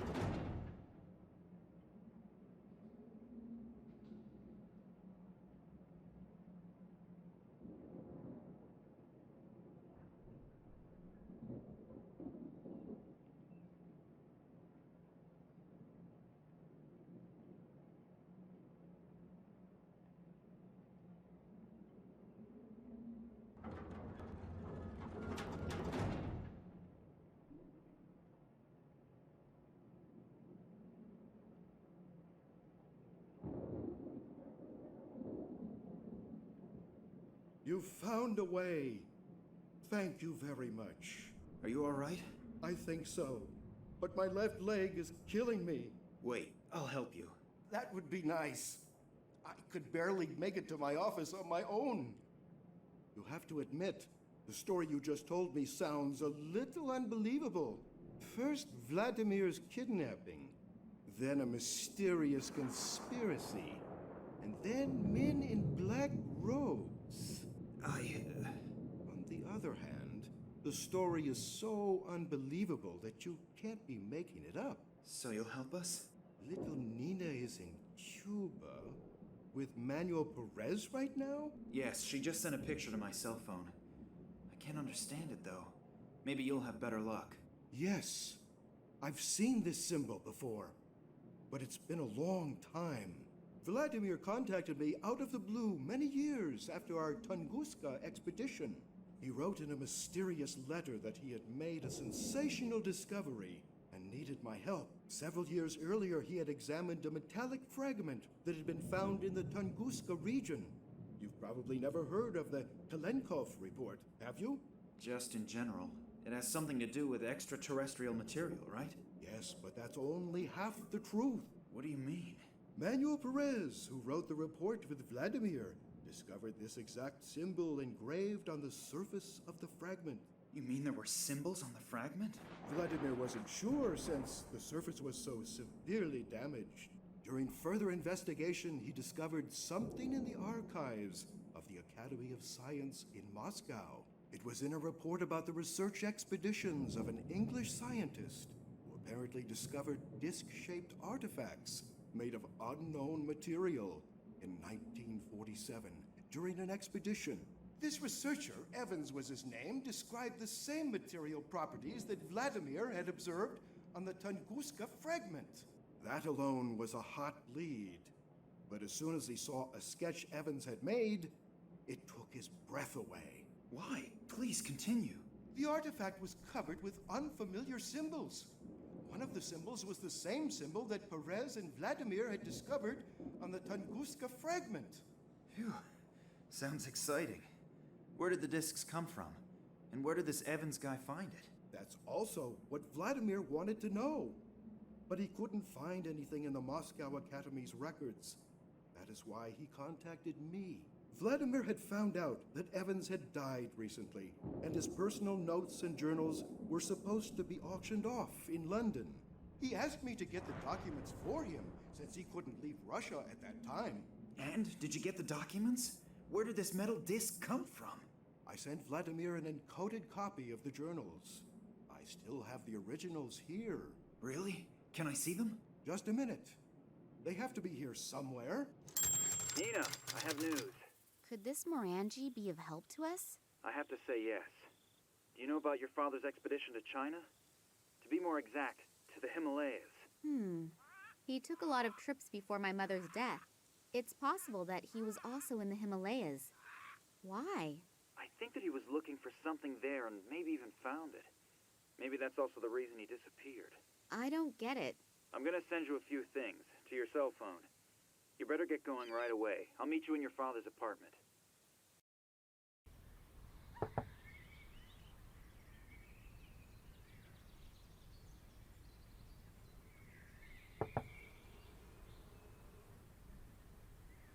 Nina still isn't here.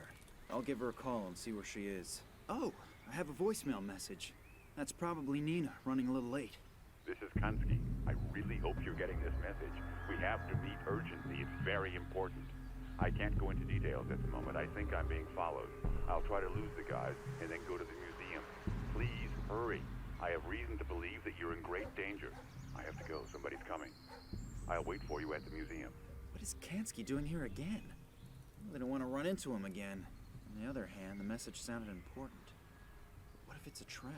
I'll probably regret it, but maybe he really does have information that could help us. Nina isn't here yet, and the museum isn't that far away. So I'll just head over there. Yes. We've managed to track them. We know where the hideout is. Are you sure? The information is absolutely reliable. Very good.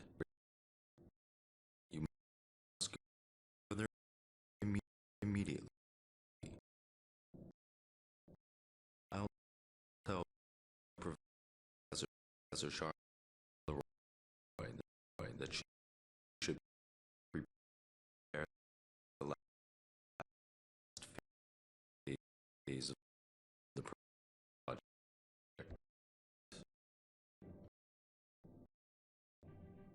Okay.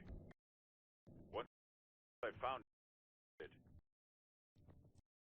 What will happen to the girl and her friend? Well, those two could actually be a problem. Take care of it.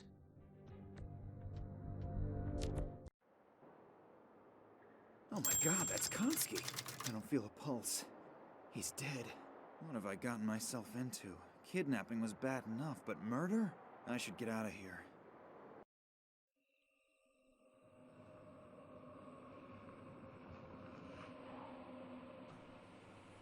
Max Gruber. Yes. Get in, please. What's keeping Max? He should have already been here by now. Maybe he had a more pressing engagement. How come? What do you mean? You really don't know? Love really does make you blind. What? Think about it.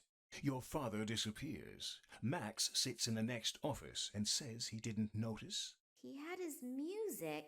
Who urged you to go home and wait for your father there? It was Max. So what? So what? Have you already forgotten that's where someone knocked you out? No, but... And then the attempt on the train. This has to have something to do with you or your father. That's clear, isn't it? Yes, but... Your father wasn't on board. And who knew you were on the train, other than us? I know that all sounds strange, but... Nina, wake up. I don't know who Max is working for or what he's up to, but he's playing some kind of evil game, and he's playing it at your expense. Do you think we should... Forget Max. I know you like him, but he was only using you. If we don't go now, he'll win the game, and your father will lose. Maybe you're right. So what do we do now? The trail to your father leads to the Himalayas, and at least we have parts from a travel journal by this Evans. We should be able to use it to find the hidden caves of those mysterious mountain people. And then what? That won't bring my father back. I know, but I'm sure this strange alien artifact has something to do with your father's disappearance. I admit, we most likely won't find your father in the Himalayas, but at least we have another lead. Yeah, I know. It's just that I'm so very tired. Do you want to give up on your father? No, you're right. Let's go.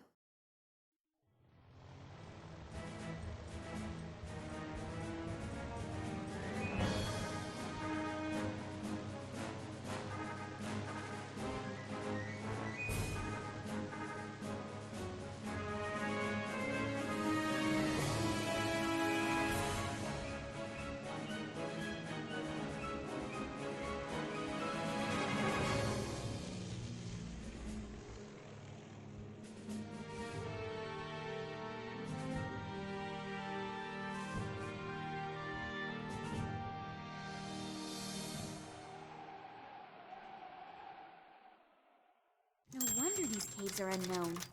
Without the exact information from Evan's report, no one would ever find their way up here. Let's hope that you are right. We are, you know, in the border area, and I really do not want to make the acquaintance of overly nervous border patrols. I'll stay at the entrance and keep an eye out. Let me know when you have found something.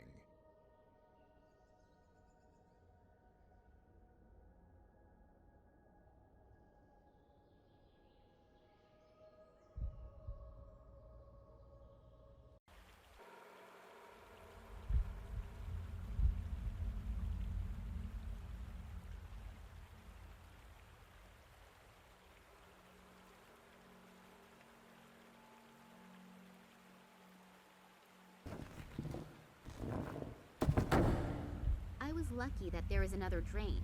Otherwise, the entire cave would probably be underwater already.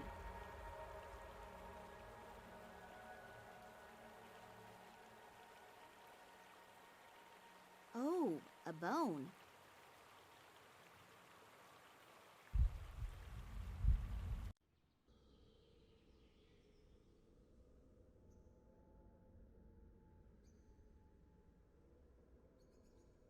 phone caught on something. I can't get it out anymore.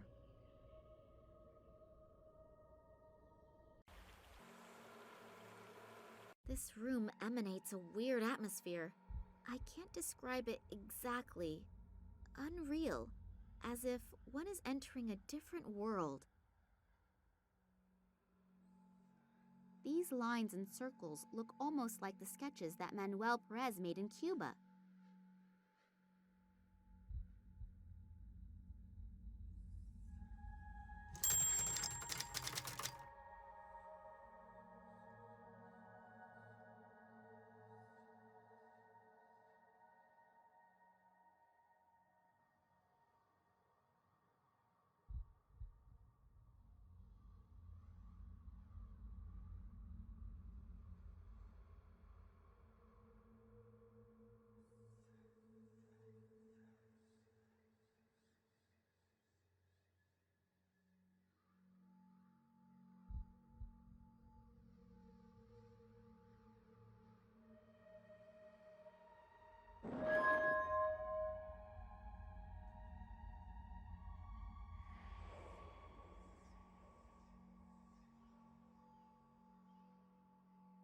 An excerpt from the travel journal of a certain Dr. Evans.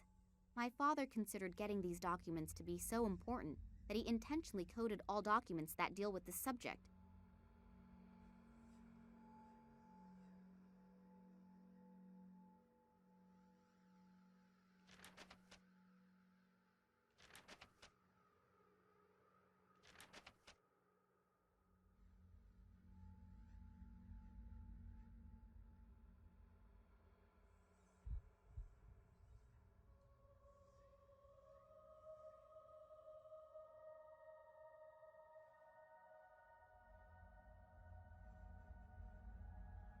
Strange disc. Really looks rather insignificant, but it feels warm. And I have the feeling as if some sort of weird energy is emanating from it. I'll show it to Oleg. Maybe he's got an idea about what we should do with it. Oleg! I was just coming to you. I see you really did it. Congratulations. We were not mistaken about you. Thanks. What do you mean by... I'll explain that later. The boss is waiting. Kambursky to station. Requesting permission to land. Ah, Oleg, I heard you actually found this metal thing? Hello, Sergey. Yes, everything actually went as we hoped. The girl was really good.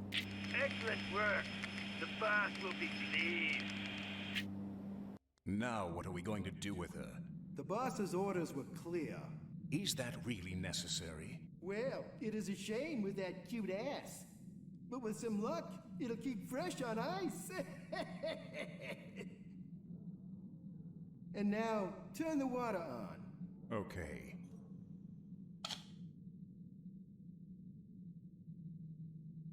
Nothing. What a piece of crap! The damn thing's broken again! Let's see what the problem is. We should hurry, though. The prototype is as good as ready for use. You see, and the boss is waiting for us. And the little one? We won't be gone long. We'll take care of her later.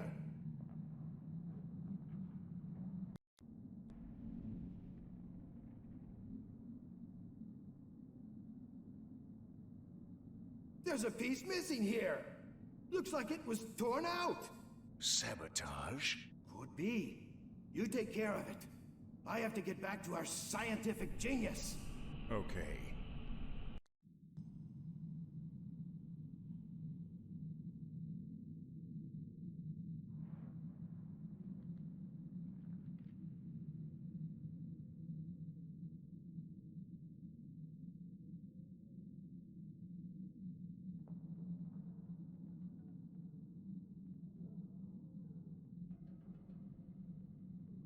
Oh, God.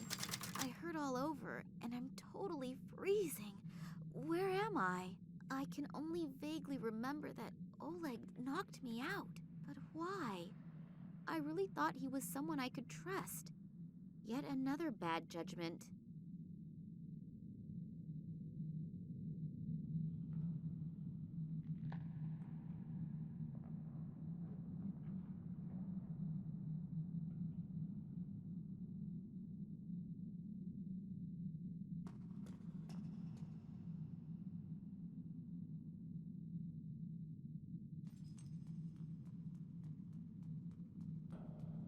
I'll take everything with me that is not on the trees by the time I count to 3.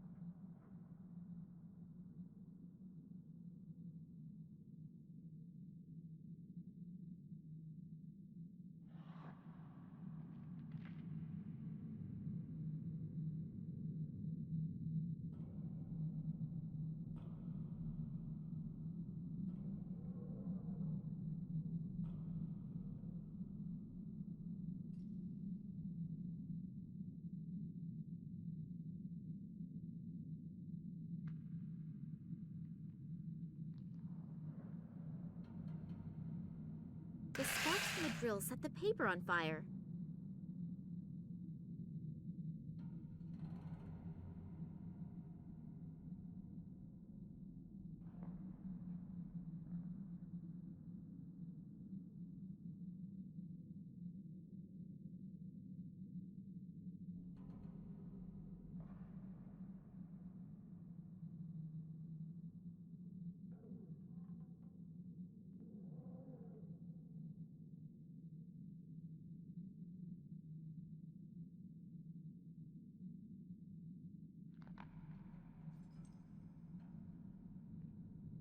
I'm going to freeze to death pretty soon, but at least the key is nice and warm now.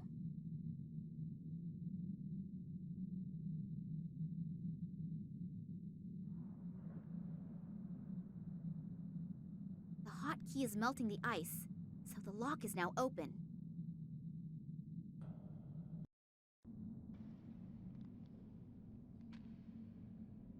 Without an elevator? I really don't feel like jumping into precipices today for a change. Maybe tomorrow. Oh, this appears to be something like a control room. And what is that down there?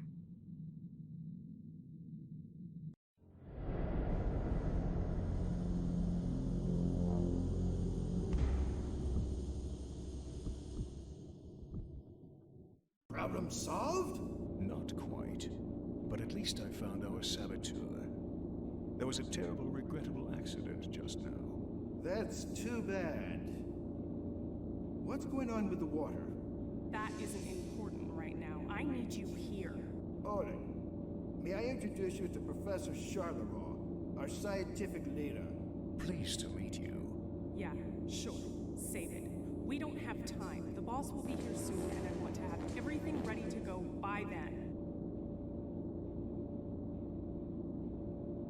Oleg, Sergei, and this Nicole Charleroi seem to be like a kind of complete assembly of all the human scum on Earth. Right now, I'm really tempted to jump through the window and send all 3 of them to... But what are they doing down there? And what kind of machine is that? I don't know for sure what is going on here, but I'm really sure that it is something quite nasty. And this I know. As soon as I get even the slightest chance, I will mess up their plans, but big. A single piece of explosive is still in there. I think I'll take it with me.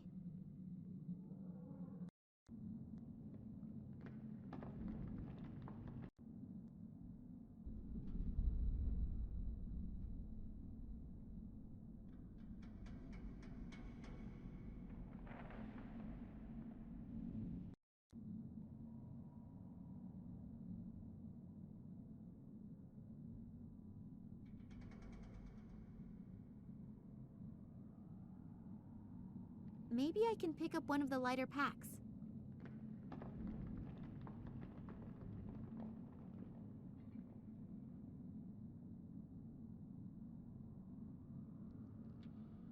Winter clothing. That's a nice catch. Much better already.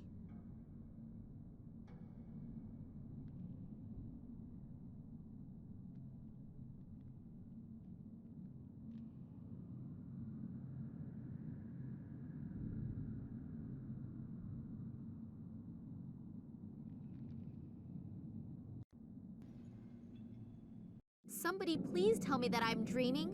Just where am I? Antarctica? Nobody is ever going to find me here. I can forget about that.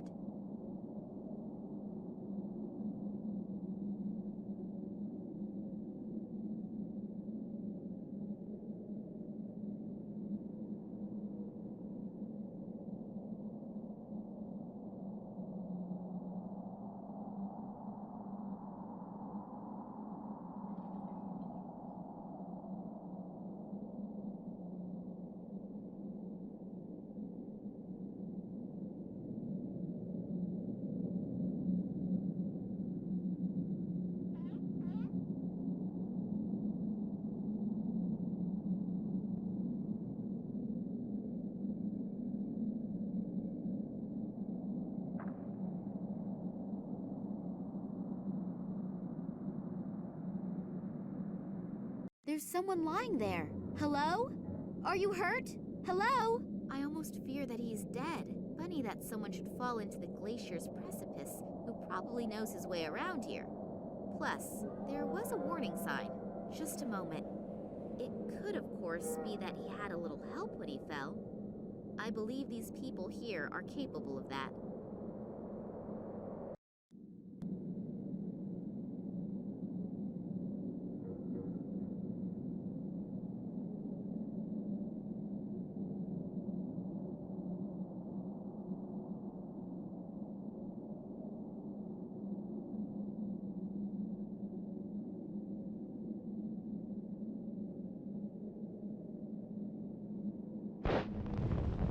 Wow, what an explosion!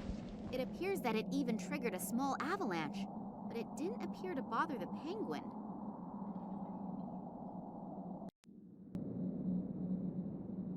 I know that robbing dead bodies is frowned upon in upper circles, but I cannot do anything for him anymore. He, however, could perhaps still be helpful.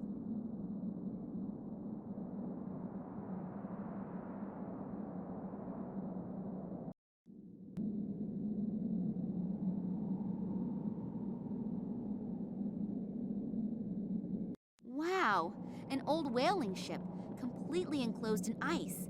I wonder how long that has been here.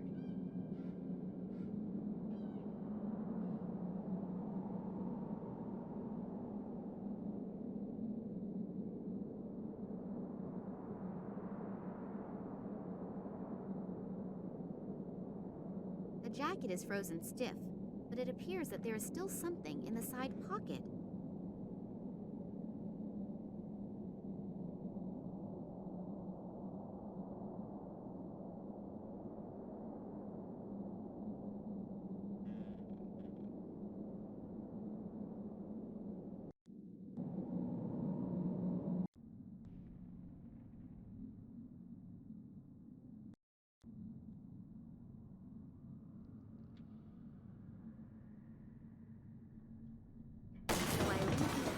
Another trail of devastation.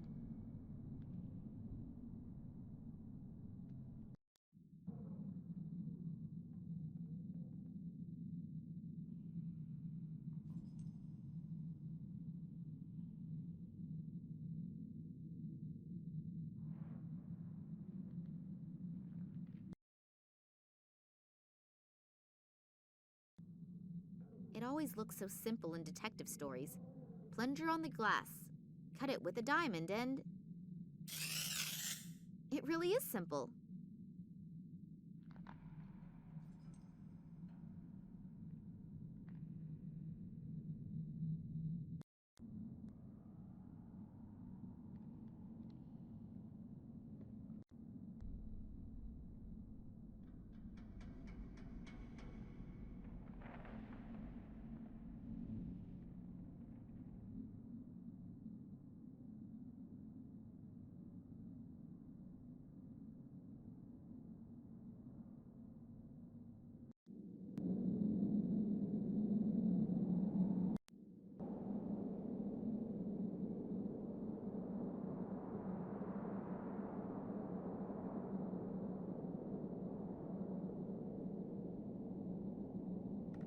Well, it will probably take some time until the salt has eaten its way through the ice.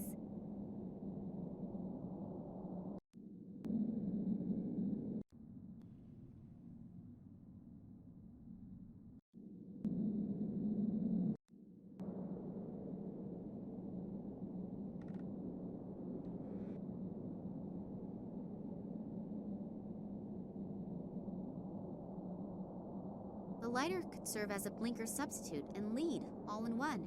It's definitely worth a try.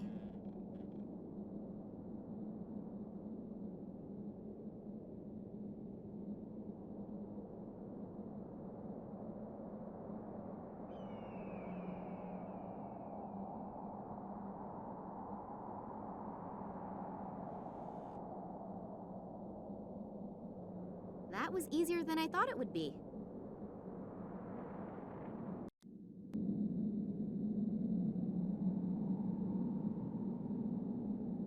Maybe I can distract it with some fish.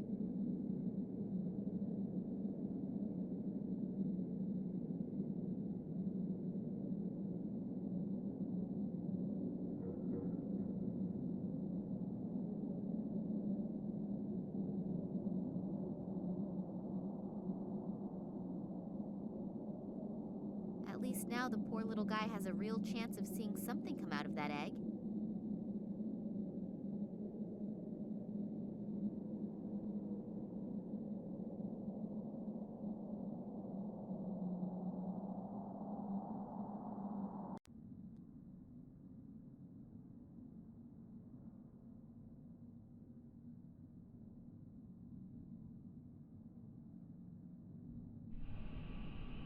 It fits, and the machine is also starting to work again.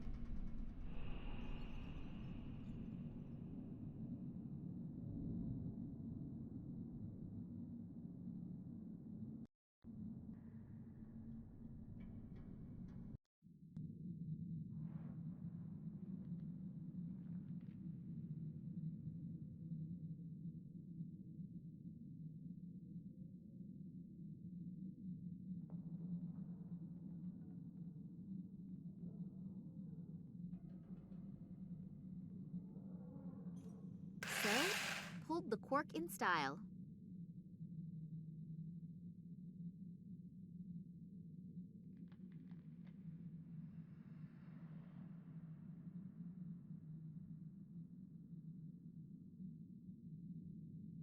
It even reasonably fits into the drain. That should stop the water from draining. Yay! The tub is full. Woohoo!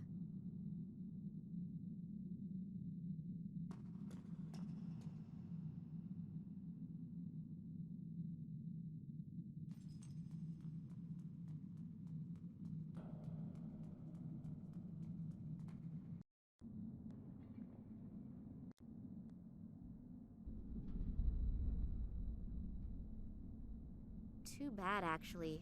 It was just about to get nice and warm.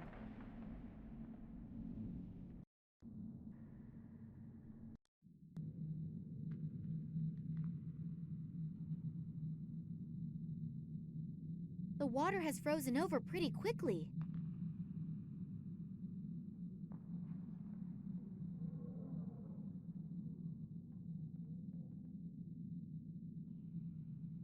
I hope that the ice will hold me.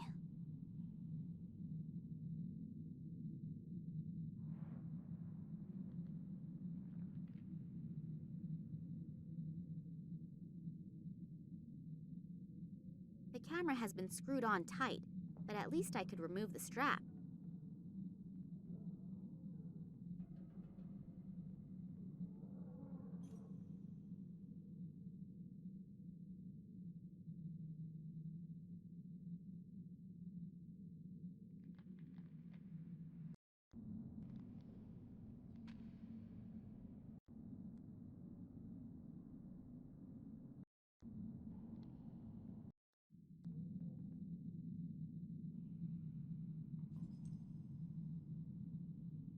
Oh, there is something else on the tape. A remainder of another recording. Looks like the room right next door. This Nicole Charleroi is having a discussion with a really elegantly dressed guy. Unfortunately, his back is to the camera, but I could swear that it's... What's going on down there?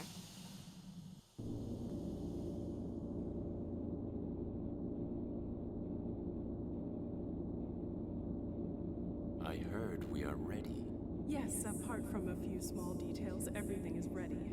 Thanks to the artifact, we were able to quickly bring the radiation fields to the desired level. So I was right.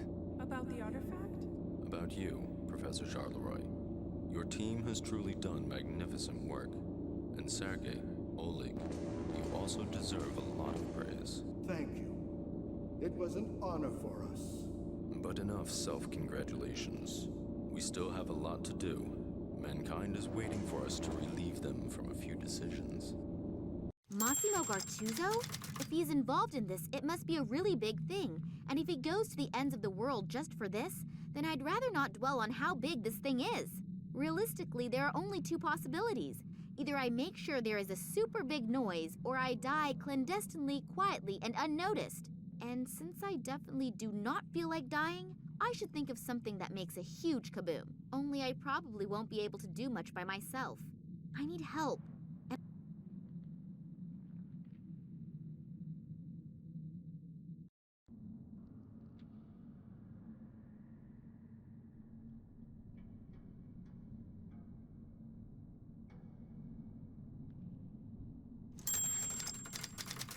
Two, 5, 1, 3. Done it.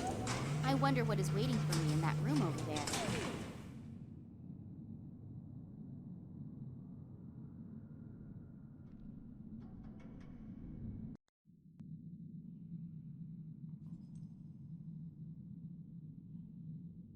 I think I'll take a couple with me, and probably the matches too.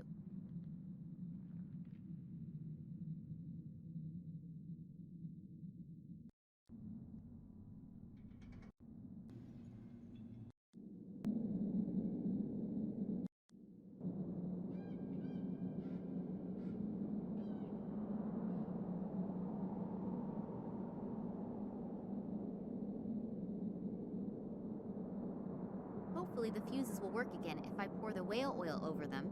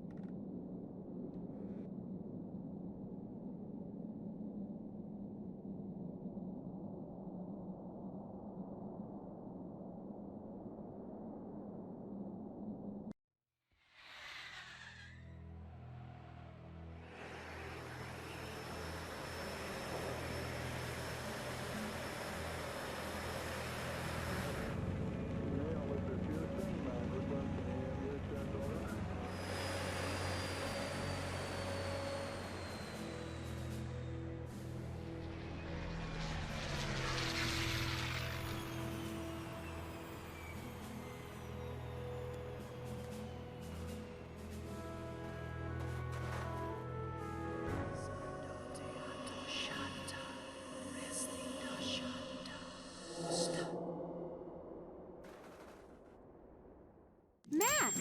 So Oleg was right. It's not what you think. Typical statement from a man. They aren't our enemies. They want to help us. I've had my fill lately of people who allegedly want to help me. Yeah, I know. I'm really sorry about Oleg. How did you know? Later. These men have brought me here to... So you are in cahoots with them. They're the same guys who were seen in the museum by the janitor and the little girl when my father was kidnapped, right? Yes, and the sect did actually kidnap your father, but for his own protection. Don't worry, he's fine. For his protection? From people like you? You played me for a sucker and were working with these guys the entire time. No, when I got back from Ireland, the sect also kidnapped me. Then they explained how everything fits together. I'd never seen these guys before that. You have to believe me. Do I? During his investigation into the Tunguska catastrophe, your father stumbled onto something that has to be kept secret at all costs. The sect has done everything it can to make sure this secret doesn't fall into the wrong hands. And what is that? The people believe that they're the offspring of aliens from outer space. Oh, God. And the Tunguska catastrophe was caused by a nuclear-powered interstellar spaceship that crashed while trying to rescue its last living survivors from Earth. Bullshit! Psst. Don't tell me you believe that. I don't know what I should believe anymore. Do you remember your encounter with the sect? In Tunguska? Yes. It was pretty weird.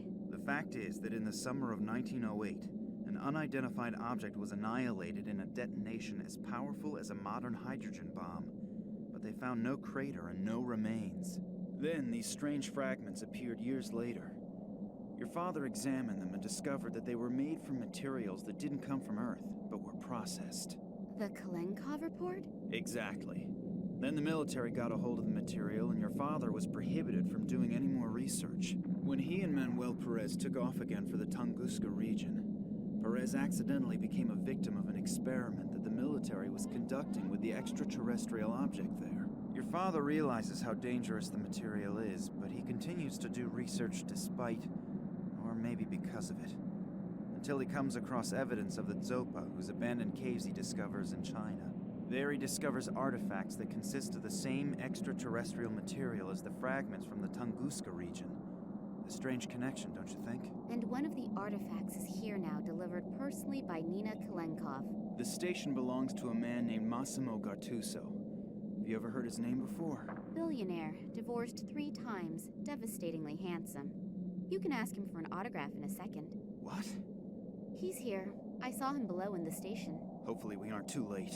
He bought shares in all the telecommunication companies through middlemen and will soon control the entire mobile network. So what? Are you afraid that the prices per minute will go up? Be serious for a second, Nina. Don't you have any idea what they're planning here?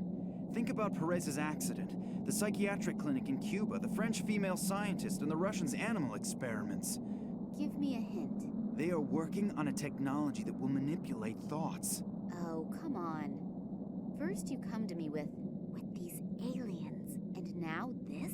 It sounds inconceivable, I know. But research into this technology is nothing new. As far as I know, no one has been successful yet. But with this extraterrestrial material, do you think that Massimo Gattuso will go to so much trouble if the artifact was merely of value archaeologically? The sect believes that he is about to implement this technology, and you can imagine what will happen then. So, do you trust these people? More than I trust this Gattuso. And what are you planning to do? The sect will take care of detonating the transmitter, and we have to find a way to disrupt the experiment itself. Are you familiar with the layout in there?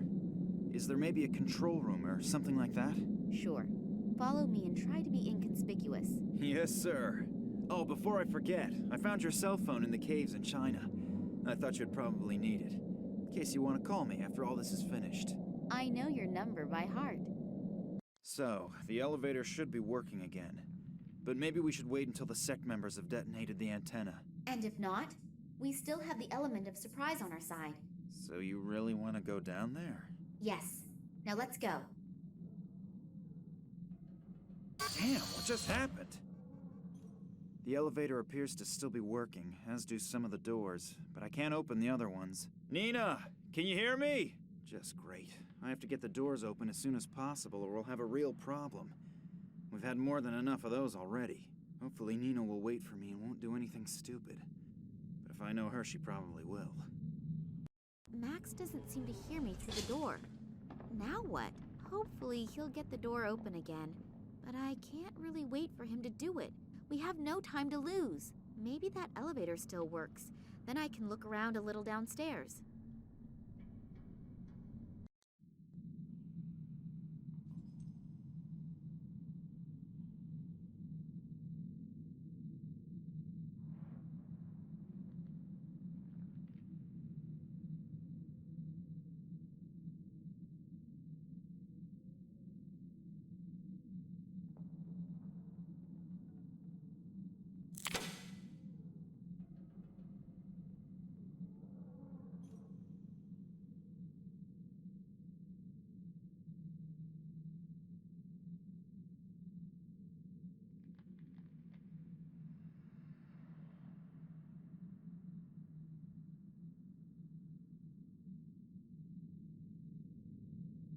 Hopefully the lid won't open.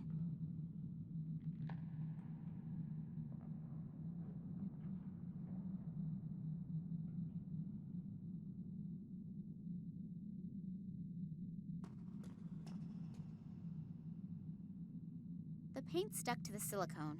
With a little imagination, you can see the sign again.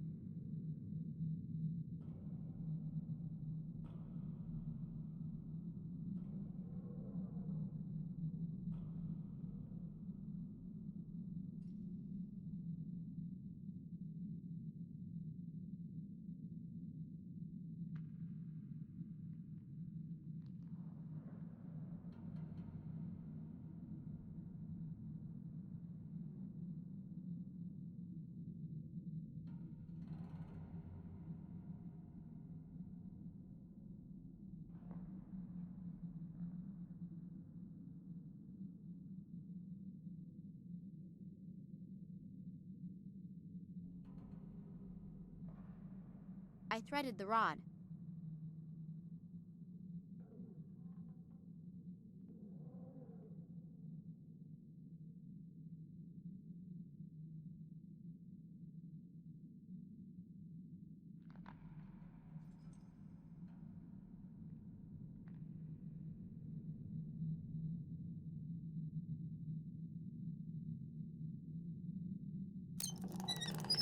Phew. That's it then. The vent is open.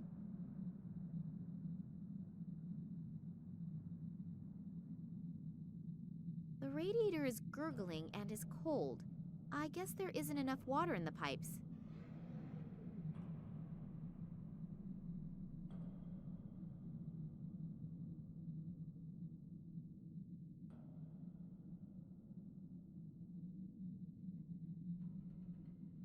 There's no flame lit in the heating unit?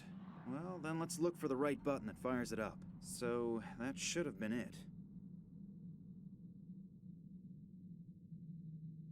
If my plan works and Max understands my clues, the heater will get warm, and so will the pipes with the icicle between them. When it melts and slides out of the pipes, it will hopefully push the vat from the shelf onto the floor. And as soon as the vat cover opens and the highly explosive chemical comes into contact with the ice on the floor, it will go kaboom! A great fuse! If I could somehow get out of here, I should close the valve again afterwards, otherwise this whole joint will blow with me and Max inside.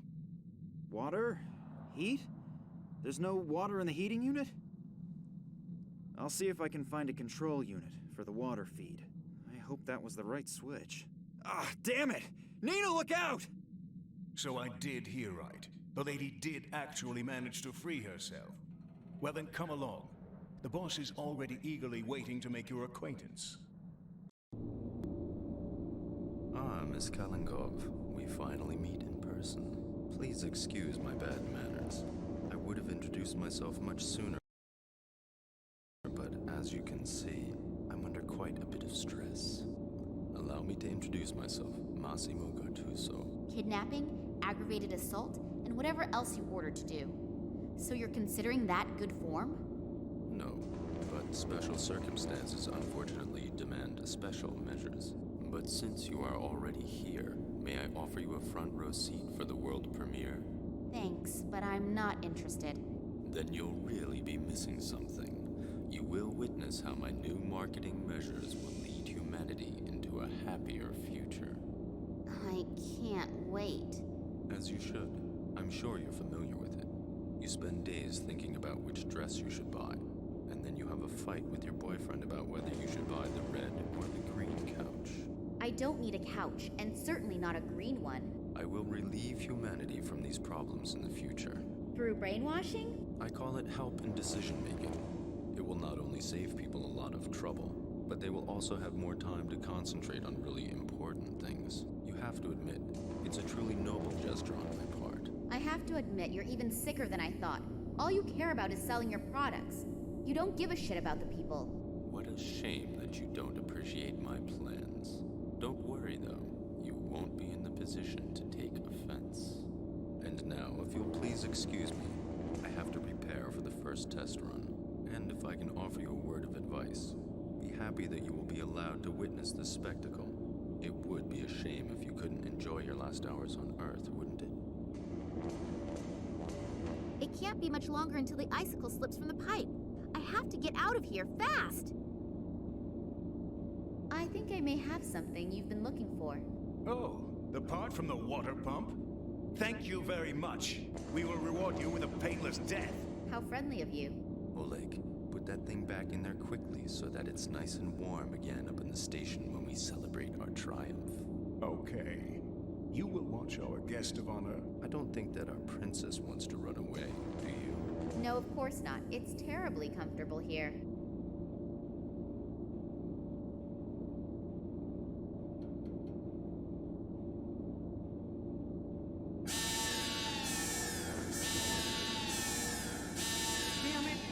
Some interfering radiation here somewhere. If we don't get it under control quickly, we'll have to stop the experiment.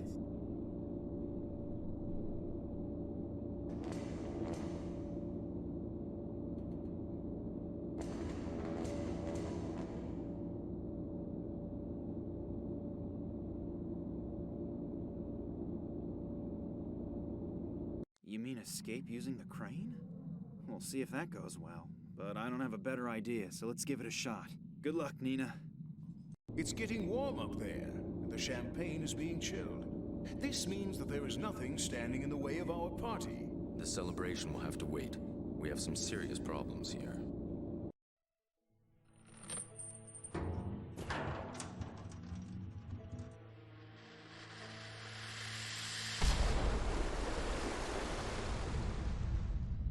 What the hell was that?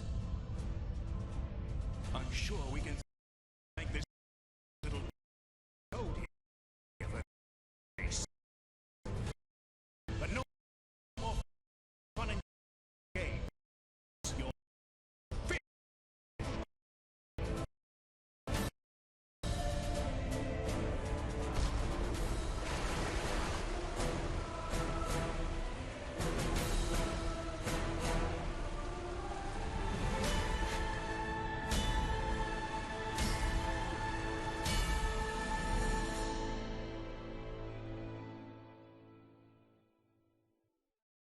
I'm sorry that I was wrong about you, but Oleg was very convincing and... That's okay. I'm a man. I don't hold a grudge. Come on, we've got to get to the airplane. The people from the sector are probably already waiting for us.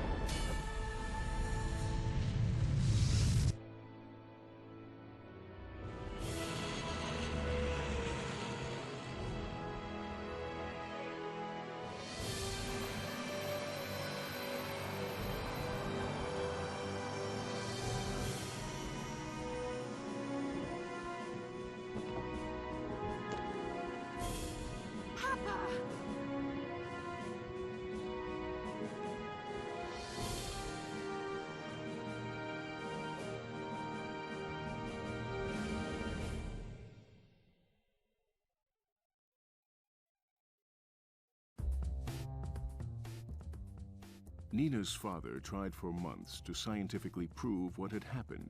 However, he eventually gave up, knowing that there are some things that just can't be explained with formulas. Still, or perhaps because of that, a small film company is very interested in his story. After his encounter with the sect, Eddie the janitor immediately started attending Alcoholics Anonymous meetings and has been sober ever since. He is using his striking voice doing voiceovers for goblins in video games. Lisa originally wanted to become a photographer, but she was unsuccessful due to the fact that she couldn't manage to change the batteries in the camera. Her new career as a bike courier also ended suddenly after just 2 hours and her first flat tire, because no one patched the tire for her. She is now selling magnetic microwave hamsters from a small stand in Berlin. When the police arrived at the museum, Kansky's body had disappeared. As Max realized when he saw the amulet, the commissioner was a member of the mysterious sect, which no one has heard from since their intervention in Antarctica. The sect's motives remain a mystery. Were their actions really for the benefit of mankind? And have they really disappeared? The sanitation worker noticed Nina's lie just in time and didn't quit his job. 1 week later, he actually did win the lottery, divorced his wife, and has lived happily ever since. Conductor Karpman's unpunctuality cost him his job. However, German Railways was thrilled to hire him. He now works the daily Hamburg-Bielefeld route. After another 2,376 cigarette breaks together, soldiers Romanova and Yushin decided to quit smoking. They now spend their time sticking nicotine patches to various areas on each other's bodies. However, rumors of an upcoming wedding could not be confirmed. Agents Fetisov and Radinkov left the Secret Service to open a boutique in Moscow that features tailor-made suits. None of the passengers died in the dramatic train wreck, which looked worse than it was. The scientists are still puzzling over the strange results of the plant analysis that Nina so brilliantly manipulated. The Doberman Pinscher took advantage of the opportunity to escape and is currently following in the footsteps of one of his ancestors and terrorizing the moors of England. Barkeeper O'Brien was hit by a drunken truck driver in front of his pub, quit his job, and has been teaching rhetoric at the University of Dublin. The fisherman's doctor urgently recommended he pay better attention to his health. He now only fishes when the sun is shining, in other words, twice a year, and has switched to drinking single malt Scotch whiskey. Klaus lost his home when the pub closed. He wandered around homeless and without a goal for months until he finally discovered his purpose in life and a place to stay in the small German town of Geesthacht. He is now a game designer for graphic adventures. Fernando, the gatekeeper, is currently working on his latest series of paintings, the 1,000 extremely different growth stages of the date palm tree. Thanks to her untiring physical efforts, Sister Sabrina actually won the mayoral election. However, she had to resign 9 months later to take care of her baby. Shortly after his efforts in the inner courtyard, Puyol, the patient, set the world record in building a house of cards. Since then, he has appeared in numerous TV talk shows, babbling nonsense and earning money, hand over fist. However, we strongly oppose the extremely malicious insinuation that this career path is a general prerequisite for a career in television. Ramon builds strange figures out of shells based on Manuel Perez's even stranger drawings and sells them to tourists for exorbitant amounts of money. The villainous quartet was literally put on ice for a very long time. As a result, large-scale mind control continues to be reserved for a very popular, massively multiplayer online role-playing game. The contracts are signed and sealed. You can look forward to seeing your favorite characters again in Secret Files 2. Max? Yeah? Have I thanked you yet? No, I don't think so.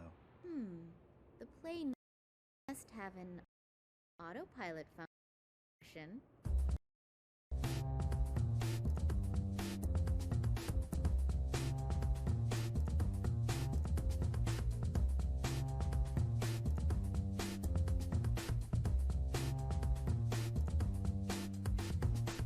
Camera's rolling.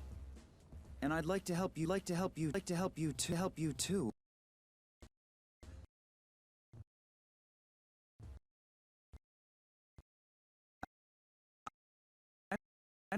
I don't need to put a bed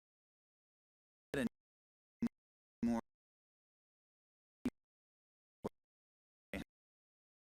I can only sleep when I'm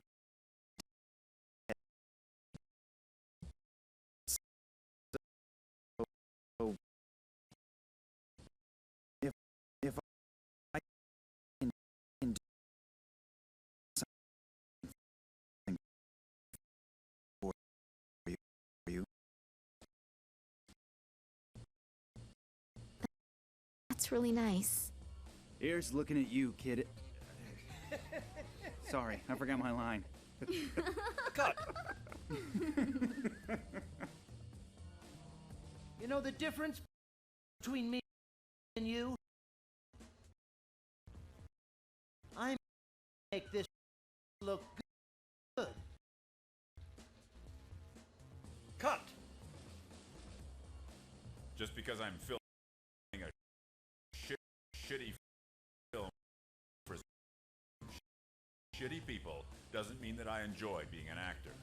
I was not outstanding, and I was not exceptional. I was monumental. I was epochal. Camera's rolling.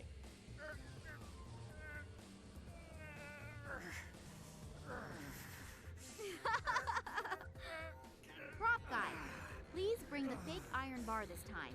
What a comedian. Camera's rolling. If my eyes don't deceive me, the stodgy could now look a lot like... Cut!